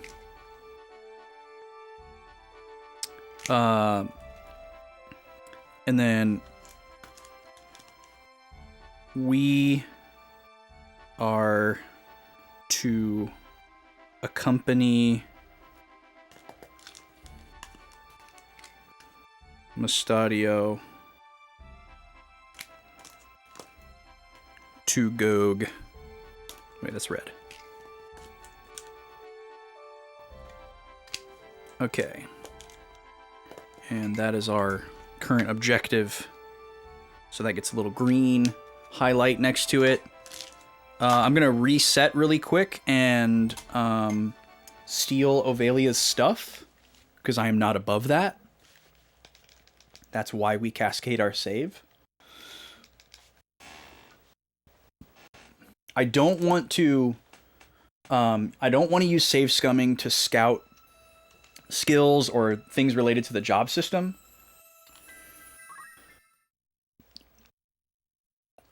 But I do want to save scum to scout, you know, changes that we might want to make to our formation before a fight, or things like this where we can skim a little off the top, as it were. So let's see if we can steal Ovalia's stuff. She had some pretty good stuff. We could probably give her robe to Roberto. Seems fitting, right? Fitting, robe, putting it on. So much wordplay there. Wow.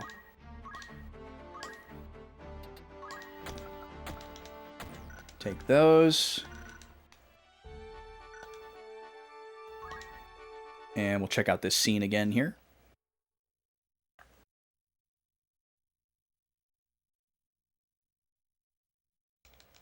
So Lionel is a castle city. I guess that's also something that we learned here. So that hopefully implies that it is well defended. Because we're leaving the princess here.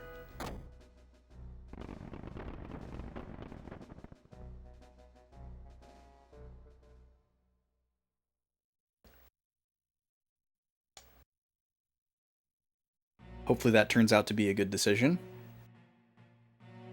Also, like, I'm wondering if Draclau is, like, the first person that we're ever meeting in this game that's just actually a good person, or if it's just a matter of time until we find out what his flaw is. Because so far, there are, like, no good guys in this story, and that seems to be kind of a through line. We'll do something to expose Larg's scheme. Yeah, I guess I'm going to write this down as well. The High Priest in Morond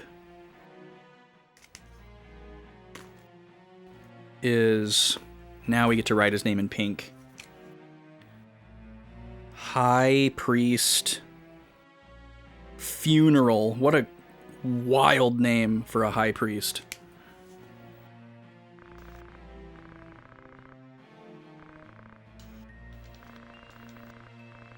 And he makes it sound like we're going to stay here, but we immediately set out for Gog.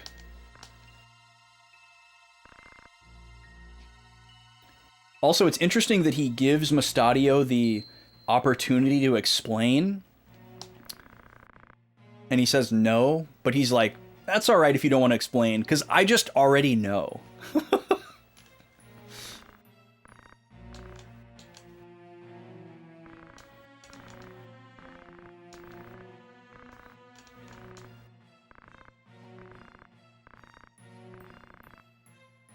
Zodiac Stone. Okay. Not the Zodiac Crystal, the Zodiac Stone. I'm going to fix that in the notes here.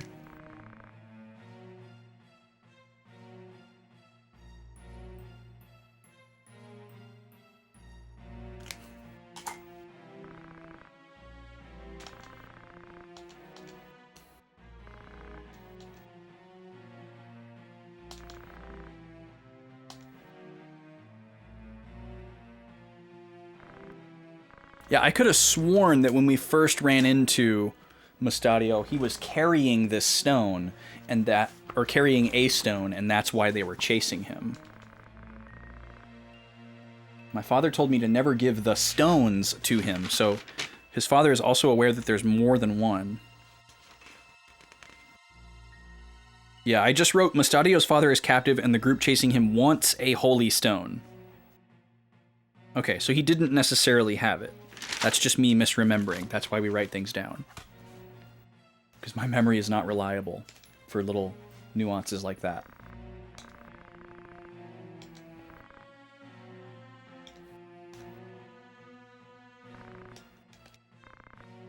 So presumably there are 12 Zodiac Stones.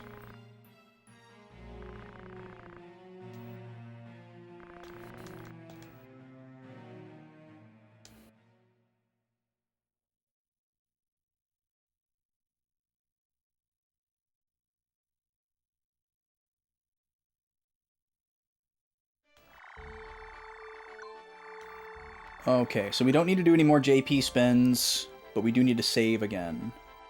Gog Machine City. We're going to be ballsy and not backtrack for any shopping. What's the name of the place we're about to go to? Zigolis. Alright. So this is going to be save slot 2.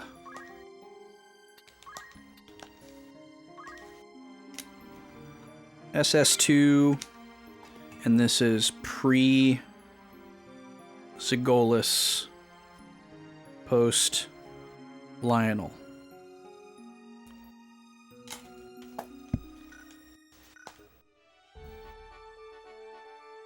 Alright, here we go.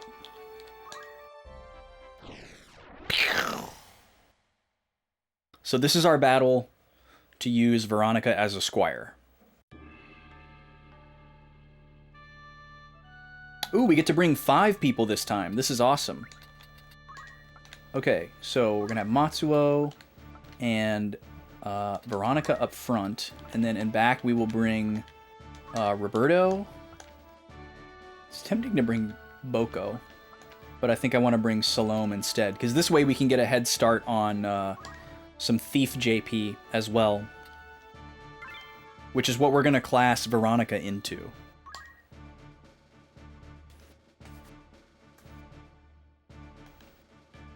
Zigolis Swamp.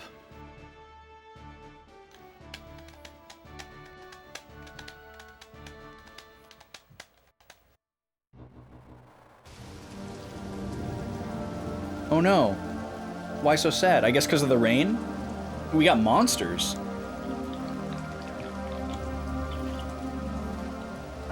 Why are we sad, Emin? What rotten luck, fighting monsters in a swamp. Lousy footing. On top of that, it's raining. Be careful.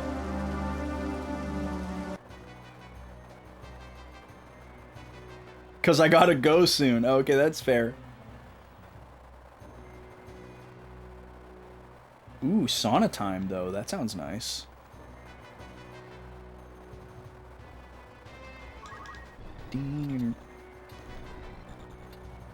So we have to be careful and watch out for spots that are depth 2. Because if you go into a spot that's depth 2, you can't move. So let's group up over here. What are we anoing about? Smash. I didn't even see that go off. Let's see if we can hit him with a wave fist from here. Not quite. Alright, well then let's use this turn to accumulate. Well, actually, we could throw stone. That's probably better. 89%? Yeah, I'll take those odds. Especially against something that can counter. Alright, Birdo. You'll get stuck in over here. Behind everybody. Protect on Ramza is probably a decent idea.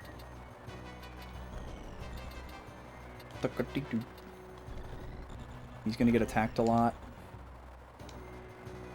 Don't miss. They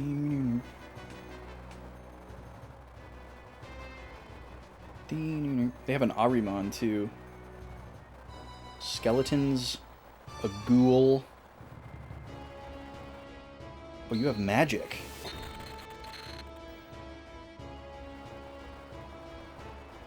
It's a little spooky. Alright, Veronica the Squire. Back in her old routine here. Let's go have her go over here and throw stone. Actually, we could use magic. Now it doesn't matter what element we use, though. Alright, 31 HP. That seems worth it.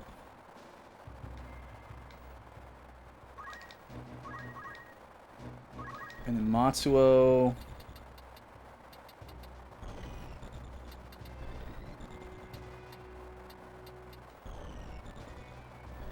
Actually, can you hit him from just right where you are? Yes. Alright, let's go for that. Nice. And then we'll move you after.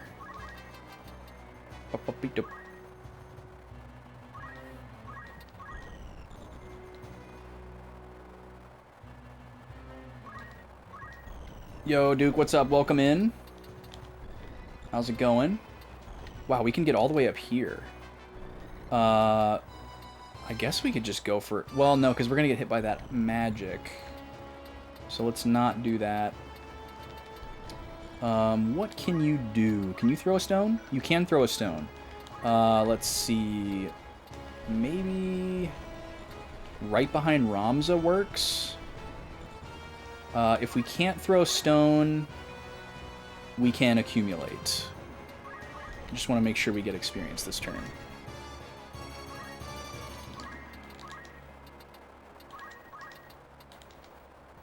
Yeah, that's not going to work. Okay, so accumulate it is.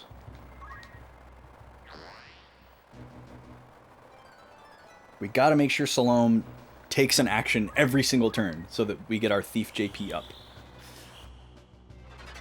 That is the only reason why she's here. Beautiful, we got our 3-way protect there. That was kind of a nice little side effect. Oh, my man can just teleport. Okay. 45% accuracy, please miss. He got him. Alright, so Mustadio is all by himself. I'm sorry, this guy's name is Latinos? That's odd.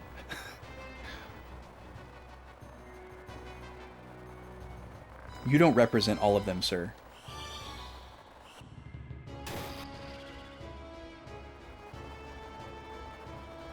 Okay. Is this... This is solid ground. So we want to stand right here.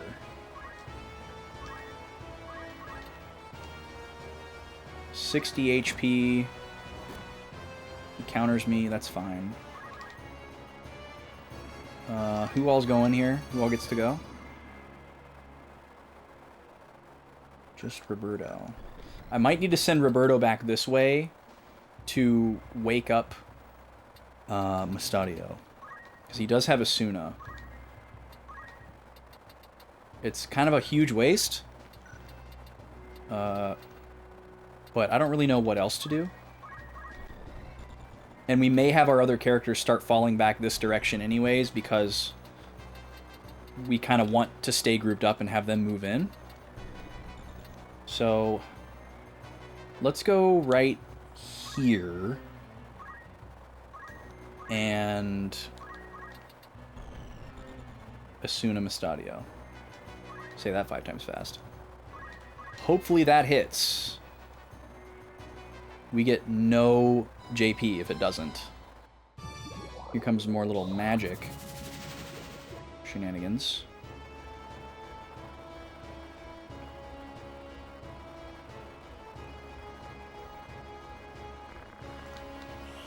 Come on, Asuna. Miss. Great. So Mustadio's still asleep. And we get no JP. Gobi's snoring.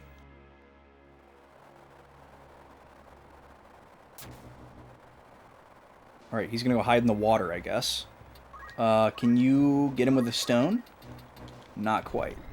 So it'll have to fall to Matsuo.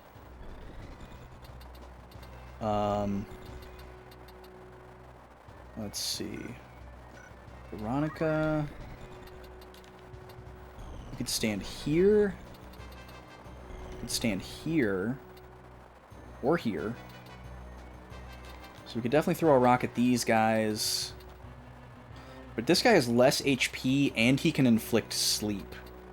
So I kind of want to go after him first.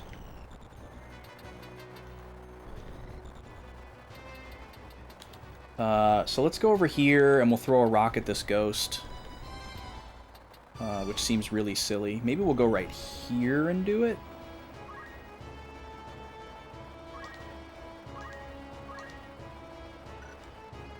Actually, wait. Should we do magic instead?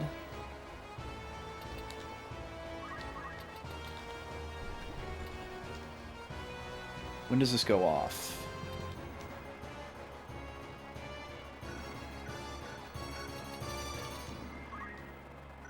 It won't go off before he attacks.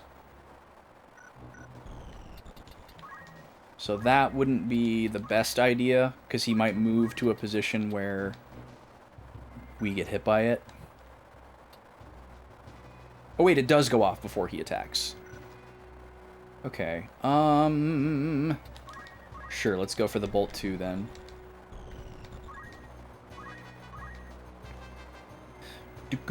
Alright, let's see if he can hit the weak guy from here.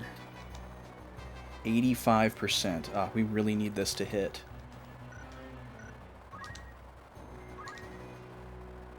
We could try to have Salome do throw stone instead. You know this, right? Yeah. We could try to go for that instead. That might be a better use of the turn. The only problem is she probably has to move in order to be able to reach him with throw stone.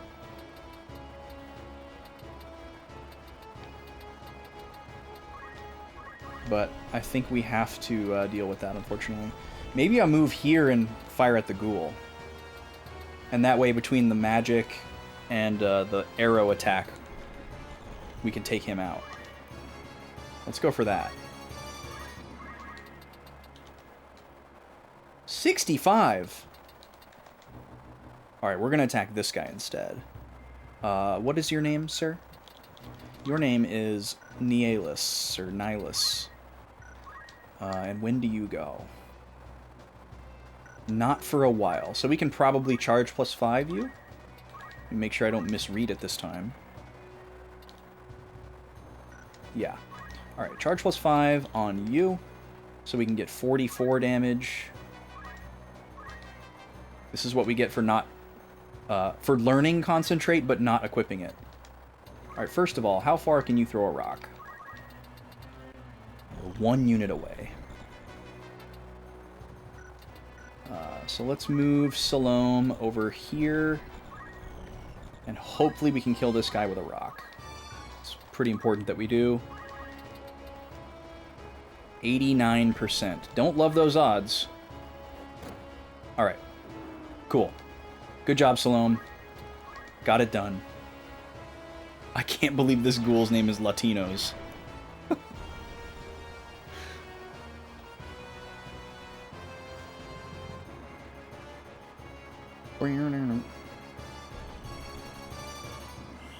So this battle is serving as a tutorial for new enemy types and terrain types. But seemingly no story significance, which I appreciate. Alright, please miss. Oh, come on, man. He hit a 45% and a 52%, and now we have 2 characters asleep. Yeah, clearly never tell him the odds. He doesn't care. And now I can't get to this guy. Okay, can I Wave Fist from here? I can hit this guy. 88%. I think I have to take those odds.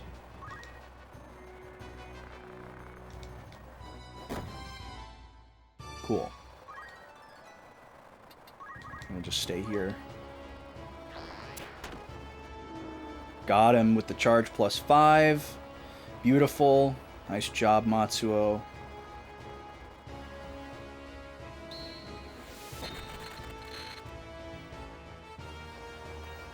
Puppies are dreaming now, too, not just snoring.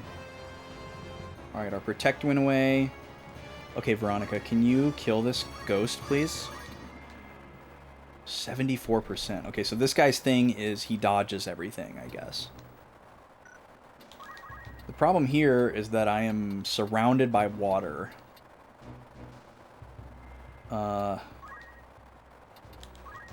He can't escape my magic, though. So that's something. We can at least guarantee 24 damage. But I can't cast on him without hitting Roberto also. Which blows. Because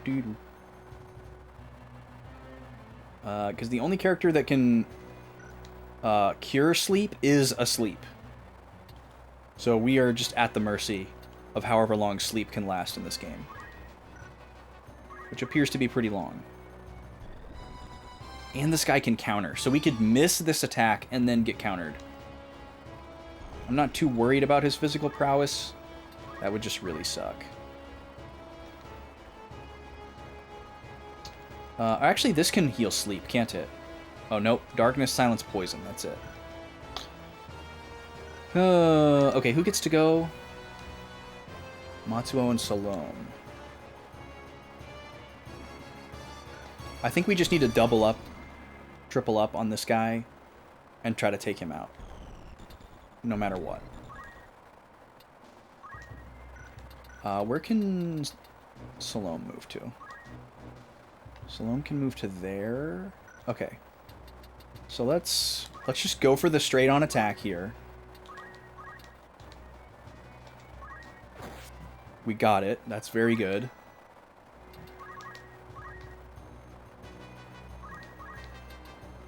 Okay, Matsuo, you should be able to shoot at him from right here.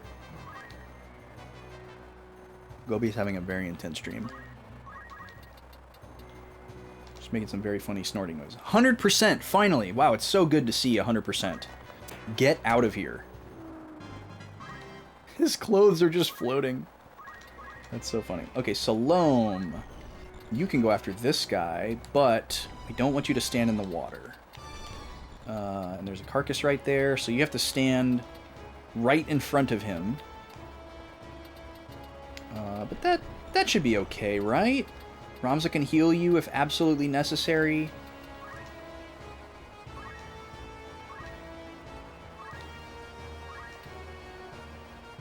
%, and a chance to inflict darkness.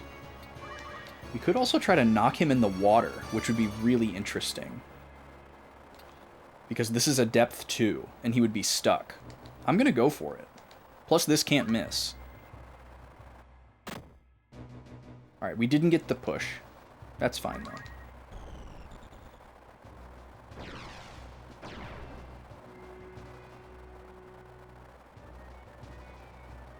This guy's enemy type is called Floaty Ball. That's incredible. Let's go over here, I guess. Throw a stone. You guys hear Gobi growling in her sleep? Or can we wave fist? Oh, heck yeah. 60 damage coming your way.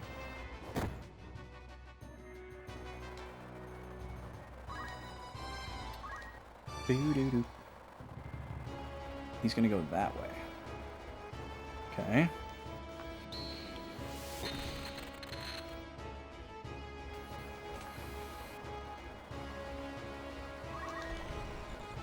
I guess sleep is just forever in this game. I don't think we're going to be able to trap the last remaining enemy if we want to stall.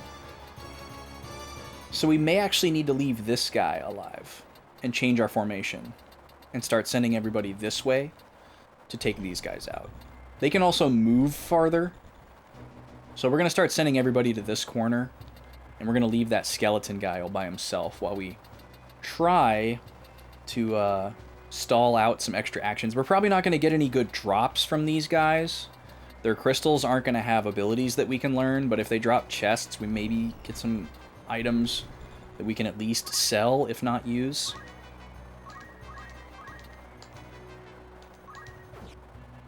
%, and we missed. That blows.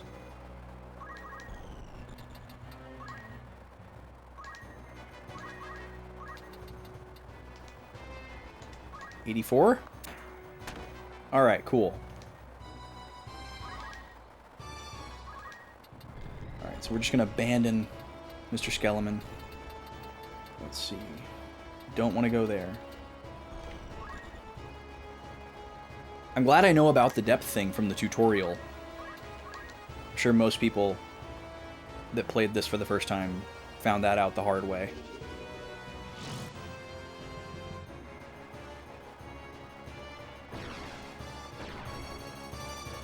He's gonna go that way. Interesting. What about you? You're gonna go after her. Okay. Nice counter.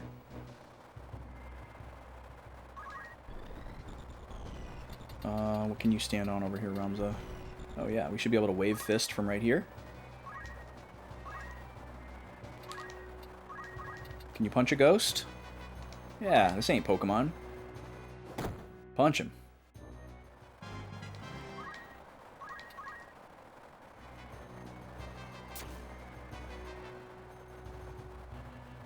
Ah, okay, sleep does have a turn limit. Thank God for that. I wonder if it's fixed or not.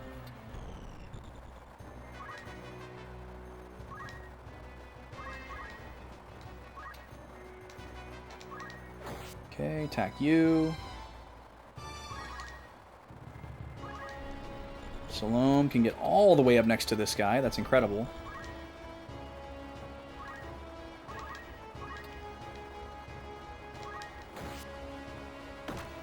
Got countered.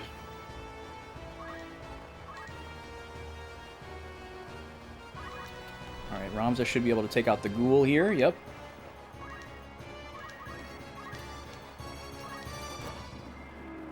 Nerd.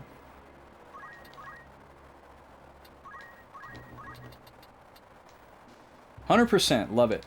Alright, cool. So now everybody is dead except for one enemy guy, and our goal is to just stall until all of these corpses tick down.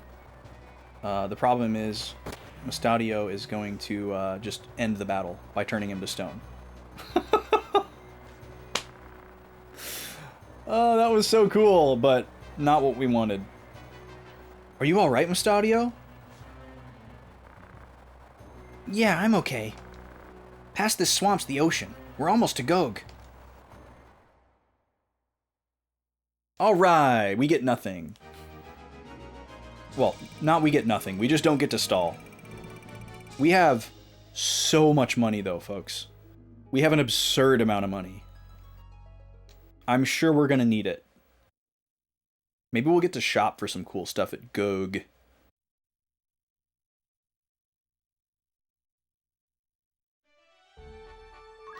Okay, let's see if we got enough Squire JP from Veronica. We're going to go to Ramza's abilities. We did not. We got some, but we did not get enough. So Salome is going to stay a Squire until we cross that threshold. Or sorry, Veronica is going to stay a Squire.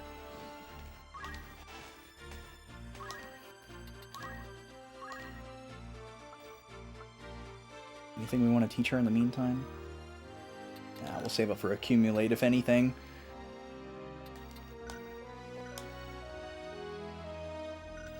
Okay, how many days until they come back?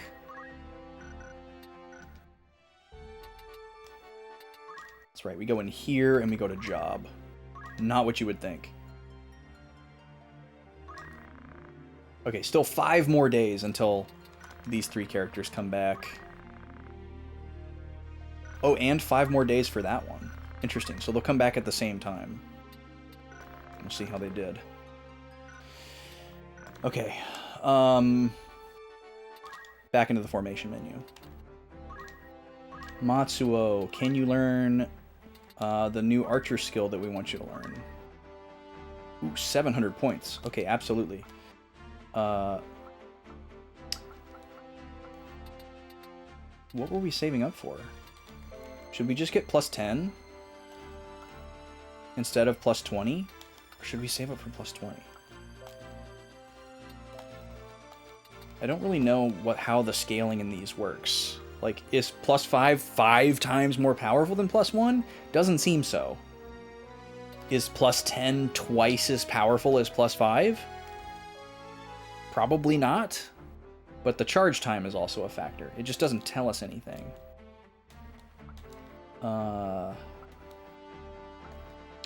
I do want this equip crossbow for when we switch over to Thief, but we don't have any crossbows.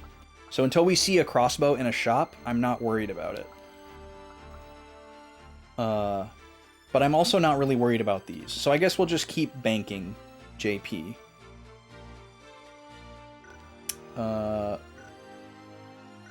Okay, let's see. Roberto, we hadn't really decided what we wanted to spend on next. So he's also just kind of banking. I think we want to save up for Raise too. That's right, that makes the most sense. Okay, Salome, are you able to learn any thief skills? We can still Gill. Steal EXP is wild. Steal Heart. Caution. Okay, it's like Defend.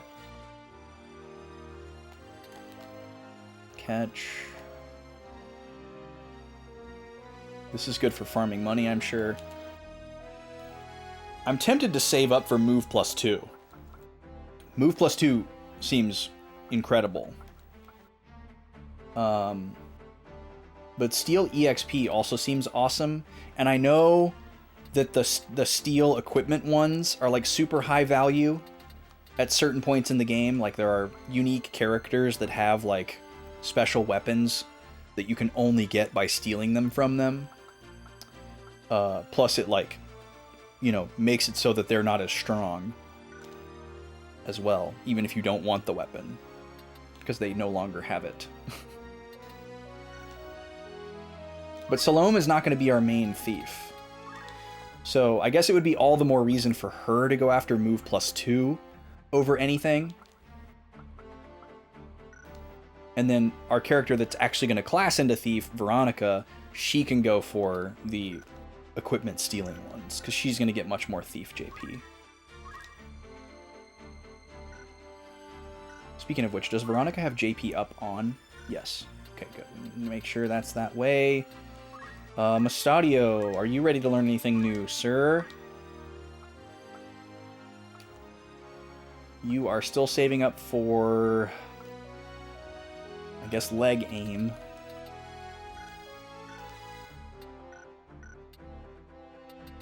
And, oh, I don't have access to Agrius.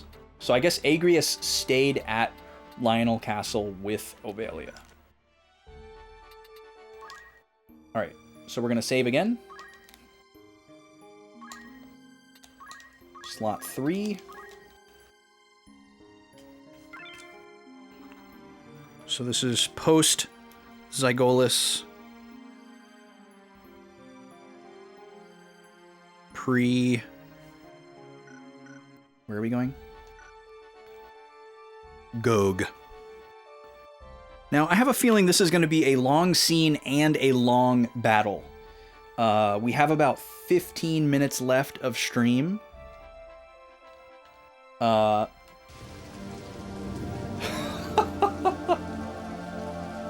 Smash is sad that we didn't take Agrius's equipment. I mean, we could go back for that. I also feel like there's a good chance that Agrius is going to come back at some point. Let's get... Oh my god, we're getting wide at the same time. I don't think my bot knows what to do with this. It was glitching out a little bit there. Thank you for the stretch. Get nice and wide. If you're feeling like your aspect ratio is just a little bit off, just stare it dead in the face and say, oh yeah. Let's get wide. I can't decide what I want to do here. I want to keep playing, but I don't want to have to stop in the middle of a battle and reset.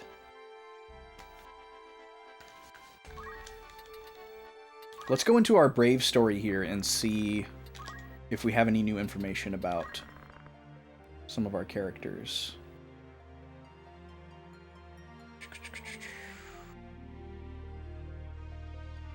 Ovelia was brought up by Prince Larg. That's interesting, considering Larg is trying to kill her. Unless Daisadarg's plot is without Larg knowing, and it's being blamed on Larg, but that's unlikely, I think.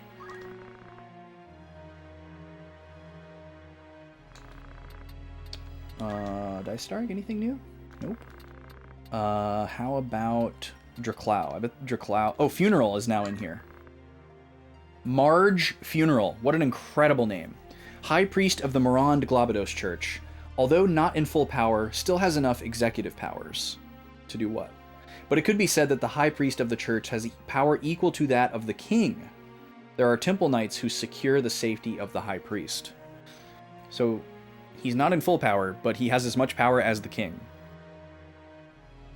I guess maybe under normal circumstances he has that much power, but not currently. Okay, about Agrius.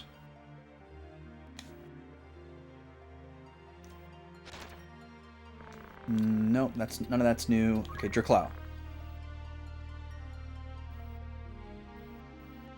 No. A lot of this is new to you, but not new to me. Oh, here's Bezrodio. This is Mustadio's dad. Anything new on Mustadio? Nope. Okay, I don't think any of the rest of these would be updated.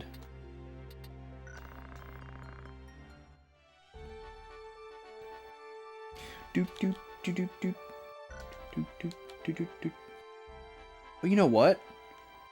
I forgot to see if we could shop at Lionel. Can we shop here? We can. I forgot to do this. What do we have? Platina dagger. Ooh, a coral sword. Does this absorb lightning? Yeah. Well, actually, no. It says lightning elemental.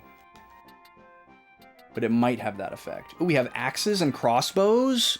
Okay. There is a world.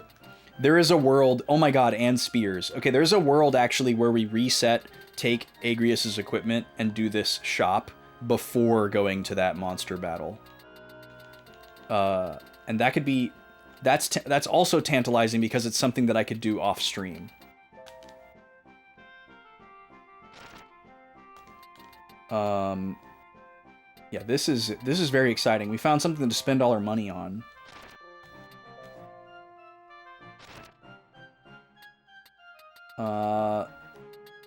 So here's what we can do. We can figure out how many of everything we would want. Veronica's going to class into Thief as soon as she's done with Squire. And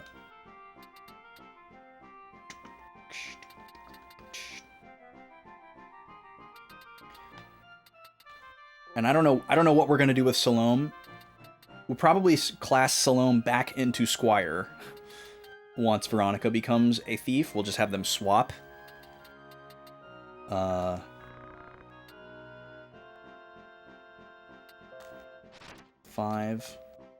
Okay, so it is more powerful than the Mage Masher. That's good to know. And then how many Coral Swords would we need? Oh. Okay. We wouldn't need any Coral Swords.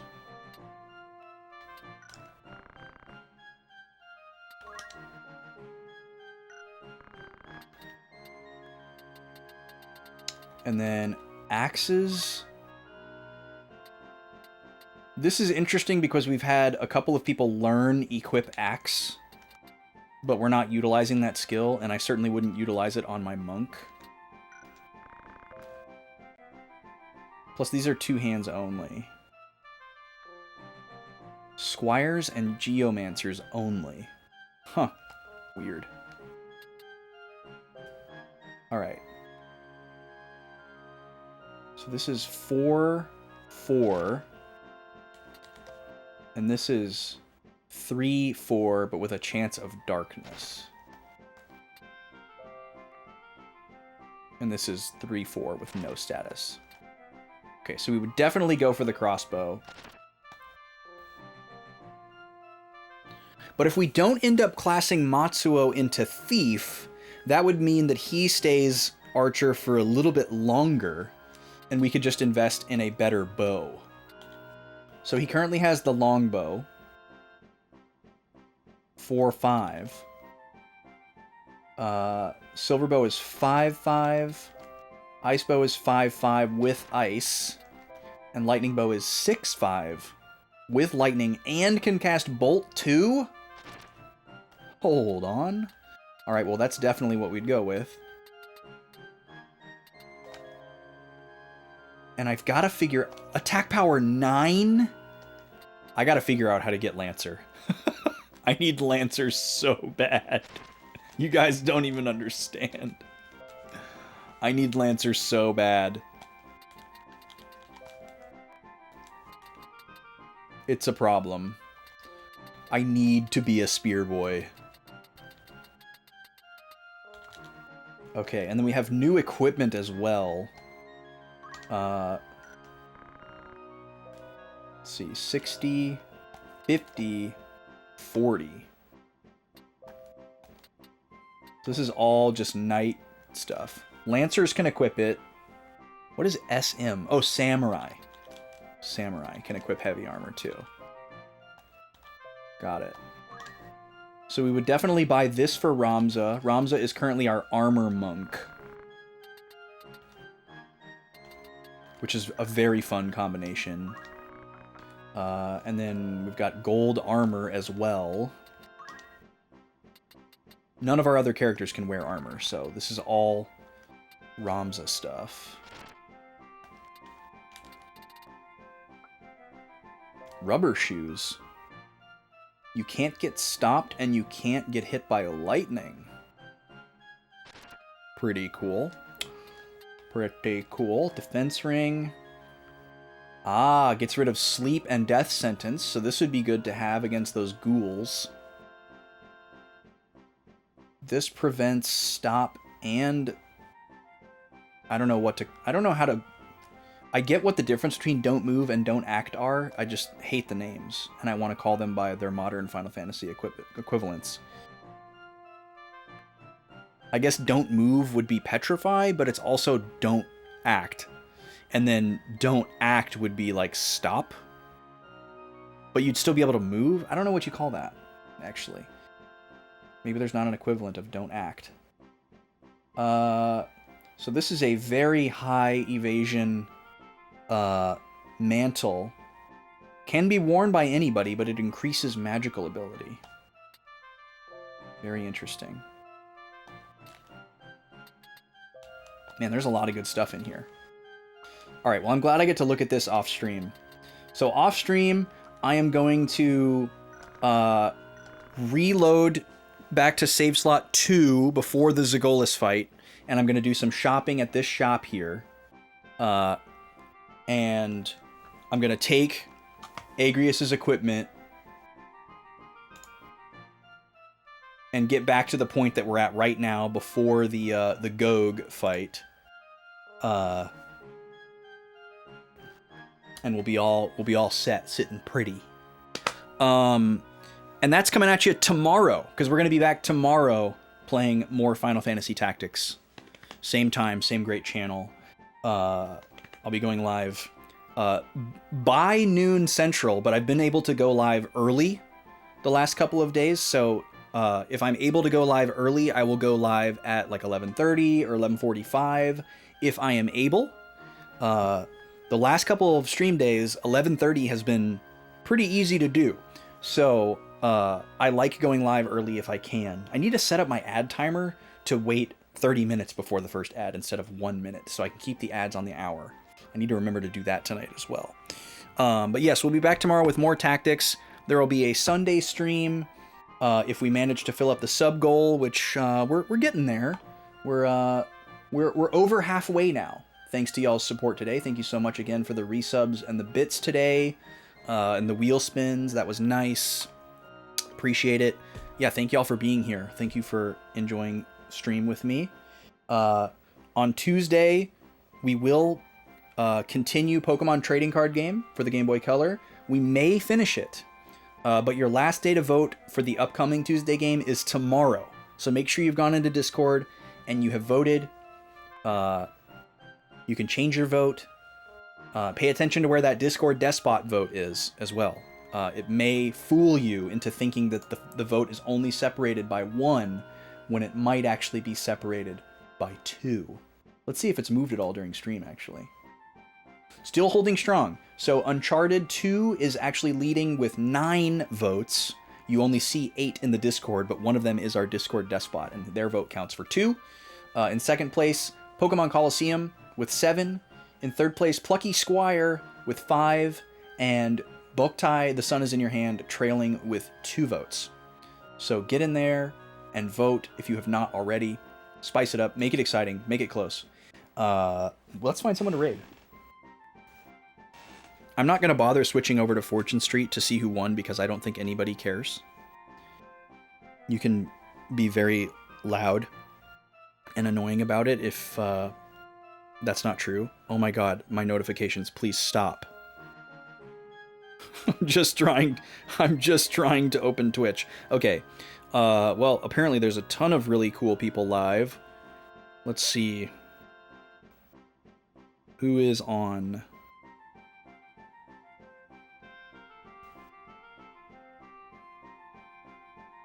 Lots of cool people. Oh my god. Okay. We have to raid Indy.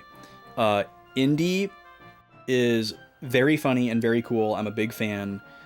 She is streaming Euro Truck Simulator with another cool and funny person, Mesmer Chair. And I'm sure they are being extremely chaotic and toxic and having a lot of fun. And that's where I want to go hang out for the next several hours, and you should come with me. Indy is very funny. She's very supportive of all her Twitch friends, but she's very nice to us over here at B-Boys HQ as well. So we're going to go say hello. I don't get a chance to raid her very often because it's rare that our stream times overlap. And I got to hit the button. We're going to go here, and then we're going to go here. So thank you for hanging out today. See you tomorrow for more tactics. Tuesday for possibly the finale of Pokemon Trading Card Game. And make sure you vote for what comes next. Poll is live in the Discord. It will close at the end of tomorrow's stream. We're halfway to the sub goal. When it fills up, the lady and I will go live on a Sunday to stream our first playthrough of Grim Fandango. Classic point-and-click game from the 90s. Tim Schafer vibes. Cheeky, funny, clever stuff. Very excited about that. And that's all I got for y'all for now. Skies of Arcadia VODs are hitting YouTube on Monday, Wednesday, and Saturday if you'd like to watch me play that game from 2023. And let's go say hi to Indiglo and Mesmer Chair. Y'all are best.